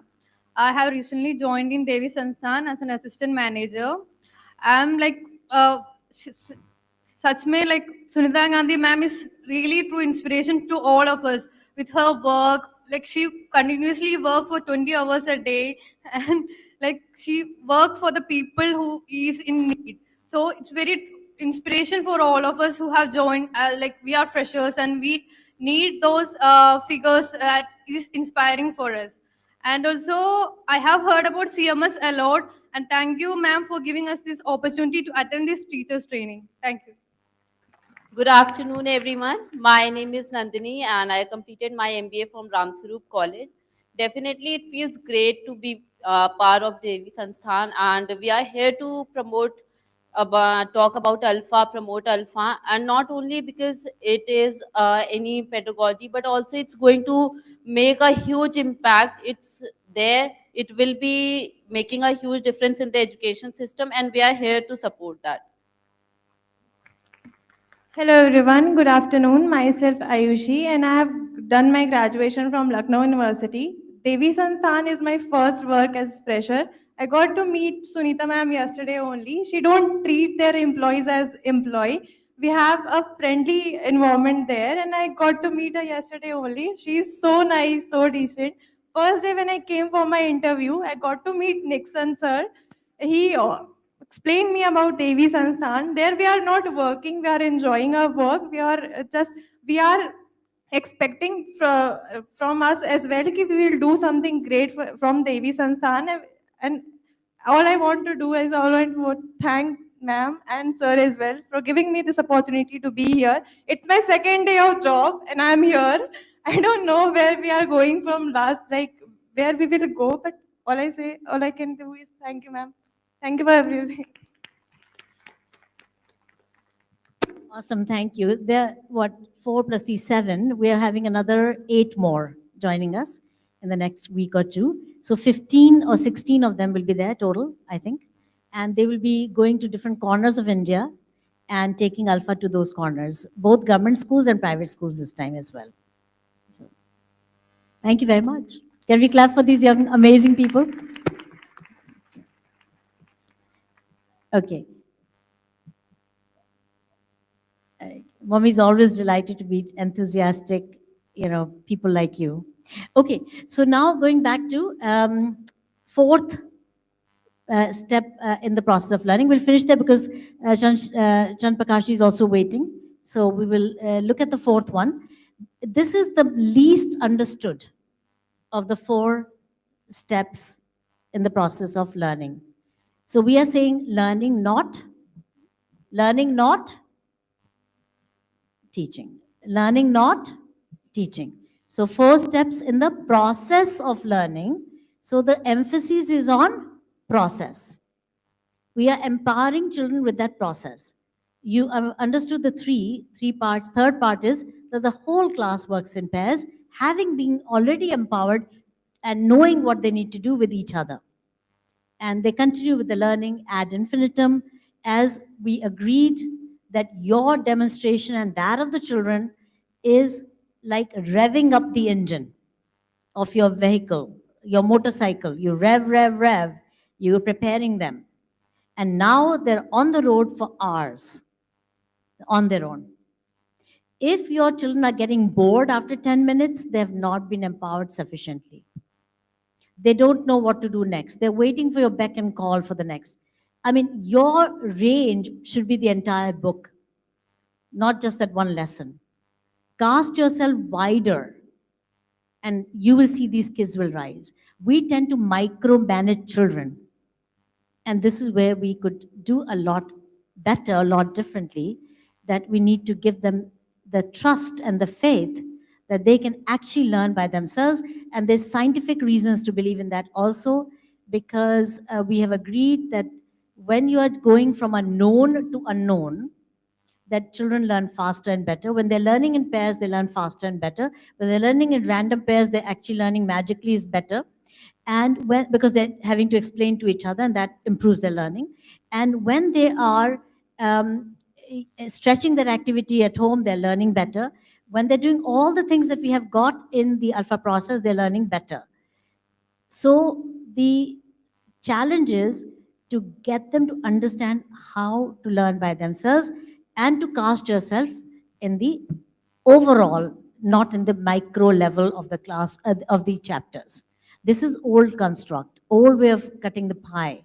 If the child is enjoying reading, why should they not read the entire Ollie stories? I think there are 12 episodes in book 1, or maybe 9 in book 1 and 9 in book 2, total 18 episodes. And we have total of 45 episodes. They're on the iProgress app, or will soon be on the iProgress app.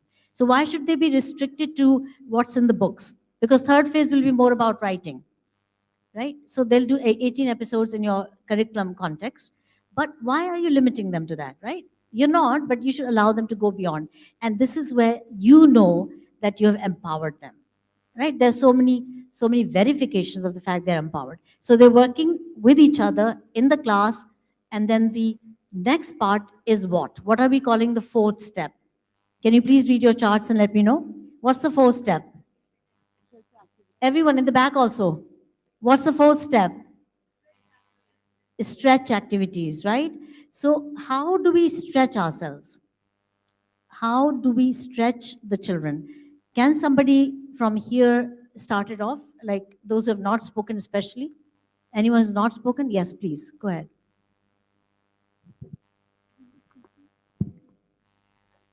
How do you do stretch? This is the least understood. This is the one most galvanizers are not fully understanding, and I think not fully maybe appreciating why it is done the way it is done. We need to revise our thoughts so that we are more aligned in our thought processes. And if there are any issues, of course, you're always welcome to come up with those. If there are any better ways to do, of course, you're always welcome. But we must understand what is it that we have set out in ALfA, right? So please, yeah, go ahead, ma'am. Jai Jagat everyone, my name is Miss Manjeet Kaur. I'm from Gomti Nagar Extension. Ma'am, stretch activities are extra and open-ended activities, tasks to be given to the children. So where the parents are also involved.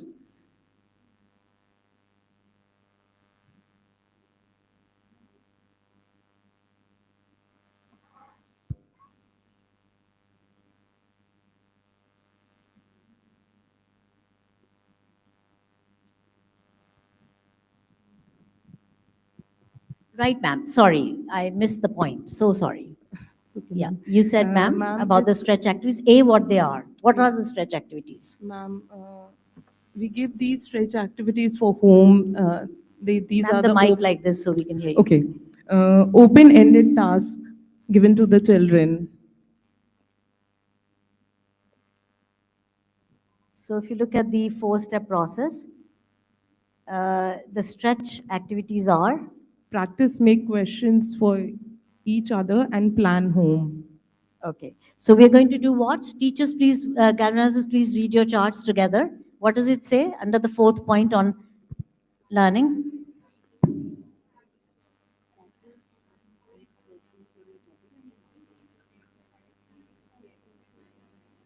Okay. Okay, so we'll read it together once more. Stretch activities are practice, make questions for each other, and plan home stretch activities. Next day, check, correct, and cheer. So we want those terms to be understood. So yes, ma'am, anything else you want to say on this? Yeah, go ahead. You go ahead. Ma'am, I would like to add on by giving an example. For example, I am teaching an EVS chapter for transport. So when I have done everything, after that I can give them a stretch activity. For example, design your own vehicle. So that is a stretch activity for them where they are thinking and they're enhancing their creativity, and critical thinking is also involved in that. And even we can give them sorting activities. Children can give them sorting activities. For example, a random number of transports are given and they ask them to sort them out into land, water, and air, and ask them why it is land, why it is water, why it is air. And same ways, the design question that I have given, that can be given as a homework. You design a vehicle of your own and bring it, and that can be checked. So these are all stretch activities where parents can also be involved as a project. This can be a project work where parents are also involved. So these kind of activities can be known as stretch activities. I like, this is my thinking. Thank you, ma'am. Awesome, awesome. Very good. Anybody from the floor would like to jump up and say something? In the back there especially.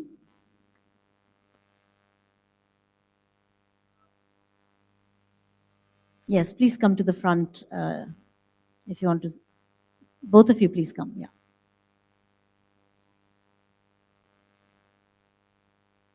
Is there a mic in the back?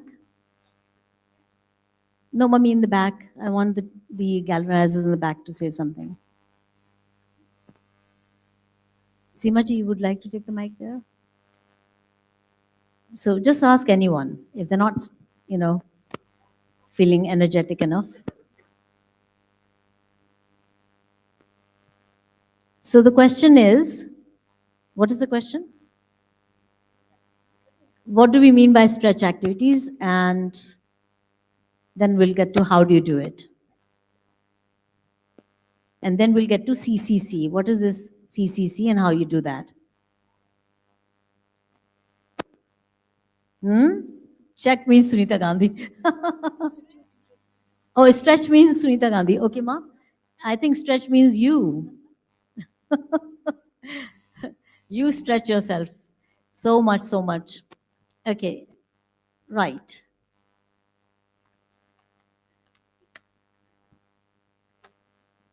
Yes, I'm waiting for somebody in the back, please, to speak.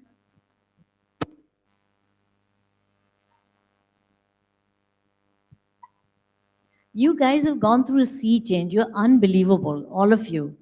Hats off you to embrace something so crazy as ALfA. It's so complicated at some level. There's so many nuances, there's so many details, there's so much background, psychology, philosophy, vision. There's just complete sea change, and you have embraced it wholeheartedly. And I'm really grateful to you, actually. So yes, anybody would like to say? Yeah. Good afternoon, everyone, and Jai Jagat ma'am. My name is Smriti Mishra, and I am from GN2.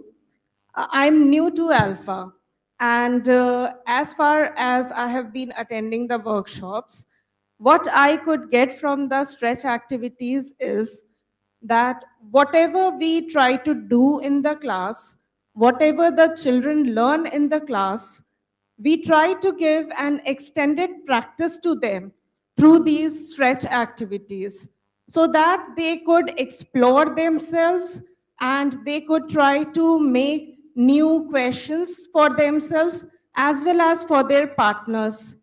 The next day, they could come, exchange the questions with their partners, and then they could check if the answers given by their partners is correct or not. So this way, they could learn themselves as well as they could help their partners out to see if they have done that correctly or not. And if they have done it correctly, then yes, it is a well done. That's a cheer. Wonderful. So one or two more views. Please clap for her. GN2, a fairly new person in ALfA. Actually, grade 3. Of course, grade 3 is all new to a lot of you. Yeah, exactly. Perfect. Wonderful. Yeah, couple more. What is CCC? I mean, you touched upon it, but maybe explain it a little bit in a way that others can also understand who are new to ALfA. And also, this was all introduced recently, this CCC. So it needs everyone to understand more. And also, before the CCC, what kinds of home stretch activities are the children doing? How they stretch what they learn in class at home, on their own, with each other, with their parents, with their Tina Toto puppets, Hira Murthy puppets, and so forth. जल्दी करिए क्योंकि थोड़ा time कम है, आप लोग को lunch भी करना है.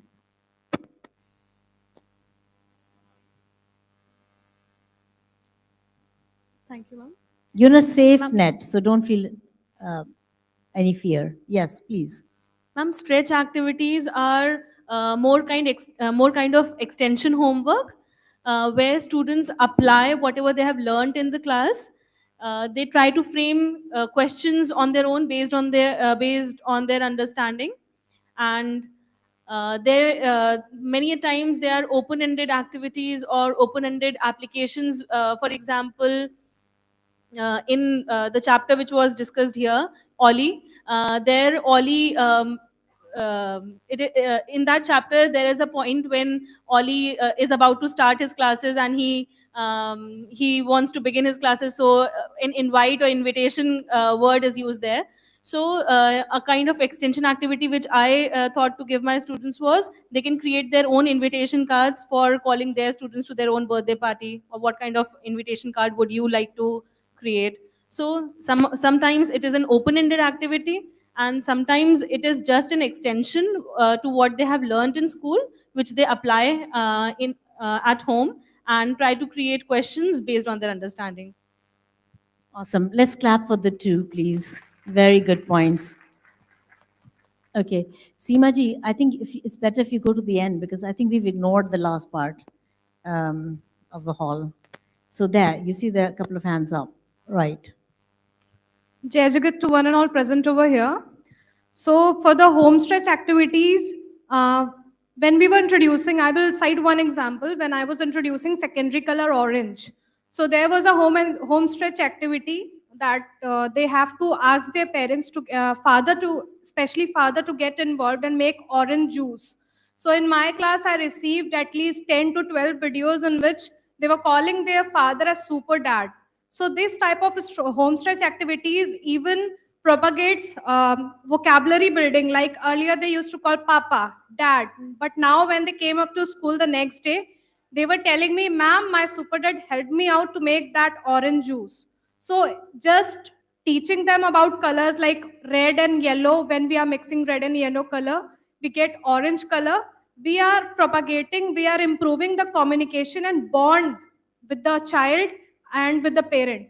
So ALfA is not just about what they are learning in the class, what they are doing with the galvanizer, what they are watching out there, their peers, what they are doing.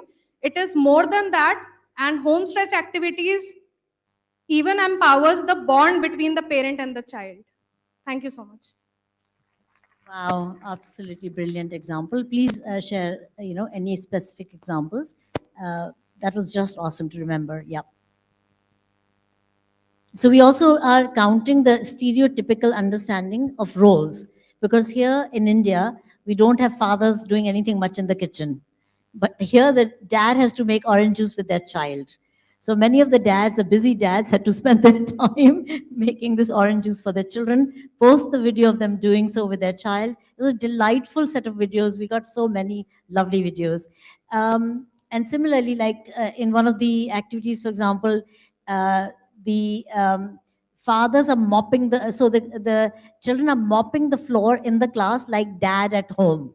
Now dads never mop floors, huh? So, so here they're all acting like dads mopping the floor. Okay, continue, please.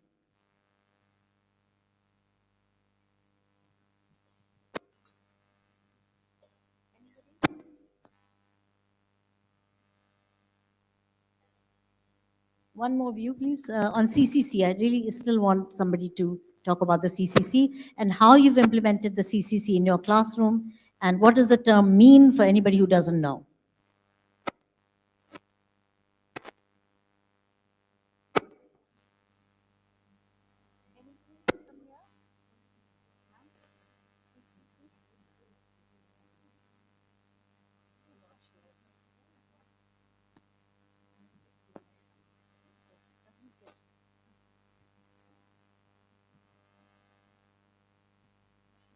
Good afternoon, ma'am. Jai Jagat, ma'am. I'm Sneha from RDSO campus.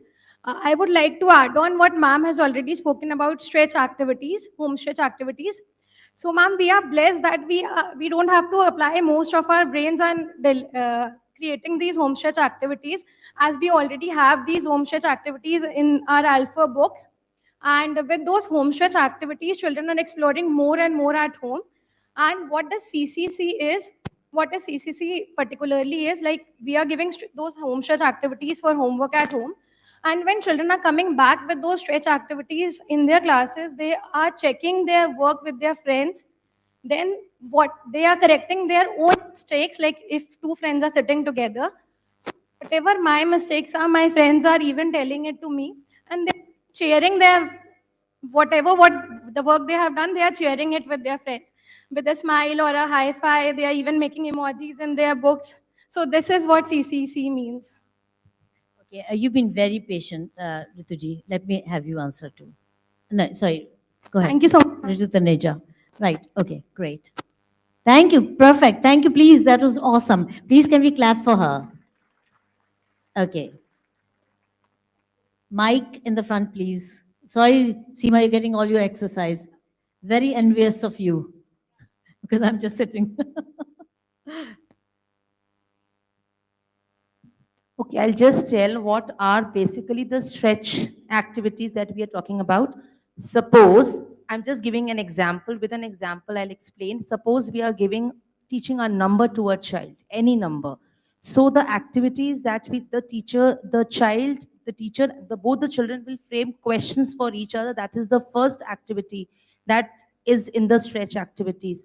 Once the questions are being framed, the children, they frame questions for each other, and then they give the home stretch activities as project-based learning that they will implement at their home through various activity sheets we can give, through various questions.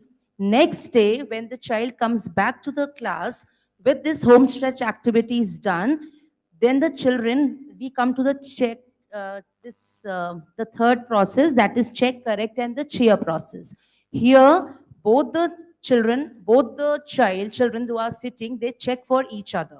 Now, suppose if the children has, one child corrects the homework of the next child. If the child has done the homework correctly, then the other child gives him a sparkling smile, what we do, right? Right. Otherwise, now suppose the child has not done, maybe there is some mistake there is, and the other child finds that there is some mistake the child has done. So he will not say you have done wrong. He will give clues to that and keep on giving clues. And then when he reaches to that aspect, he will also give him the same smiley so that he reaches to the correct process. Thank you. Fabulous. Oh, look, there's somebody really with a stretched arm. Shangri-La. Let's give her the baton. And of course, one more stretched arm here. Yeah, okay. Shangri-La, just wait. She'll do this now very quickly, and then it's you. Just want to add on a point, as ma'am explained. When the children are telling each other the mistakes, they don't feel bad, they do not feel sad, and they do not feel, demotivated. Whereas if the teacher tells them that, oh, you have done this wrong, you have to redo it, or you have to correct it, this is not how it is to be done, they feel bit demotivated. Whereas if the partner or the friend is telling, they do not feel demotivated. That is the best part of CCC. Such an important point. So if a partner, if you as galvanizers, one of you galvanizers says, hey, this could be done better, it doesn't hurt so much. It feels okay because part of the system now. But if your principal or in charge or innovation wing member says it, you feel very bad. How come they said this, right? You defend yourself. So it's a very powerful point. It's a peer psychology that's working. And peer psychology, peers feel safe to share their mistakes, and you build a culture where mistakes are celebrated. The mistakes are part of life, part of learning. They're not punitive by anybody. So well done. Please clap for her. Very good point. Yeah. I just want to add, when we are doing CCC, so when we are exchanging our copies, so when a child is checking, so if I make a mistake, then my partner is going to underline, and then it comes back to me, and I know that, okay, I have made this mistake, so I have to correct it. So I will be erasing and correcting it, and I will underline it again. So there will be two lines. This shows that I have done the corrections, and then my partner is going to cheer with me, and then they are going to give the sparklings and everything. So this way, a child can later on reflect also what he did and how he can do corrections, and there is no biasness also. So they are correcting each other work. Great. So wonderful, fabulous. Thank you. Please let's clap for Shangri-La as well. Aliganj too. All right. So I think to wrap this up, I just would like to very quickly summarize, because this is our time to learn and relearn. So basically, we are saying that in the fourth step, which is called stretch, we're not calling it homework, but home stretch. It must not feel like work. It's just stretching what we already know. And this is really very different from normal homework, because in the normal homework, we'll explain a particular concept to the children. We'll give them 5 questions to do at home, and they're going to do those 5 questions. We're not doing that. We are not the ones making questions for them to do at home. They are making questions for each other. They're doing extension activities that are mentioned in the triggers for the galvanizers, in the books that the parents can also read and see then, and there's ready reference for the parents as to what they need to do at home. So it is learning for everyone. I think parents have become very good partners with the galvanizers in the learning of the child. Is this so or not so? How many say it's so? Please raise your hands. That the parents have become better partners. Better than before, right? And these kids intuitively know what they can do to stretch. So we are, in the past, we would give them things that they may or may not have done in class. So for example, we'll give them a sum in the class, we'll explain it on the board, and now the children are on their own, and they have to do 5 questions, and maybe 1 or 2 of them they're having a struggle with. And so they have to ask parents, or they have to ask a tutor to explain. So that's not stretch, that's work that is difficult at times, and they don't know what to do with it. Here, stretch means literally they're stretching what they already know, and therefore they're getting a whole bunch of practice. They're doing it in their own special way. They're stretching it in many dimensions, not just the one dimension, that more of those questions. For example, the kinds of things that you've already said so beautifully, that you already are doing in your classes. That's one big, big, big difference. And the idea that you are getting corrected with you correct each other's work means, I would think, and as we heard from the United States, from Ricky Dillon, that the children are more present in school, right? Hopefully, more children are bringing homework done than in the past.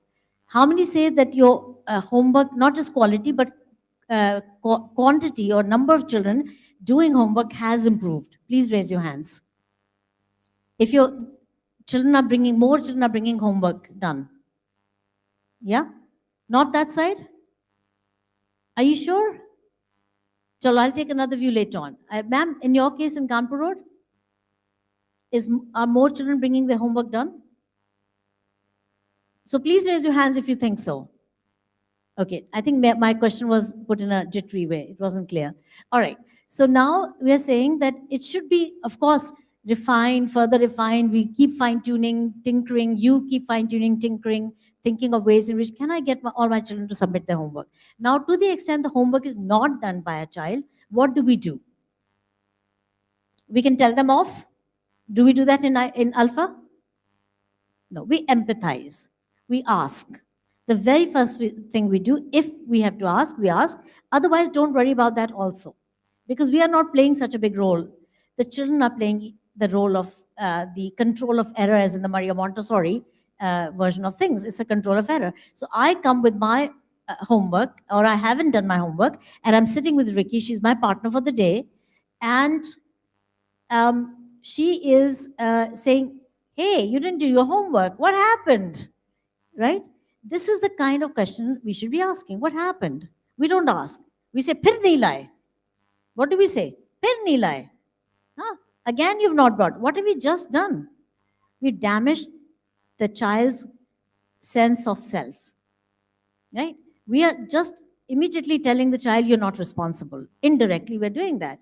We have to be so careful, the terminology we use, how we empathize is so, so, so important. So the child, the other child, the partner is doing that for me.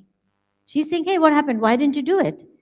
So I'll say, well, because, the cat was really, I was playing with the cat, I got very busy, or my aunt came. I can give any reason that I feel, but I think I'll be more honest with my partner than with the teacher. Yes or no? More honest with my partner, because I have nothing to lose. With a teacher, she might make a judgment of me and tell me, "Ha, wo phir kiya tumne wahi excuse." Again, you've made the same excuse. So teacher can be judgmental. Remember that the lady, the dancing lady who went to the back. Where are you? The one who made the comment yesterday, she danced and went back. Non-judgmental. We need to be non-judgmental. Children not judgmental. They just ask.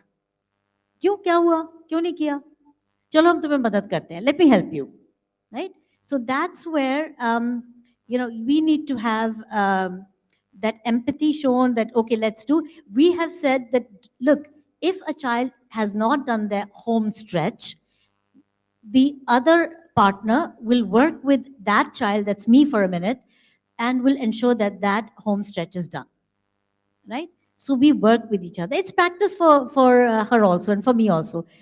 Everything we do in a class is about learning.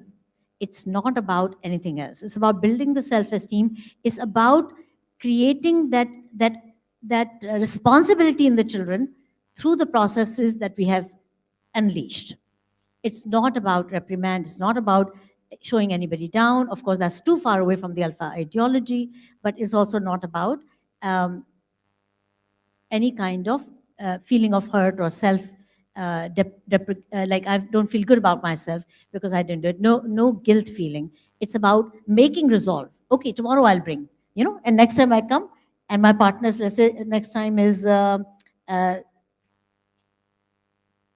Savita. She's my partner next year, okay? So I'm sitting with her and she says, oh great, wow, what a lovely homework. What happens to me then? And she does a cheer with me. What happens to me then? I'll continue to bring my home stretch work. Will I not? Yeah, because somebody appreciated that.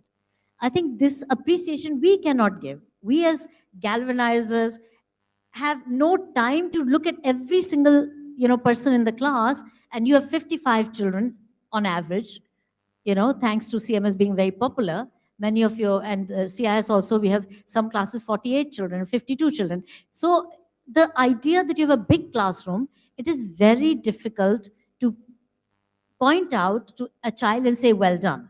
In any case, when we do well done, it's judgment. Even that's judgment. We do not want to dole out judgments.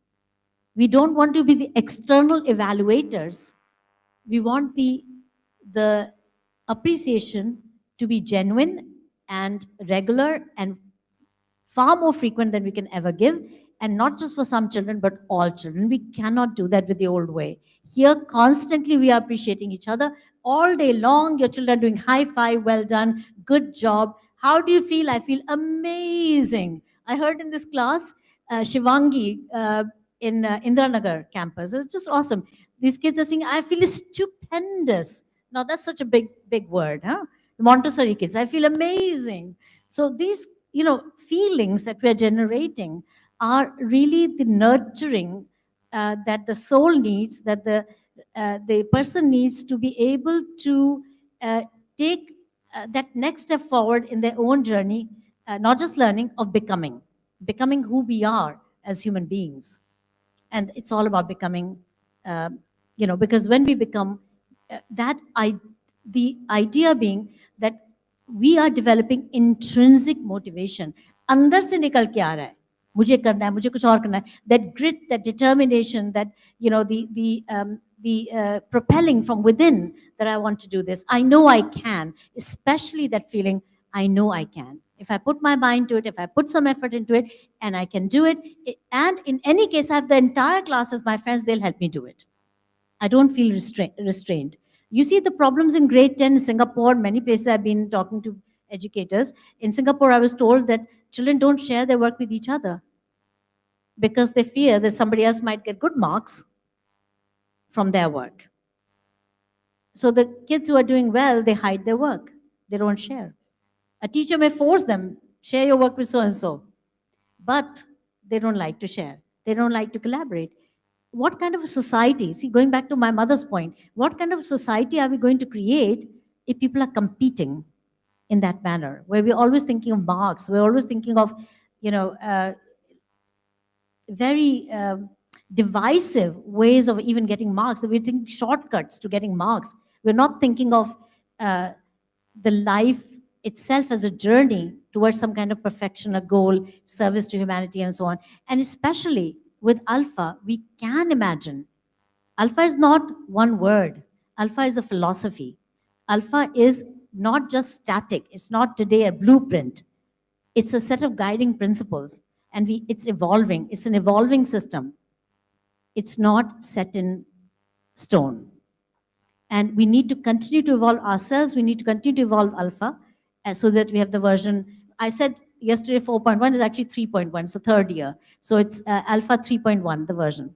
So 3.1, then 3.2, then 3.3. We keep evolving ALfA. We keep learning from it. CCC just got introduced because some galvanizers said our children are not bringing their work. Now, in terms of correction, so sorry, I just want to stick to this point, and my mother can comment on this. The point that when children learn these ways that we have just discussed of becoming, are they going to bring about world peace?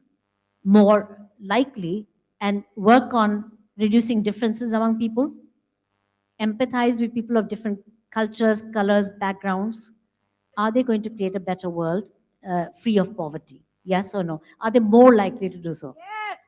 Okay, done. Thank you. My mother's approval. Yes. Means everything. All right.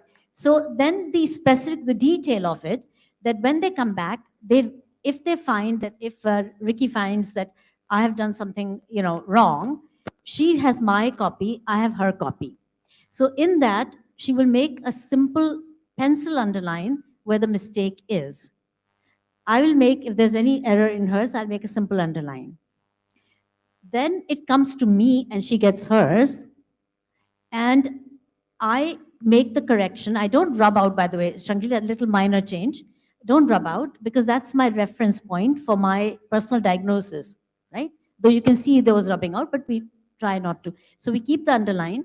I make the correction on the same page, or if there's not much space, I can put a sticky in there, make the correction. I can do it on a blank page after that and write down that this word should be written in this way. And I might do one or two practices, up to me, right? But I make the correction, I make a mental note, and I'm triggered by the idea that Ricky found that mistake, I need to fix it. After I've fixed it, I put a second underline myself under it, meaning I've made the correction. Now it goes back to her. She's seen that I've made the correction. It goes back to me. I've made her correction comes back to me. No, sorry. Yeah, the second underline, and it comes back to me. At this point, I say, well done, good job. I do a smiley. I color the smiley, I write the smiley, and that's your, and I also write my name. If I'm old enough to write my name, I'll write my name.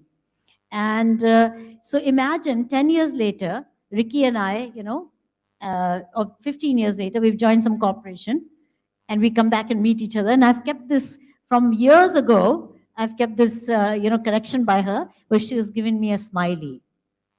How would that feel to both of us? Any imagination? See, my mother, pedagogue, she's psychologist pedagogue. She's excited by this idea, right? 15 साल बाद हम मिलेंगे क्योंकि Ricky, you were my partner and you made the smiley for me, right? I'll remember the smiley, or I'll remember the correction.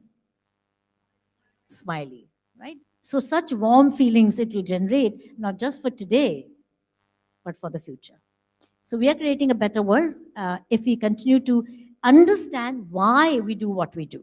Not just what we do, but why we do it. And so we then will continue to do. Erasers, by and large, don't allow children to have erasers on their desks. I've said that a few times. Reminder once more. Please have them get all the erasers, put them on your desk in a basket or a shoebox. Put them in there. If they make a mistake, they have to physically walk over to you, take the eraser, erase whatever they've done wrong, bring it back and put it back in your basket. Why do we do that? Now, again, that's a process. Why do we do that? And why should we do that? Anybody would like to say, jumping to say something on this? If you stand up, then I'll know you want to say. In the back also? Why do we do that or should do that? Okay, the reason is that children often don't think before they write. They write hurriedly.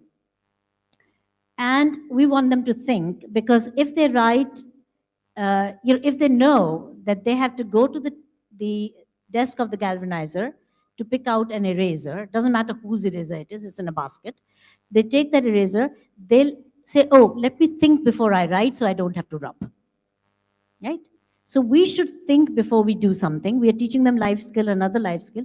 Think before you say, think before you write. And also because when they write in a hurried way, their handwriting goes for a song. It's not neat when they rub it out. So there are at least 3 reasons, there might be more, but these are the 3 reasons that I can think of for the moment, that the erasers should not be with the children, they should be on your desk, and they have to physically walk over. And always, always remind yourself, we are here to teach children skills for life. We are not about that content that is in front of you in a syllabus or in the book. That is secondary. If you lose a whole phase worth, I don't care. Because life is long. They have, when they enter school at age 3, they have at least till 17. That's 14 years of learning that they have to do. From the beginning, our goal should be to set them in give them the right tones and provide the right circumstances for their greater learning later on.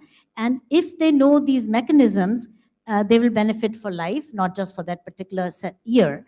And so slow down to speed up later on. We say that don't rush at the beginning. In any case, don't rush, because we have a long journey and they'll catch up whatever they have not learned today, tomorrow. There's no real rush. Do you agree with that? Okay, done. We cannot assimilate Sure, so sure, much. mommy. Point taken. Okay, so mommy saying, shut up. All right. In a nice way. Okay, enough is enough. All right, mommy, I agree with you. And May I take your leave, please? no, mommy, just few more very important minutes. Very important minutes. May I request you, Ananya Foundation's founder, ma'am, please come. And you 3 also, please come. Come to the front. And also ma'am Ricky. So we're going to sign 2 MOUs just now in front of all of you and in front of my mother. So the first one, while they're coming, I'll sign with Ricky. In my purse.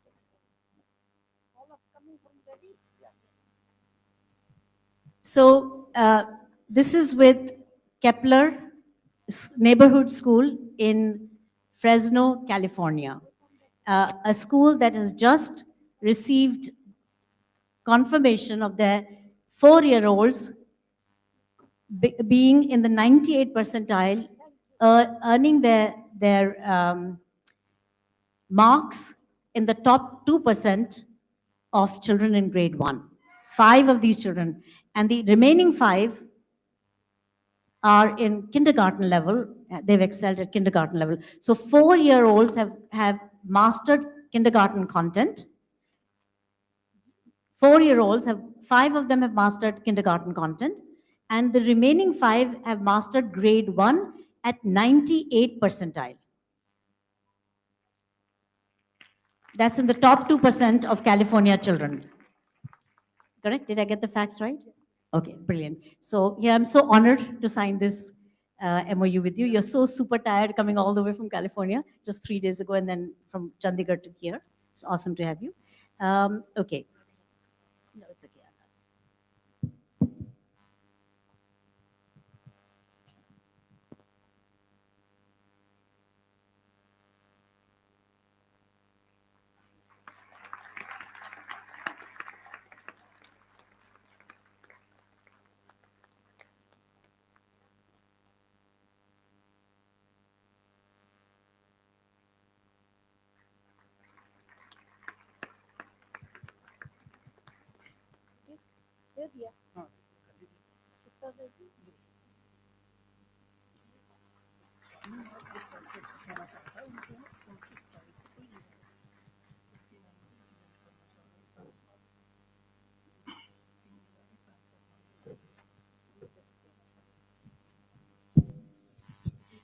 Such a privilege, you know, really. And these results have come because of?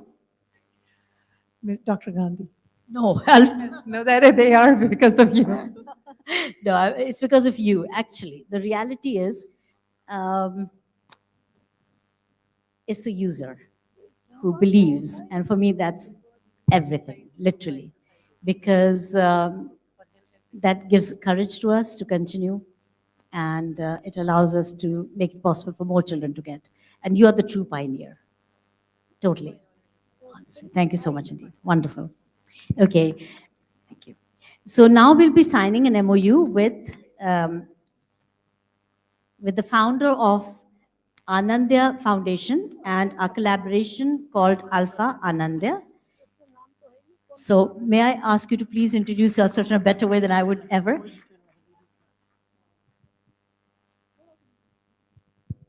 Good afternoon, everyone.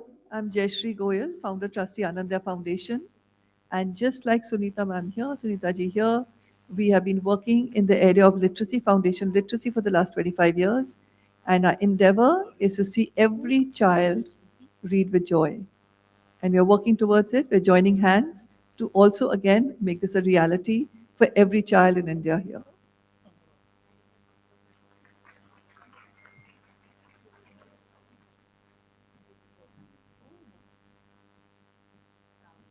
So very, very happy. Jayashree ji, thank you so much.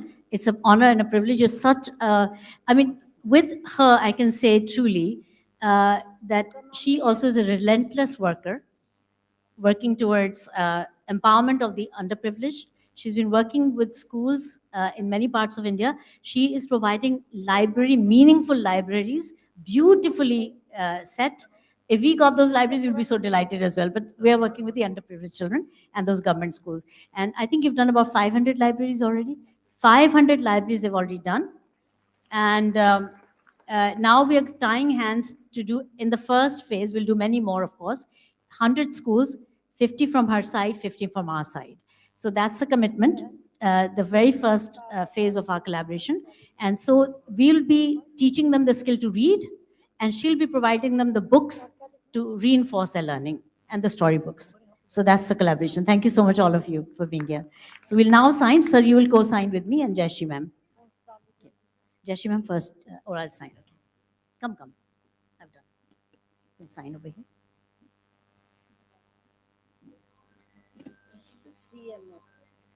Ah, yes, there it is.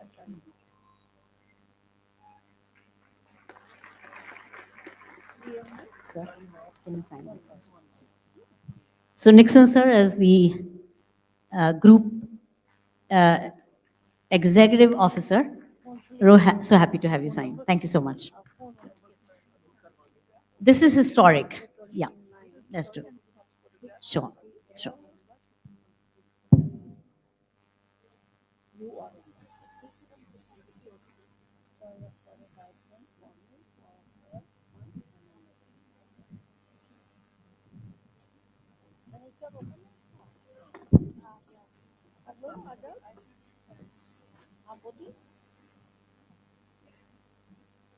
Bharti Gandhi.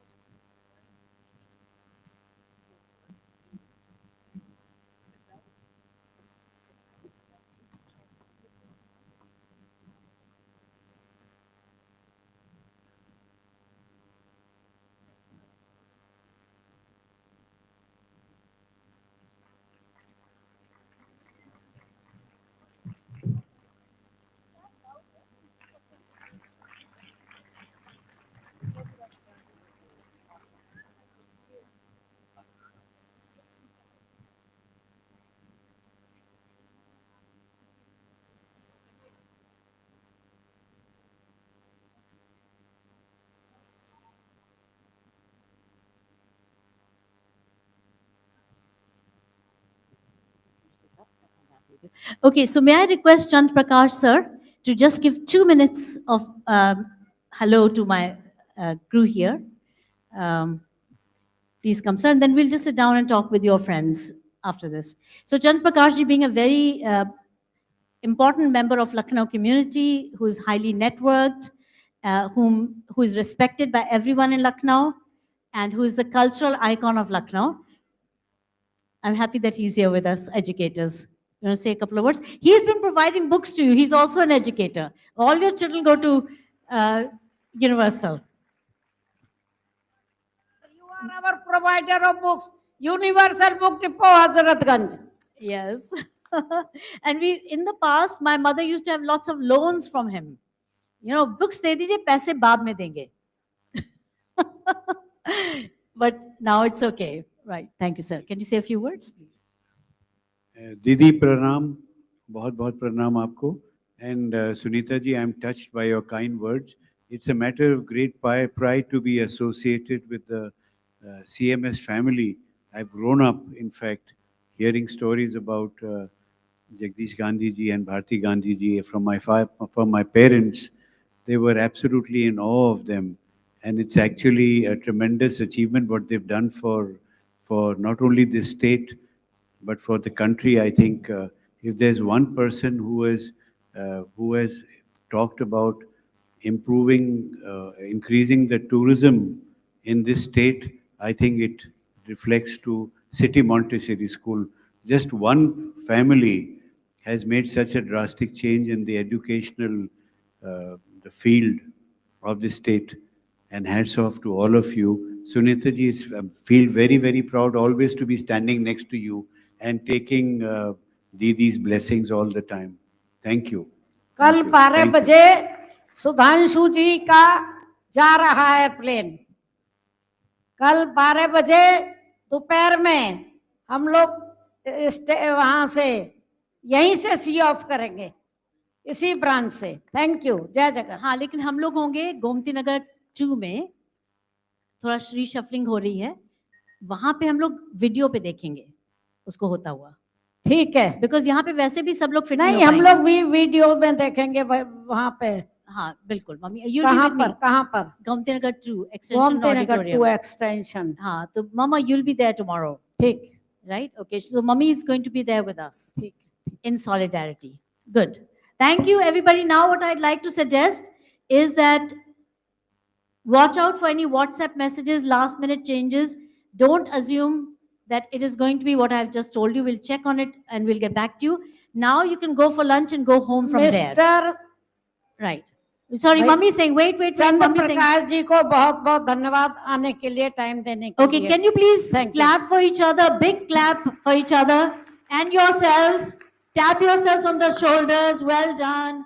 Most amazing listeners, most amazing participants, most amazing doers. Thank you so much. But have your lunch before you go home, please. Otherwise, Mr. Zamani will not be a happy camper. Please have your lunch.